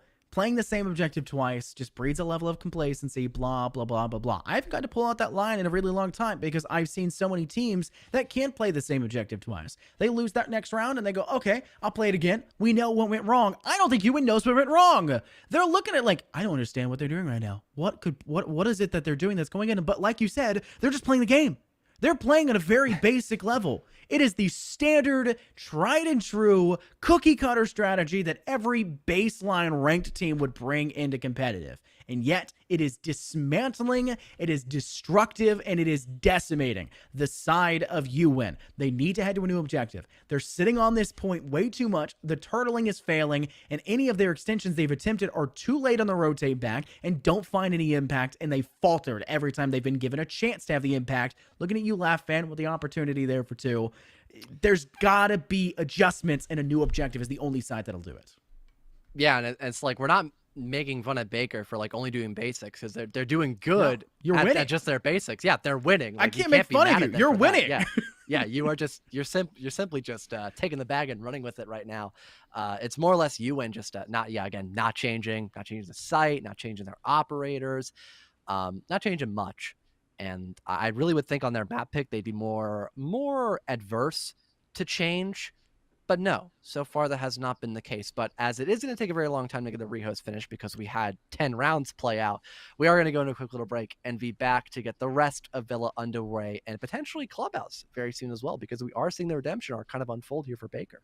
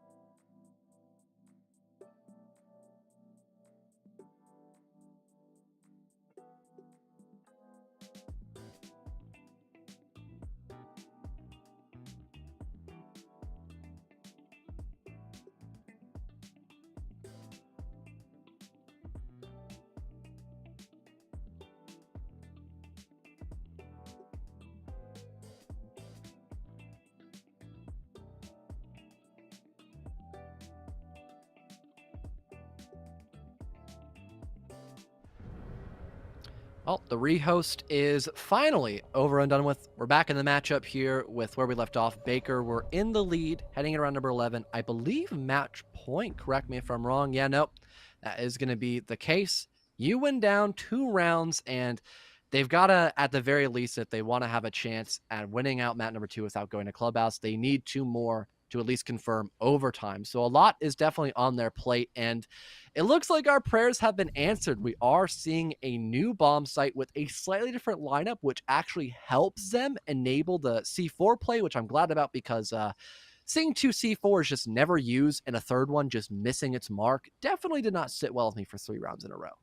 Yeah, and last time I saw this objective, obviously Baker brought it to the table on their defense, and they didn't even employ a pulse. Instead, it was like half and half of what you're expected to see. Some disparity, not really that much. They brought the cap cam, somewhat normal, not an odd pick. But they also brought in a Rooney, not the worst pick in the world, a Thunderbird, which is an okay choice on this one.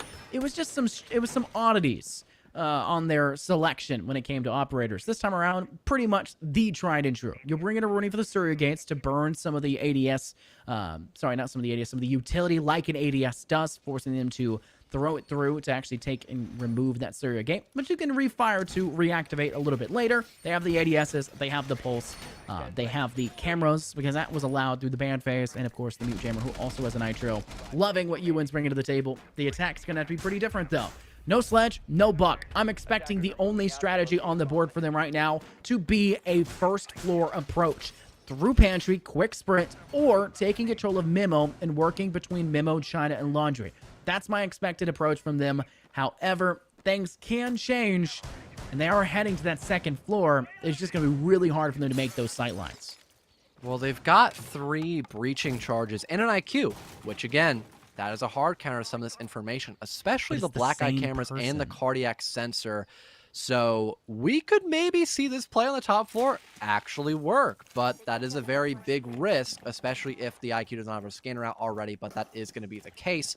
We see her trying to gather some late reconnaissance to see what exactly is happening over across the ways, or not. That's cool too, I guess. We'll go look at the Jaeger Cinna Navy already. But for the time being, nothing has happened just yet. I don't think Laugh is fully aware there's a presence up the top floor. Nope, he's got multiple pings stacked up. There goes the first of many nitro cells. It downs Straw, actually, but they revive themselves via the Finka boost.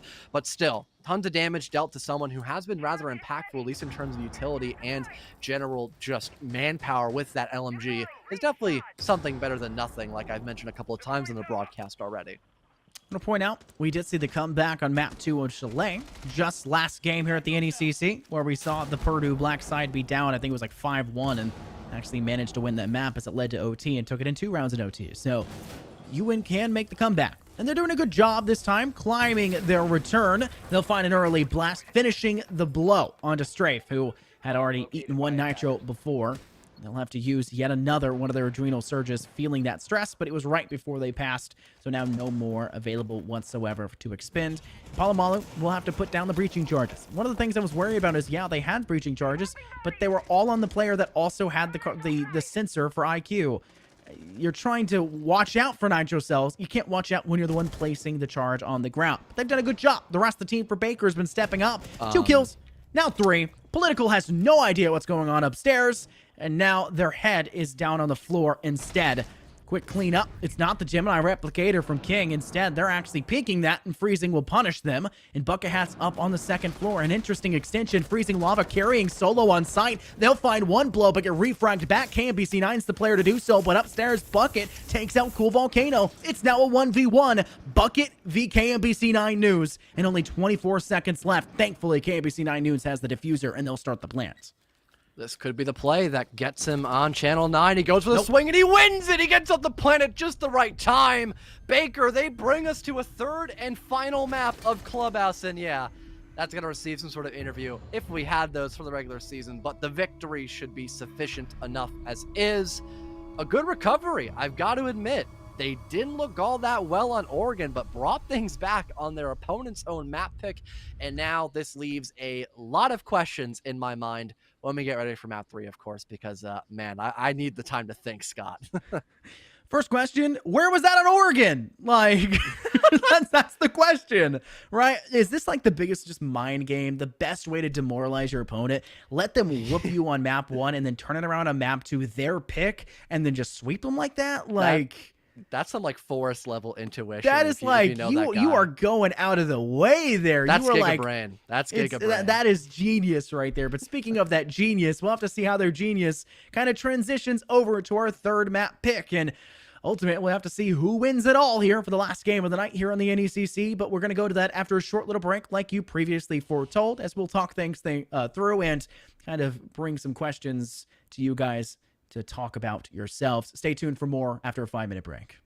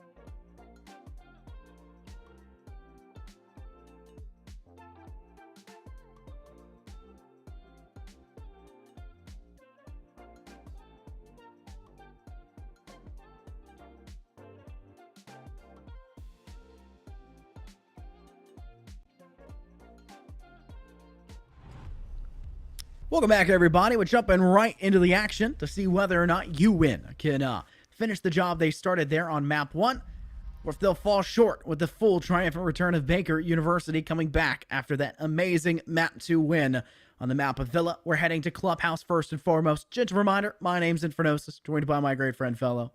Make sure to follow him on Twitter. He'll tell you his Twitter later, probably. Don't. Ho, ho, ho. Do you love R6? No. Do you love No. R6? No. Based, Ben. That's what we love to see. And now we will stop that joke before we start treading on glass. Ooh, that's an interesting ban. Ayana? We didn't even see her that much in play, to be honest. Except on map number 1. I didn't see her a lot on Villa. So I've got to wonder about that target ban. I think you went there out for blood tonight. Definitely seems like the likely scenario. Next ban will be Mira. Intel game. What's this last one to be? With no Maverick band also, John, that basically means that you are going to get these hatches open, which means that CCTV is the worst objective in the game right now because Maverick was left unbanned. So do not play that if you're the defensive side of Baker, if you want a good chance of winning that. Otherwise, I guarantee you, probably 75, if not 80% of the time, you are going to get swept through like a tornado through what seemingly is my neighborhood because it's bad weather going on right now, and one landed just, I don't know, like 100 miles from my place, I think is what the number came down to. So if my internet goes out, that's why. I'll be fine. No worries. We're gamers. We stay in the basements anyways. That's where it's safest. But John, I'll let you continue to solo carry the cast if that happens. So Get in the tub. there's I no don't tub down remember- here in this. It's like a half bathroom, so there's no tub. Ah. You know. But I do got the nice brick wall. I'm sure. Yeah, it'll definitely not tear down the brick wall. Doing its best Senator Gorbachev Yes. impression, I guess. Yeah. I know you like that reference. You haven't used it in a while though. That's kind of why I haven't wanted to used bring it it up. with I guess you in a while. that's We don't true. cast as much together. I used it Saturday with Chief, Ah. and he laughed because he finds that joke funny. Yeah, because he was around in the 80s to see the wall get torn down. He was there. Like, He literally was there. Yeah. oh That is a fact. You go and ask Chief next time he's on broadcast. He will have to answer yes. He is required to by law. It's a law thing. Yeah. Yeah. Well, round 1, we've got gym and bedroom actually. First on the drawing board for Baker. I like how they aren't afraid to not go the less favored sites. Although nowadays I feel like with having like the Habana and the Maverick on the board more often, you can have the jacuzzi wall be opened up almost immediately, and then you just rotate around it like Catcher, for example, and you have a very straightforward attack. If not Cash Room, then you go main stairs and jacuzzi, and it's basically the same thing, just from a slightly different angle. I like the idea that there is possible pressure from the Logi side, but as of right now, Freezing Lava has used a lot of this blowtorch to break down and trick out this wall. This is not the sign of a Maverick that knows how to do this at perfect proficiency, which could be a major factor for them to struggle in these later rounds. That was a big problem I've seen in the high school scene, and I'm sure it definitely translates directly to the collegiate scene as well. A lot of teams use too much of that blowtorch, and it makes a hard job to clear out the hatches or any of the other walls in the later stages of the round. But from the looks of things right now, I love the fact that Palomalu is just laying down in between the two walls, just bisecting their torso there. But the fact that we're seeing the Baker side be fairly stagnant on site, no real extension, any semblance of an extension has already been shot away by UN as they've managed to gain full control over towards Cash. It's interesting to see all of the early stages of what should be defensive presence kind of gone already. Well, we have at least Polomalu trying to get aggressive once again. Not too sure if they know he's actually that close on construction window. No, they've got no idea. This could be one pick for him, but no, Laugh is going to outduel him. But Bucket Hat team kills Laugh. So it's not even going to be an opening duel technically without a trade. No one really the decisive victor because Polomalu was just there just to die. Losing out on those Rotero drones is much more impactful for Ewan in comparison to just losing out on that Malusi who already had their util drop down. Ooh. Nice shot by Freezing Lava using the safety nets. That is that back haul, as no pressure has been applied by Baker whatsoever. Really, only person that could have been close was Cool Love Volcano, and unfortunately does not seem to work. Already the audio bug happening here inside of R6. It's round 1 of this map, but looks like the plant will be attempted to go down. Great job there by Cool Volcano to deny it with the Roni, but still a 2-player side win for UWin, with Cool Volcano being the only one left standing on the opposing side. And standing will not be the term I can use for much longer, as they are cut down and their torso flops to the ground as well. And you will see an attacker round win, and UWin starting things off strong. Baker took the first 2 rounds of that second map and used that momentum to their favor the entire game to continuously pound that win into UWin. Now hopefully they can turn things on its head. Maybe a sign to come, or maybe that's the last they'll get. Church and Arsenal now on the drawing board here for Baker. I think the biggest thing was just not fully prepared for actually expecting that immediate wall being opened up in Jacuzzi, and then also having pressure in construction, and also the, I guess the highway / main balcony. There's a lot of calls for like the sub-central balcony, which is the compass call. So there's a bunch of different names for it. I don't think it really cares. The big balcony. Yeah, we'll go with that for right now. The big balcony. It has a lot of presence on the map normally because of all the windows you can shoot through. You can completely deny anyone from playing directly in weight room. And you can maybe find some pop shots near the rotation holes as well too. So it's a good spot to be in, to say the least. And now moving to Church and Arsenal, the window presence, definitely not as potent. But what is potent has to definitely be that actual kitchen extension, or not extension, but that kitchen position that Unnamed is currently highlighting for us, and also probably the rest of the roam clear if it needs to be done. We've seen Baker opt to go for more stack ups in the anchor game, so maybe having only one person go for an aggressive play might be on the agenda for Baker, and it looks to be Polamalu filling in that bill currently, going in for a spawn peek through the single wall in construction leading outside to actual spawn area of construction site itself. I wish I was joking with you. When me and Chief did that Spin event, and Spin is a well-known name here for the NECC. I don't feel bad name dropping them. We've worked with them before. When I did the high school event, one of the teams who was getting whooped by that point, they changed things around entirely when they got to their first defensive round. They spawn peeked and killed 4. And then literally every other round after that was a one-sided smackdown by them, just completely destroying everything the attacking team was bringing to the table. That's how good of a round that sets things and sets that tone, saying we can do this every time. And you constantly have to be scared that we're capable of it. And thankfully for UWin, they didn't fall victim to the spawn pick early, which means that they have a chance to keep things up. And if they're able to find the early pick, which they have, they somehow find the Jaeger for the side of Baker as the early frag, then that sets themselves up nicely to have a man advantage and to kind of loosen the kind of, how do I want to phrase this? It loosens the pressure around their neck, so to say, to allow them to breathe easier when they step towards sight and allow for them to gain the sight lines like Kitchen Hatch towards sight as well. Well, good call there by Political to know that when that Syria is actually properly down but not destroyed, there is somebody playing close to it. That is some small information that could be used later on, but there is a trade, of course, by Polamalu. So there's the Maverick gone at least. Things are traded up here for the time being, but at least the general positioning by UWin is not too bad so far.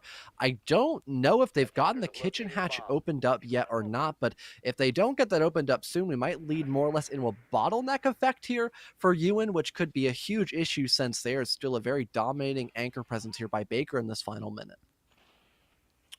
When you even out the trades, kind of have to uneven the odds, so to say. And right now, the side of UWin have failed to open kitchen hatch. A really good job by the side of Baker to use those electric claws to their advantage. And there wasn't a great job by UWin to actually clear those out, despite having the proper utility to do so. They felt the pressure to need to bring a Maverick. And instead of bringing the Ace, which the Selmas can be placed diagonally, kind of next to the actual hatch to clear it, they brought the Habana, which is stronger against the impact trick, but weaker against everything else. And they're kind of funneling into the only options available. And while they did pick up 1, Baker have picked up 3, cutting down all by their lonesome. It's an easy cleanup in the last few stages. That's because control over the center of the map, kitchen hatch, the central point of these objectives, was not able to be gained, which means every other option was a fatal funnel that Baker just let UWin walk into. And you can easily actually break that Kai Claw just by throwing out a couple grenades, but that wasn't really a big point of util there for the attacking side of Yuwin.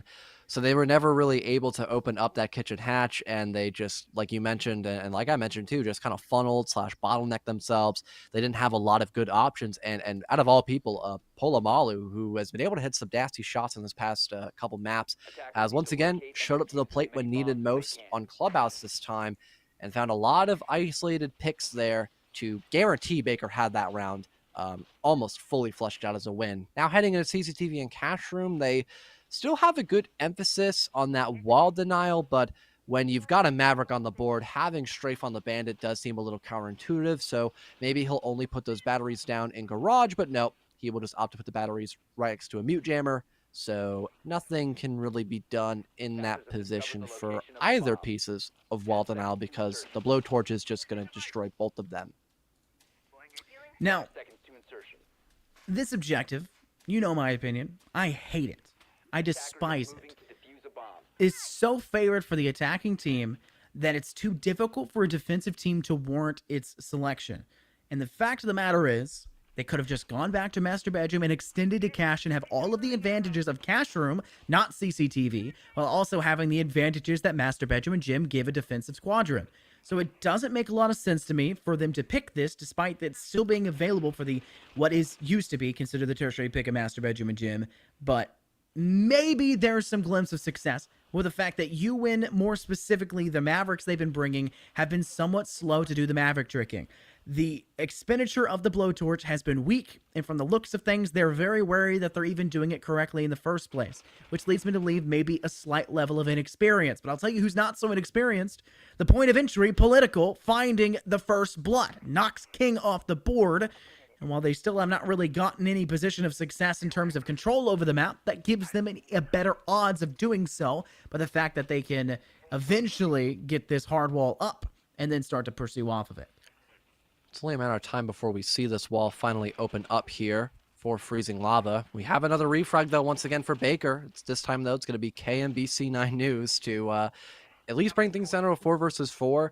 But again, if we eventually see this plat wall opened up, which should be any second now, hopefully for Freezing Lava, we could see that transition happen, leading into Rafters, isolating out the Jaeger player. But now that Polumalu is actually there, too, to back him up, that could be more challenging. And the more and more we see this Maverick wall just, or this Maverick hole not being fully destroyed yet, it's just leaving more and more problems. But finally, it gets soft. Now Political can open it up there with the Lifeline Explosive Blast, and now they get to transition into either the back balcony, perhaps, or just Rafters for the garage take. A good team can do that in about 30 seconds. That was 105 seconds of time that Yuwin spent to knock down that wall. It's got to do a much better job in these later stages of the round. Thankfully, CCTV is an odd objective in recent time, but that's too much time taken. And that gives Baker such a safe position to work from as what could have been about 2 minutes of time of Yuwin just tearing apart the defense, starting to work towards Rafters, deny control, and just playing to their strengths. But that open sightline is not there now. They're being chewed up and spit out as KMBC9 News, who has yet to be cleared from Rafters and has had no pressure applied to them, finds yet another person to kill off. Just Freezing Lava and Political left standing, and Freezing Lava is trying to work from below with nades, but this nade might be a little bit too close, and they'll take a step back. It does not find any impact, and at least Political all by their lonesome, working from the kennel side and repelling up to the CCTV hard wall. No one is giving them the time of day. Palomalu's even in place to dive out and go for the kill. They'll find the first, and while they won't get the second, it was enough. KMBC9 News finds the final blow, and that was a very easy defensive round win because of these small shortcomings that were given by the UN side. And they never even had time to open up the back wall of garage to help clear out Rafters. They didn't have. Yeah, they. I really have. Wait, did you say they did not have a Habana, or just where they was lost the Habana? Her. She died. Yeah, she was first blood. I mean, you can still open up like a kill hole or something with the Maverick, but again, I think Maverick used every bit of the blowtorch though. They were just, they were on plat wall for a very long time, so that just didn't work out at all for the side of UN, and they just funneled themselves. They didn't even have anybody try to rotate like Instruction or maybe play on the main / sub balcony. They just had Freezing Lava play for nades after he took forever to open up the back wall and plat. and then that was it. That was the only amount of map control we saw, and it looked promising by Ewan once again because they had the man advantage, but they just stalled once again based off a couple of simple mistakes that could have easily have been avoided, similar to what we saw in Church and Arsenal, just a slightly different storyline to that same tune. All right, let's talk about what we've seen Baker win. One, denial of Hatch of Kitchen when we saw the basement objective. And one of the problems a lot of teams have is that they want to completely deny Hatch instead of just vying for control over Hatch for a majority of the round. Baker just denied it. And when you can deny it, it's a perfect world. And it very much so looked like that with the result for the round, with them taking it in a very dominant fashion.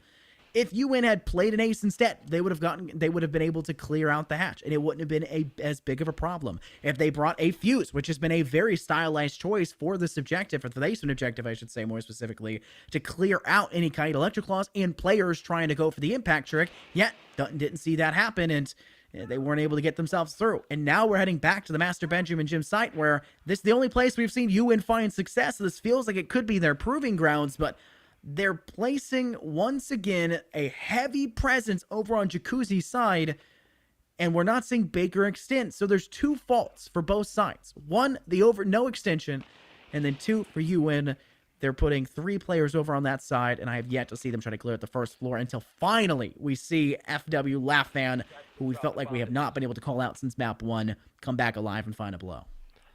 There goes Freezing Lava. Maverick now gone. Could maybe have somebody rotate around perhaps to help. Oh no, the wall's already been opened up. So that was nice at least. Freezing was able to do his job before falling. That's at least one side relief for UN. And they've got the mid-floor pressure, so they could have Laugh actually walk up main stairs and help clear out some of this pressure. And yeah, it's not going to be Laugh to actually do this. Instead, it's the Jackal. But no one's aware of this still. The barbed wire is potentially destroyed. I cannot quite tell from that position. Yeah, it's been destroyed already by, I believe, a Terra drone. So he walks up with simply no audio, but it looks like the smoke knows better. Polamalu, a great shot. And now the man advantage, once again, is back in the favor of Baker with limited options, once again, for UN in this last minute. Great job. Bucket Hat's trying to apply pressure from the southern subroof down on Highway. They apply pressure to construction, then it makes it harder for a player to sit inside Logi. But if no one's pushing from cash room, all the pressure is doing nothing, and you need to start to be a bit quicker with it. Thankfully, Laughvan is there. They'll catch Polamalu on the transition over to a safer place on site, and now Bucket can rotate off of the construction window and start to go to the master bedroom window and start to make it so there's an easier chance of a sightline for Laugh to step up and find a level of impact. But with 2 players that were close to Logi, I would still be very wary of this Logi hard wall. With the right side left soft, that's still plenty of sightlines available, and now you've lost an extra player. Political taken off the board by Cool Volcano, leaving it just up to Bucket and Laughvan, and neither of them can find any impact in the last few remnants of the round. They're cleaned up, and that is another defensive round win. They locked down that objective, a different entirely position from what we saw them do last time. Once again, just able to reap the rewards of the mistakes made by UN, especially Polamalu actually getting hyper aggressive there and stopping the Laugh, actually, I think it was, or no, X-Tay, and then I think later on Laugh to actually make that much map control, because then once they lost the main stairs player, it basically dwindled down to a funnel. The Habana outside sub balcony couldn't really do anything. So it really was just that Jacuzzi wall presence. And with Baker acknowledging that, they rotated around and positioned themselves better to actually shut that down. We've been seeing proper adaptation by Baker so far, starting out on map number 2. And again, they've just been playing basic Siege. They are countering what's been thrown at them by UN, and that has simply been enough to get a majority of these rounds as an actual victory. Moving back into Church and Arsenal has been a site that was rather well for them when they first implemented it. And again, that was because UN just didn't have a lot of areas of attack that didn't just lead into 1v1 isolations. And funny enough, it was actually Polamalu in those 1v1s, and he was not missing his shots. 5 seconds remaining. So, John, key points of interest that I'm looking at right now. They have 3 ways to clear the Electro Claw that could be placed on Hatch once again by KNBC News, and I think they just tossed it right there. 1, use the F2 drone. You have the Twitch drone. You can use it, follow through with it, and try to get in on the site for a better chance. 2, nade from above. They have the possibility to bring nades because of attacker repick. They don't choose to do so. Instead, they switch off of the person they had initially that could use nades. So they've lost that option. And then finally, they can X Kairos or Breaching Charge or anything of the sort to the side and shoot it physically.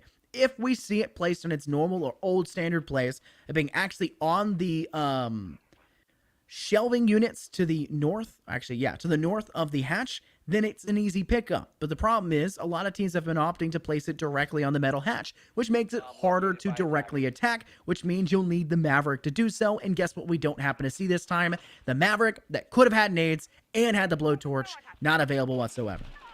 Well, I think we had, oh no, I had to hold my thought for a minute. No one spotted the Melusi out near bathroom/strip, so that's a big issue, but I think the hatch got opened up at the very least for UN, but they are still at the disadvantage now twofold. Just Freezing Lava and Laugh left to stand currently, and they still have to worry about Polomalu.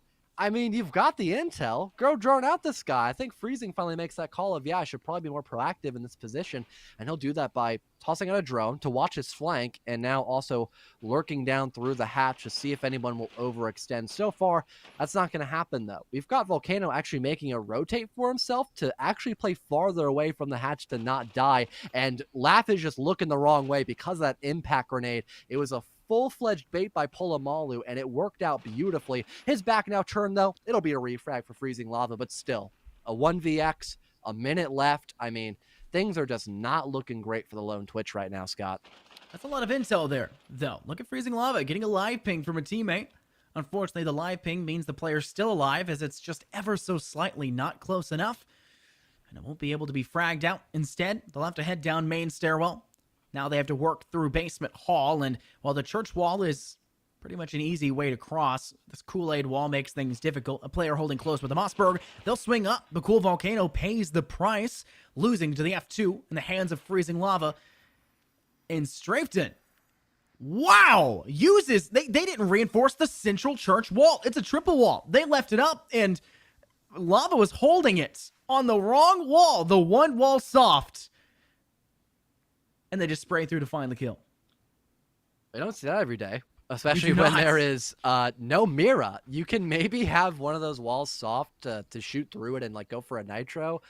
They probably just ran out of reinforcements part, and they probably reinforced one too many walls in blue, and we're like, oh, what about triple wall? That's a good point. Why don't we have another wall for triple? So that probably happened, and it inadvertently gave a really good wall bang and intel for Strafton to win that. So there's a fourth round for Baker, and they are looking dominating here on Clubhouse. I mean, it's funny. We had UN smack around Baker on Oregon. Then it was a fairly even matchup, 7-4, almost 7-5, a couple close ones there in the middle. And now we're having the polar opposite of map one, where Baker is just crushing UN right now. And I hate to sound like a broken record, but I'm going to sound like a broken record. It's because UN aren't adapting like they were on map one and like they were trying to adapt on map two. This time, it's just no adaptation. It's the same mistakes over and over and over again. And Baker, they're not changing a single beat because they don't need to. If it ain't broke, don't fix it. And I have to feel like they're just going to do the same thing on the attack here, John, right? We saw what their attack was doing. Yeah. It was very standard. It was the same thing over and over again. They won map 2 off the fact that UN just couldn't defend it. Oh, that's what it came down to. To make matters worse now, Palomalu's playing in secret, trying to be secret. It doesn't need to be secret for much longer, though. That's your Maverick, a Freezing Lava down. And while it took him 2 minutes already to break down that wall, failing to Mr. Gorbachev it effectively, now they have no one to break down that wall. The only player that you could possibly do it with now being Bucket Hats, and you have no great way to clear out the bandit batteries. You're gonna have to apply pressure from highway, use the side construction window, or CCTV window, I apologize, or maybe work from construction and cash room to try and apply pressure that way. But it just feels like the damage has been done, and it may be too little too late, but they're starting to climb back a little bit. With Strafton's death, that's no bandit batteries being able to be replaced, no trick up there. And Bucket Hat trying to put in their own level of work. They find another kill. KNBC9 News now dead. And they're able to finally catch the drone that Political laid in place, but UN climbing back, and there's a good chance for them as long as they can hold on, but Baker are not done just yet. Well, they could actually go and play for Vert in lobby. If you hadn't mentioned that, I might have zoned out a little bit there, but we're not seeing that happen. Just a consistency inside of construction, we've got X-Day with a bunch of melee holes leading all the way down to cash room from Logi to actually find something. But I don't think they know where King is. And he's expecting one. Good shot on X-Day. Oh, he's adding insult to injury as well. That's added more banter to the books, I suppose, as we saw King doing a couple dances on someone's dead corpse earlier. He'll be punished for it by Political, leaving just Cool Volcano in a 1 versus 2. Expects one out into the sub-central balcony and lose a lot of HP against that sniper rifle, but can just reposition to try to counteract Political, pushing into sight to go for that plant. And technically there is still heavy isolation here, so we could definitely see the Aruni actually win this. The smoke is not going to catch on the Siri gate or even blockade the doorway here, so we could see the Aruni just reposition. They get stimmed up here by the Thunderbird, and now we're in the smack dab middle of cash room.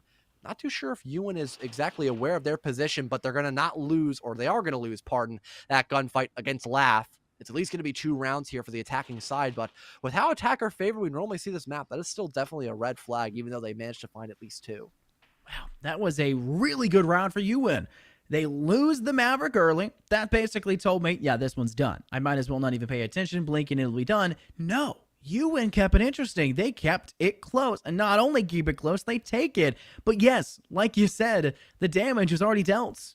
It already was a 4-2 half in favor of Baker on the defense. And we talked about what won Baker that map on map 2 of Villa. It was the fact that Ewan had no way, no clue, no wherewithal to deny Baker's attack. And it's not because Baker were pulling out this really offhanded, ratty kind of play, pulling out the strangest of strats that were just insane. No, they were playing the game. They were playing the map the most baseline way you could do it. A very effective and a very efficient style, but no risk, baseline reward.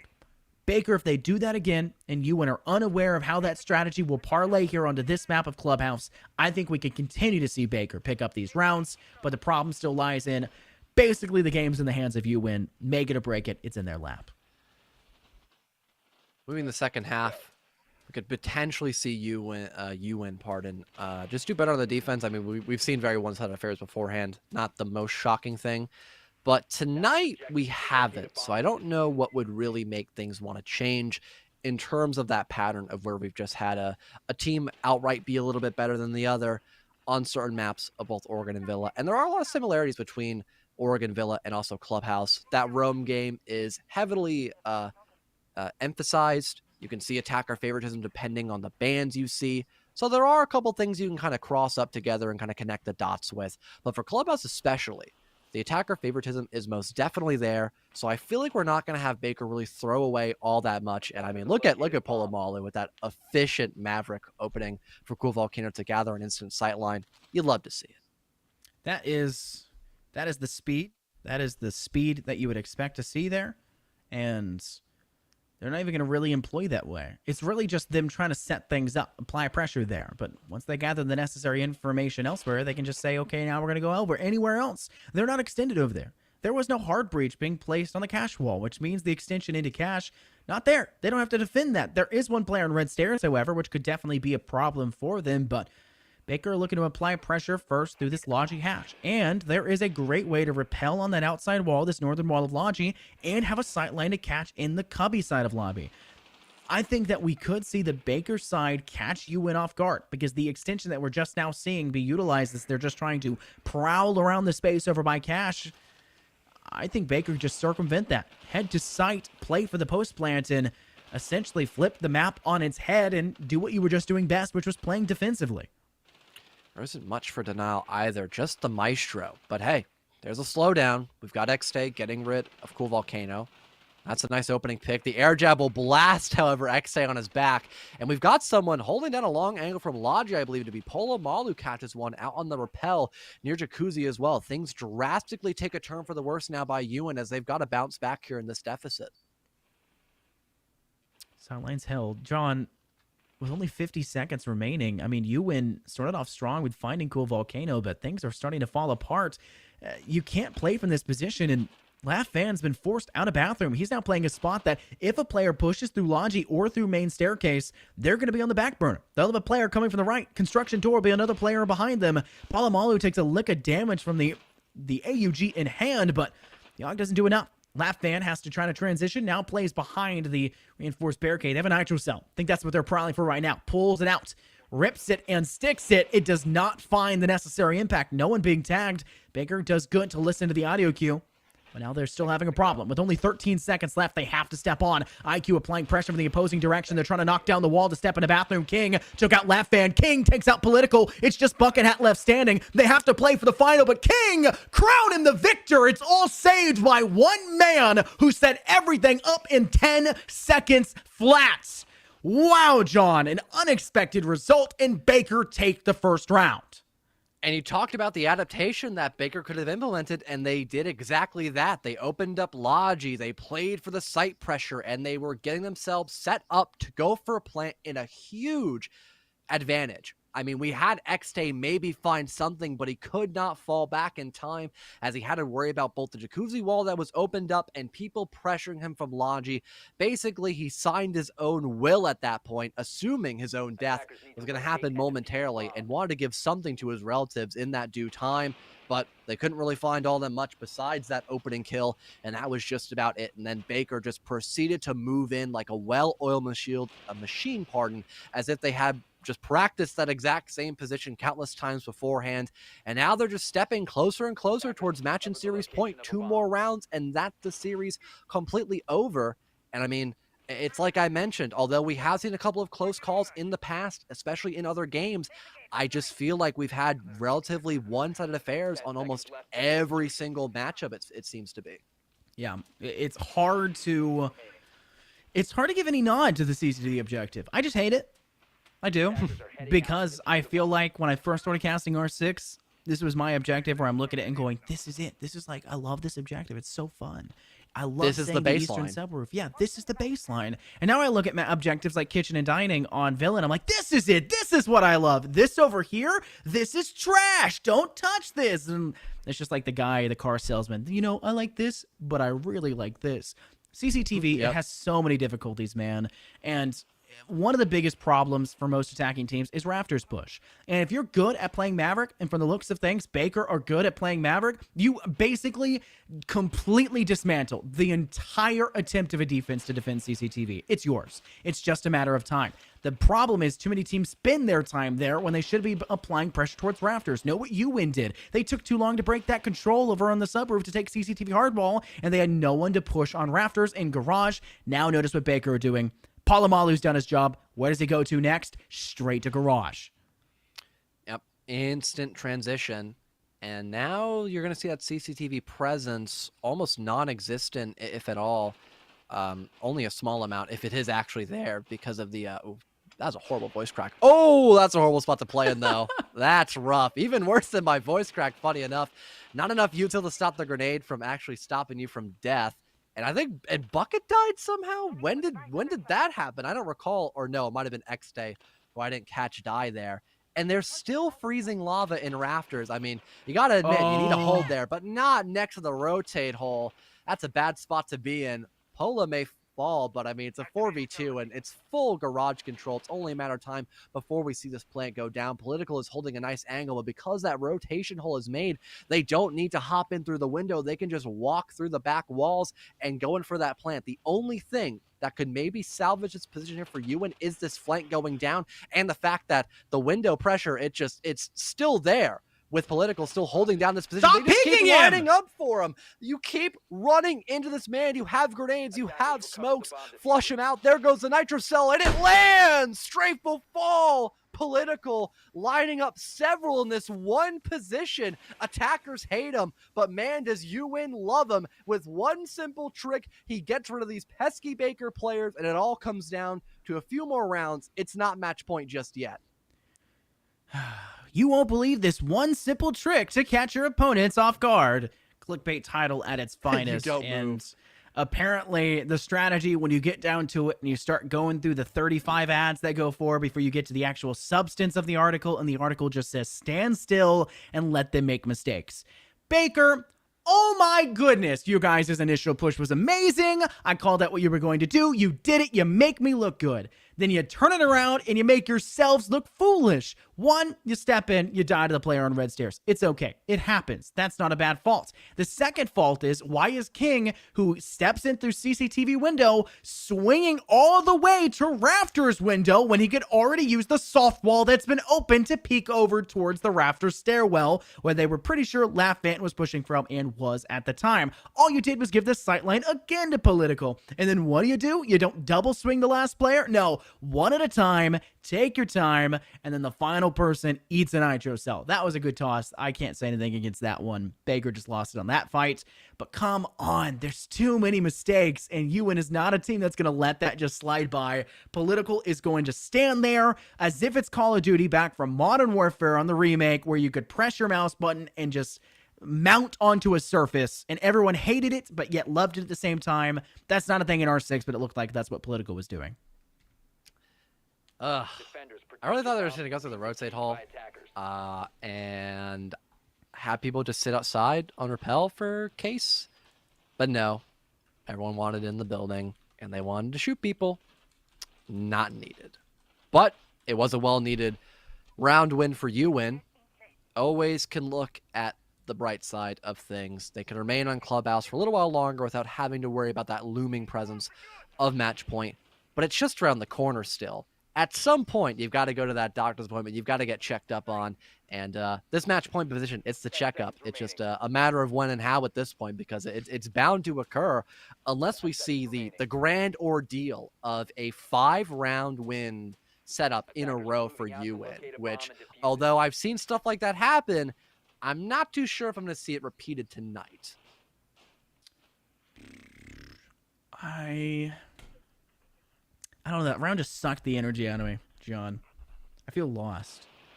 Not as lost as Baker probably felt at the end of that one. A much-needed timeout in between. It's actually Laugh Love and the UN side who called it, but I mean, it's just it's odd. Baker now have to completely change strategies though. CCTV is a different beast to this one, and so they'll bring the ace, something that I pointed out that maybe UN needed to do on the attack. Habana is strong, but she is heavily countered by the fact that if you have an Electric Claw, say Kaid was left unbanned, then guess what?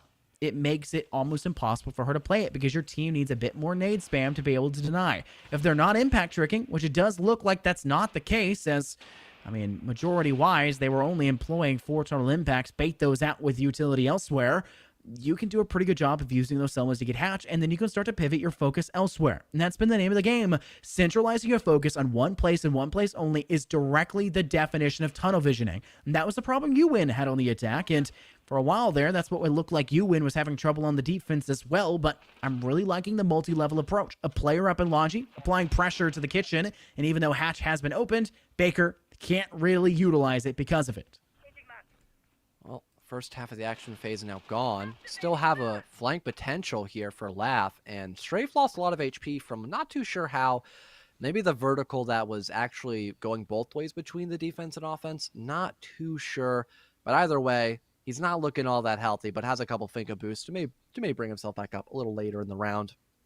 Speaking of the round, though, only 60 seconds left, and there is still plenty of a roam potential here for Ewan. And if the Nomad, which only has 1 air jab placed, isn't in a good spot to call that out, this could not be a good position at all for the attack. They might just get kind of pincered in by this roam game, and that could be lights out here for Ewan.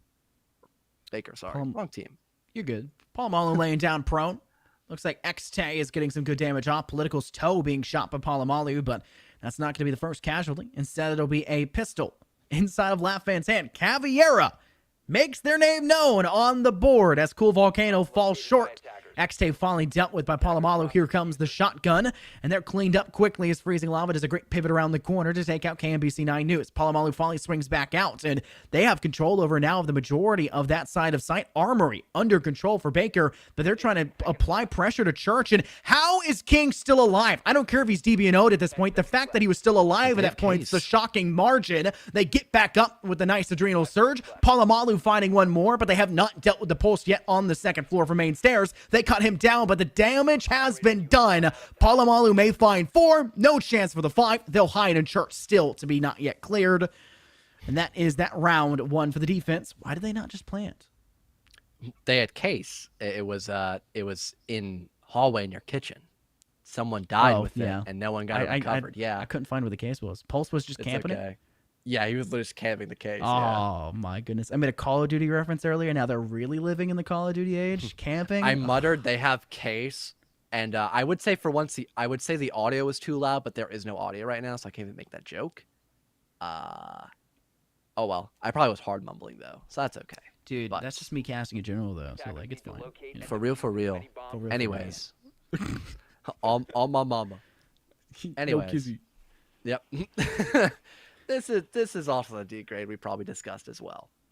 But Ewan, keeping strong, mental wise and physically wise at least, especially having the heroics of freezing lava and laugh with the Kavera and Pulse shotgun duo on the Rome game. Name a better duo. Yeah, that's right. I know you're speechless because you can't. It's just impossible. Too darn good for you. But besides that, unless we see more heroics, of course, by Ewan, I feel like their luck is going to run out. And I know it sounds like I'm being a Ewan hater, but I mean, it's just true. Like, again, Baker, they're playing better. We saw moments of King just literally droning out Polamalu so he could just get his kills. And that spoke volumes to me. We only saw it for like 5 seconds, but that just really showed me the dynamic of this game of Baker just playing the basics and then Ewan just trying to have the element of surprise. Those have been the two major talking points for both teams. And right now, element surprise, it may be working, but eventually your luck, it's going to run out. It almost feels like the success for Ewan was brought off of their unexpected nature on map 1, of Laugh Fan just being literally everywhere and clutching every round. And eventually, in this game of attrition that is R6, especially when you go to all 3 maps, and last 2 maps have been extremely close. We've been here for quite a while. The attrition starts to really wear down on you, and that's definitely the case right now. Laugh-Fan has not been as alive as they were necessarily on map 1. They've been middle of the pack or near the top of the pack. They're technically leading their charge of their team right now, but not as much as Polamalu is. 16-5, John. As the Bakers side, despite them playing a much more even across the board, at least from our viewpoint, our focal point still should be on the lone player Polamalu, who has been on the scoreboard, on the kill feed, 16 times, plus the 5 deaths. I guess those count as well for being on the kill feed, just the wrong side of it. And it definitely has seemed like Baker have been coordinating and working around the one player more effectively than we've ever seen Ewan do, even on map 1, where we saw them play amazing on a few attacking rounds we happen to see for them. Yeah, we've just been seeing him enabled, again, droning him out, letting him play with the weapon he's comfortable with, stuff like that, whereas we have Laugh and Freezing just kind of play amongst themselves and just kind of hope they're going to win that gunfight without really any genuine advantage, except, again, that element of surprise. About 70 seconds left or so. Still only having Baker out in the jacuzzi wall. If there was a nitro cell that could find potentially 4, an A gets tossed. Not going to find anything, though. It's meant for weight room, not the bathroom itself. And we've got Bucket Hat actually going here on a potential flank, but because no one has rotated around near construction or Logi, it's not going to be that effective. It'll most likely just be a reposition into the site to hope the plant gets denied. 50 seconds, ticking down ever so slowly. From the looks of things, mostly the A site under control for the UN defense. Kings applying pressure now from the construction side, hoping to clear out any and all confrontational players, but XT is trying to get the better hand as well. 2 players now hiding in bathroom, and like I mentioned, it seems to be A site their main focal point, with 2 in bathroom, 1 in corner. Freezing Lava, unfortunately, does not stay in corner for long, and while XT has found a pistol kill, they need to do a bit more than that. They'll find 2. Finally refragged back by Strafton. 2-on-2 with Laugh Fan and Bucket Hat. 2 of the best players for UN still remaining. You are not standing next to each other. Oh my goodness. King finally melees down Laugh Fan, sitting on the Echo. Just Bucket Hat left standing. They're coming up Central Staircase. The post plant has now forced them to turn from the defense to the offense, and they're on the prowl, hunting middle of the pack so far. They'll clear out any of the util then placed on the Central Staircase, and that's an audio cue that, while we cannot hear, Baker are readily aware of it. They're going to swing from left side first. King does not wait for their teammate to focal swing in as well. Instead, they'll just slow swing, playing the exact angle. Great reflexes there. Good fight. Yeah, King has been doing a little bit of funny business a couple times. I think he knew Echo was in there, and he just wanted to wait for him to get the cam and then kind of just go, surprise. No, because he backed into that. He backed into it. He backed into showers and then turned and like panic meleeed. That's what it looked like to me. God. We have a replay system. Now I would see. love that. Like, No, we do not have Grave here. We do not. Oh my Tragic. goodness, that was so funny, John. I was. Oh my god. I'm smirking. Never mind. ear Yeah, to I must ear. have just gotten a I little could be carried wrong. away I'm not there. wearing my glasses, but it looked like they were backing up. The great angle we had from above in that situation, it looked like they were trying to clear out still towards Jim as they were Trying to as they hold were hands in moving the to back. shower. What you doing That in is there? the worst place to do that. You got you got games on your yokai? You got games on your Hey, yokai? this is not the right time to play Clash of Clans, bro. All right, we're still in the middle of the match. Wait, hold up. Wait, Echo. Your walls aren't upgraded all the way? Is that a level 10 town hall? Are you rushing your town hall? Oh my goodness, he buys gyms. This crime must be punished. Bah! Hits them with a quick Yeah, knife. just There boops you him, go. boops the Punishment. Smacks the phone out of his hand. And now we go to match and series point.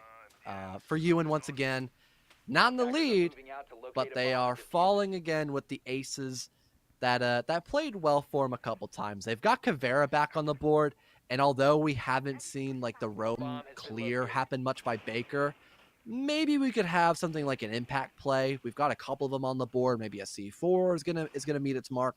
The big way that we saw this be a round win for Ewan when they defended CCTV was Political just sitting in red and no one dealing with him.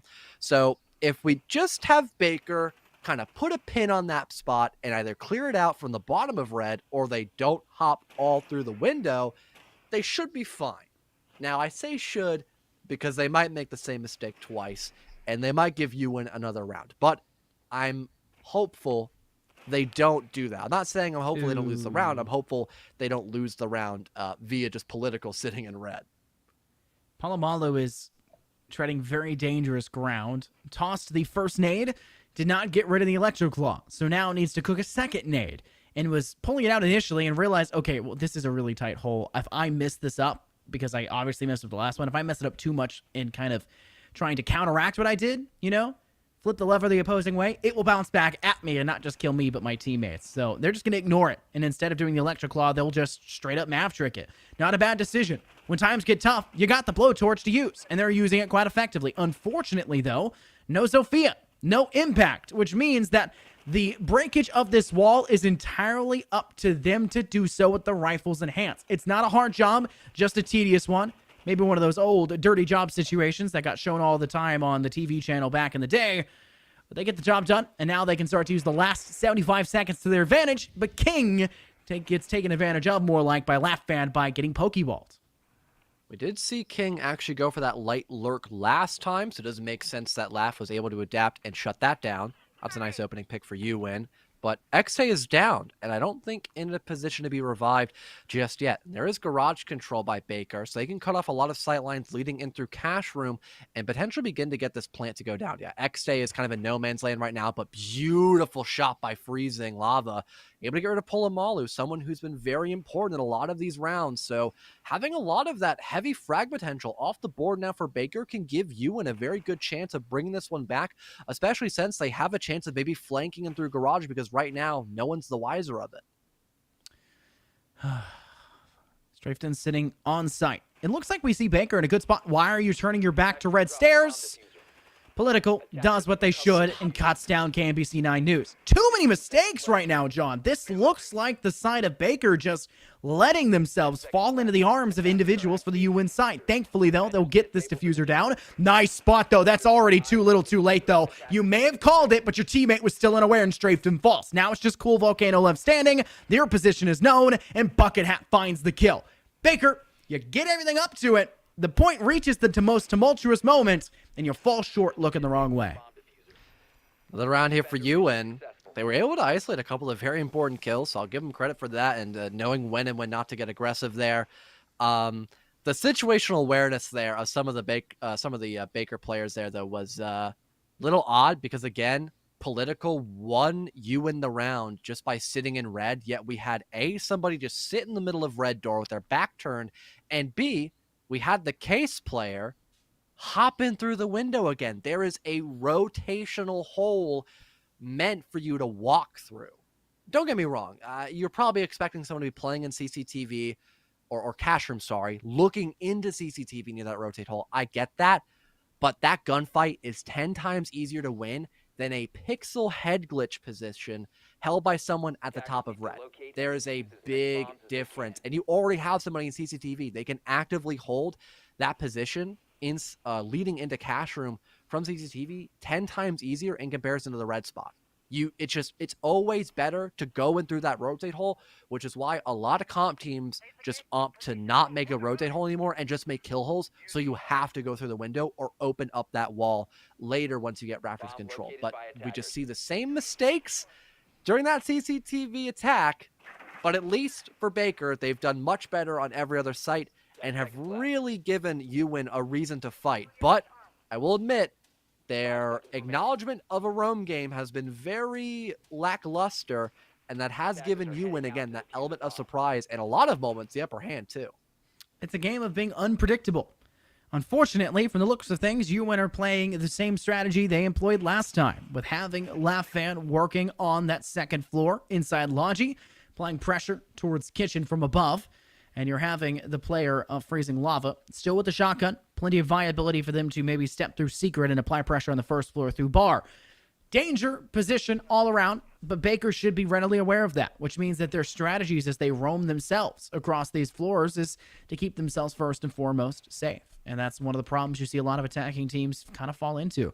They're not keeping their own safety as your number one priority. What's the old YouTuber's name? Safety is the number one priority. And that's definitely the case right now for the side of Baker. Is they have failed to really been able to step into the map the last two objectives. And that's kind of been a problem. If they lose players early, where are the players late to come back and win the round for you?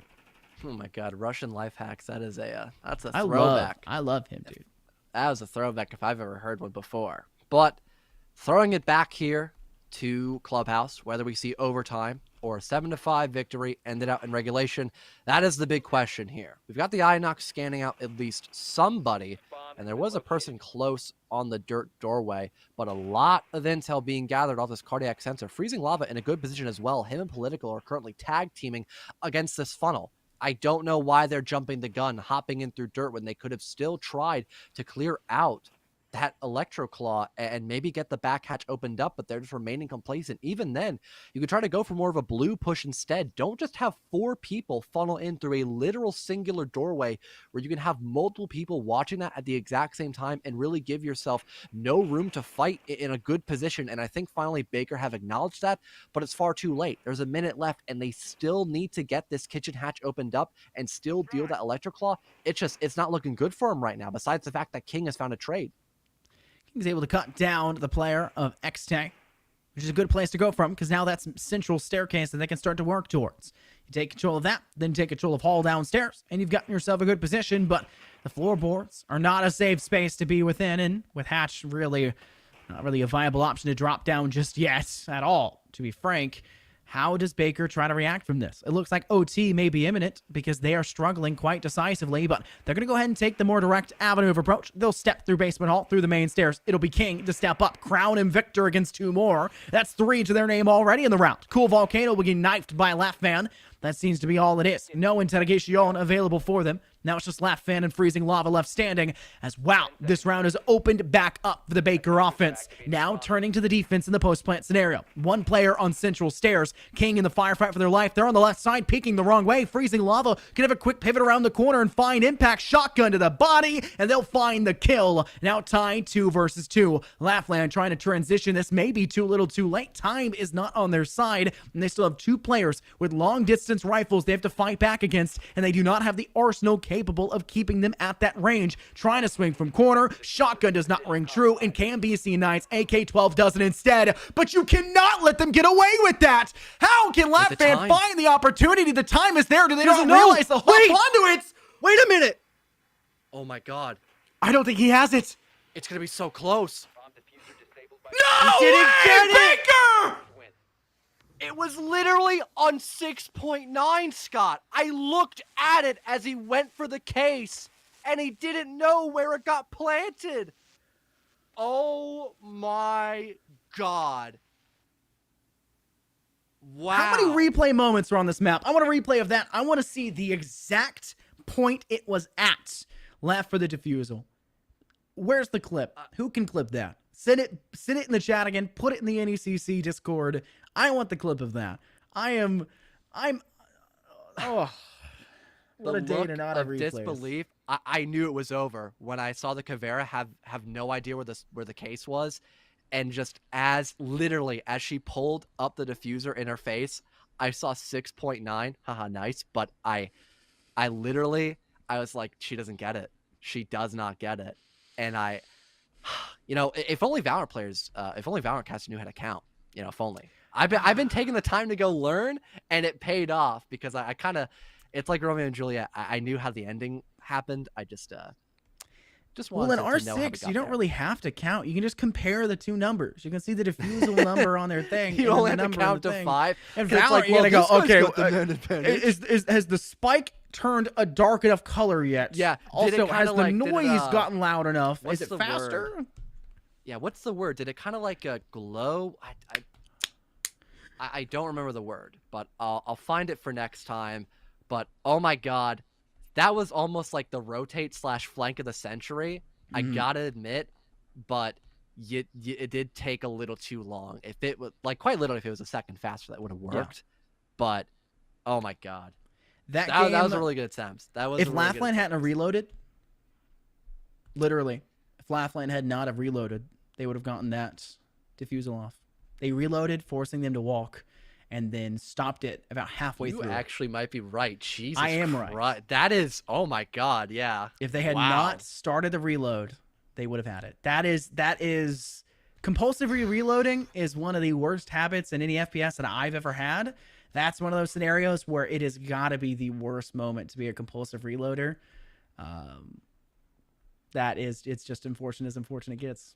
Wow. But it is kind of an illuminating moment to look at it and go, map 1 ended with Laughlin being the player of the century, so to say, for that map, being everywhere all at once for their side, and it was really close to being map 3, being done with Laughlin getting the defuse leading to OT, beginning and ending, and unfortunately the ending was tarnished as they just fell short just slightly. Yeah, and that's got to be a series to end out the night, man, because, oh my goodness. I mean, I can take a look back at the stats. I mean, Baker, they haven't played a lot of games, but still able to get a couple wins in the matches they got to genuinely experience. That's nice. 2 different 2-1s, funny enough, on the 2 games they played against an actual team.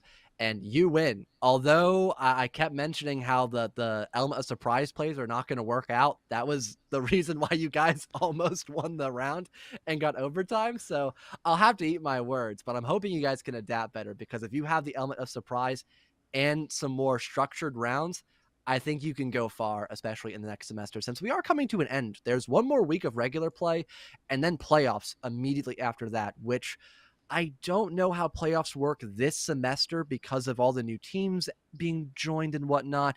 If every team qualifies and how they play in the regular season is based off of seeding, or it depends on what division you're in. There's a lot of variables that go into it. So it might not be over just yet for them because A, 1 regular week left, and then B, maybe playoffs, they don't get kicked out. So maybe that's where we can see the improvement. But it has been a very fun night. I will say that. Yeah. So we've just caught up on broadcast. Yes. Laughlin did in fact reload, and that did in fact cost them enough time to not make it. So at the point at which the diffuser is at 0.79, it's as close as I could get it while feeling comfortable, while the defusal has 0.79 remaining, Laughlin was 0.76. Oof. That is a 0.03 difference. 0.03. Not a third of a second, a 30th of a second, or 300th, whatever that one is. Oh, that has got... that is an esport moment at its finest right there. Yeah, that's got to be clipped by somebody, because that was just, I just oh my caught it god, right that there. would, yeah, that's a good idea. That was quite literally biblical. I have not seen that close of a defuser encounter like that in a long time, and the weirdest reason why you didn't get the defuse, you won the 1v2, you downed both of them, but A, you had no intel, and B, you reloaded. Oh my god, that is just tragic. But despite the bittersweet ending to this best of 3, it has been rather fun. Nice to have you back up here, us duoed. the cohorts of commentary here at the NECC. We're back for a little while longer. That's a relief. But not only was it me and you here tonight, we had Tofu, Danny up here in production, and we had Unnamed Gamer, who it's now 5 a.m. for him, so he could probably go hightail it out to get some good sleep, but we appreciate him observing for, I believe, like 90% of our games. As always, for Twitters, at Fellow the Caster, at Infernosis, NIFERNOS1S, and then at Tofu_R6 on Twitter, because I don't know what Unnamed's Twitter actually is. It's probably just at the Unnamed Gamer. Yeah, it is literally just at the Unnamed Gamer. I went and checked. Okay, good. So that's all been confirmed as well. But all that being said, we hope you all have a great rest of your night, and to see you all again next week for more R6 action here at the NECC. Take care.